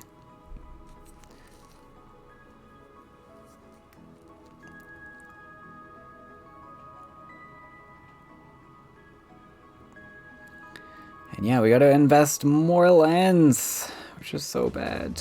Oh, I don't like that either. Now, I know this is a control list, you're concerned with building all these control lands and such, but again, it comes down to recognizing like who has the better late game and what your win condition is to fighting that late game, and going slow is just going to not win against all these late game Reavers. I would have liked to see that neutral be placed more aggressive so we could get a aggressive ground shaker. Sash has the option to land block us here. It's really, really bad. Sash doing a good job playing around Firestorm though. This Firestorm's going to be pretty useless for a while. Hellfire is not awful here. I wouldn't mind ripping the Hellfire. Honestly, we really want to go for face damage in this matchup. Nice, we got the clear. Oh god, more lands. No. But we kind of had to, and we have a double collector. Okay. But now comes the big Dream Reaver. Yikes. Can't quite follow up with the second Reaver aggressively.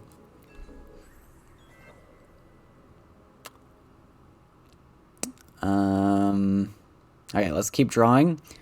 Derelict Tower.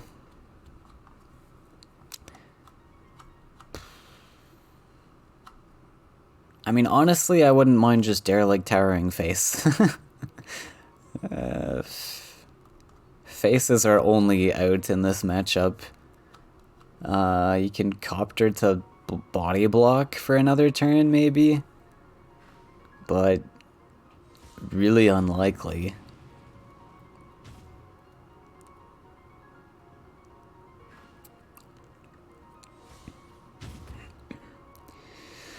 Three, four. We have a cleanup on the Reaver, but at what cost?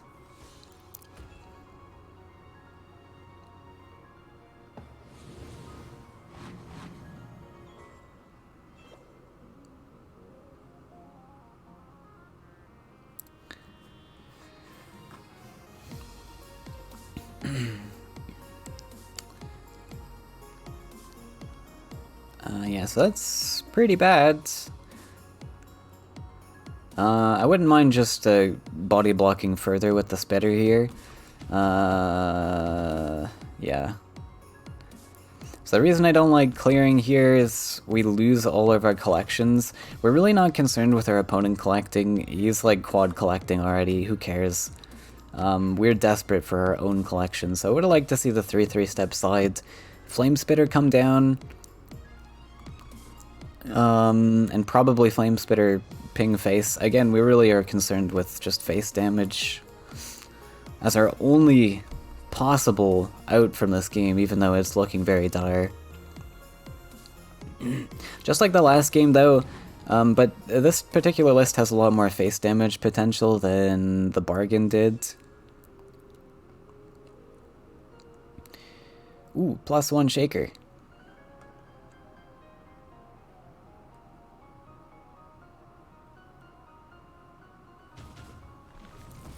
What? Oh, Firestorm?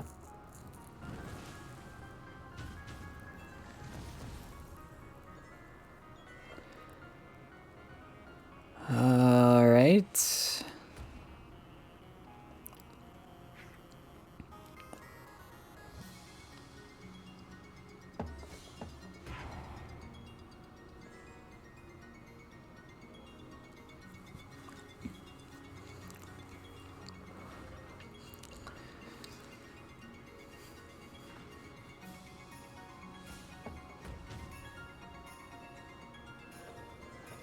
So we had how much there? 5? We go up to 8, 9 next turn.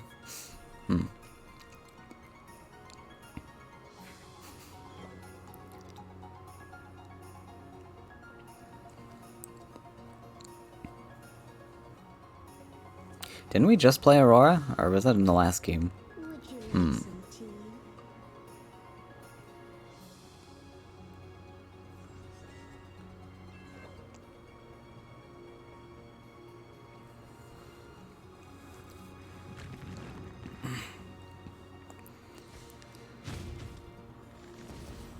Alright, well we get to delay for a little bit. Sesh still not on 7 Faeria. Oh, he does have that Beirut though.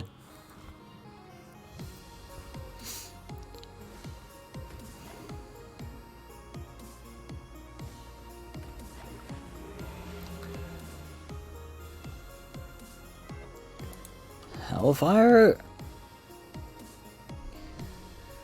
Alright, we gotta be very careful about how we spend our Faeria here. Cypher is a good answer to the Beirut, where we've got 10 stats lined up. But is it worth playing that? 5 Faeria investment when that's not helping our lethal at all. Not helping our win condition. I kind of like just stepping back and +1 passing. I mean, Cypher's an answer, but I don't know. You got 3 turns before this Beirut reaches your face. So I don't think you mind too much. But I don't know.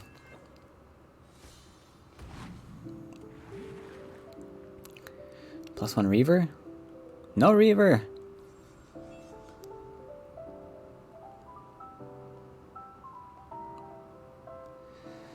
So on 5, 6, 8, we are on Hellfire. We could just let a Hellfire rip, I guess. I don't know. I guess another option is just Shaker, though. You can Shaker value, and then you get a bigger Hellfire, right?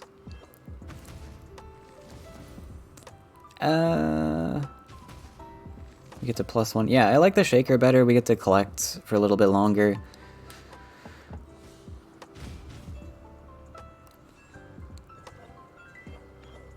We set up a Cypher's Wrath kill on this as well, potentially. But of course the Dream Reaver is gonna get slapped down here. And that's just gonna be game. Fogoro number 5? Oh no, now we're on the Aurora train. I see how it is. Wow. Would you like some tea? Sesh getting 3 Fogoras and an Aurora off of his spell whirls today. That is absurd.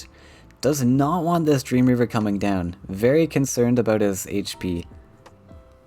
Does not want to put this pressure on.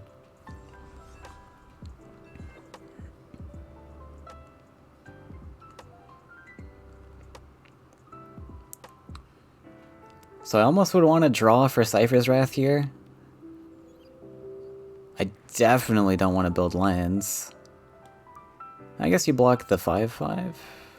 No, it doesn't really do anything though. I mean, that Ground Shaker was in trade range already. Yeah, I mean, I think I don't like the neutral. I don't think this really accomplishes that much. The thing is, you can just body block with Farm Boy or something. And then the 5/5 hits your face. or he takes the value trade or something.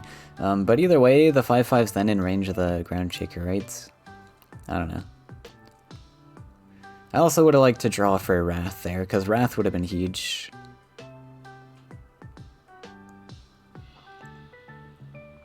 Oh, we're just gonna Medallion here again? Sky is only the beginning. Wait, what are we medallioning into? We have nothing on board. Wait, Medallion's really bad here. It was exciting the last two games because we had 10/10s and 7/10s on board, but we don't have anything on board here. Passes?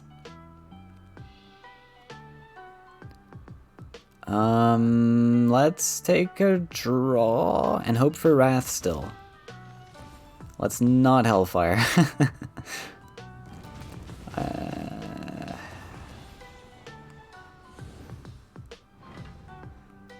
Yeah. Other issue with Hellfire is now he's healing every turn.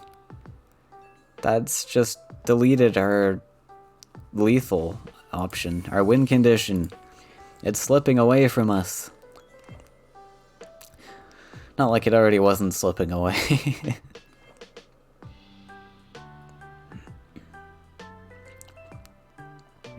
Oh, we have lethal here.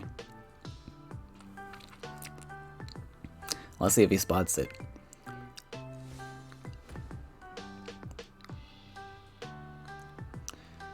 Reaver, transform, enchant. What? What? Missed lethal? Sesh now looking at this enchant. Was he trying to be flashy? Oh, don't embarrass yourself like that, Sesh. Alright, well, Sesh taking the Series 3-0 with the Dream Reaver list. A really solid pick into the Reds.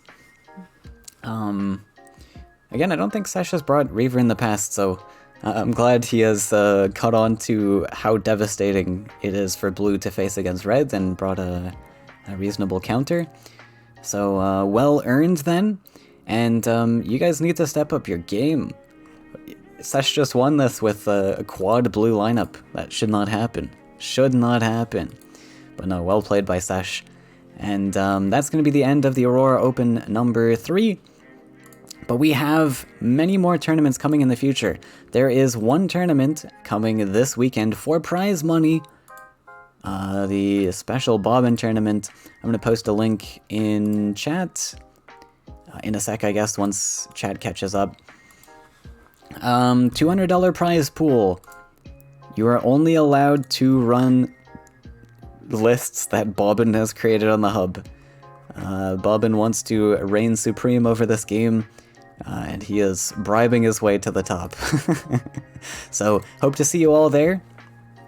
We've got 3 participants so far, so hoping to get more. You will need to go through a specific link because he's created his own sort of a Discord or a Battlefy link, so watch out for that in the Faeria Discord. I have it posted in my Discord. I have it posted on my YouTube community tab as well. Plenty of places to find that. But anyways, thanks guys for watching, and I'll see you guys in the next one next week.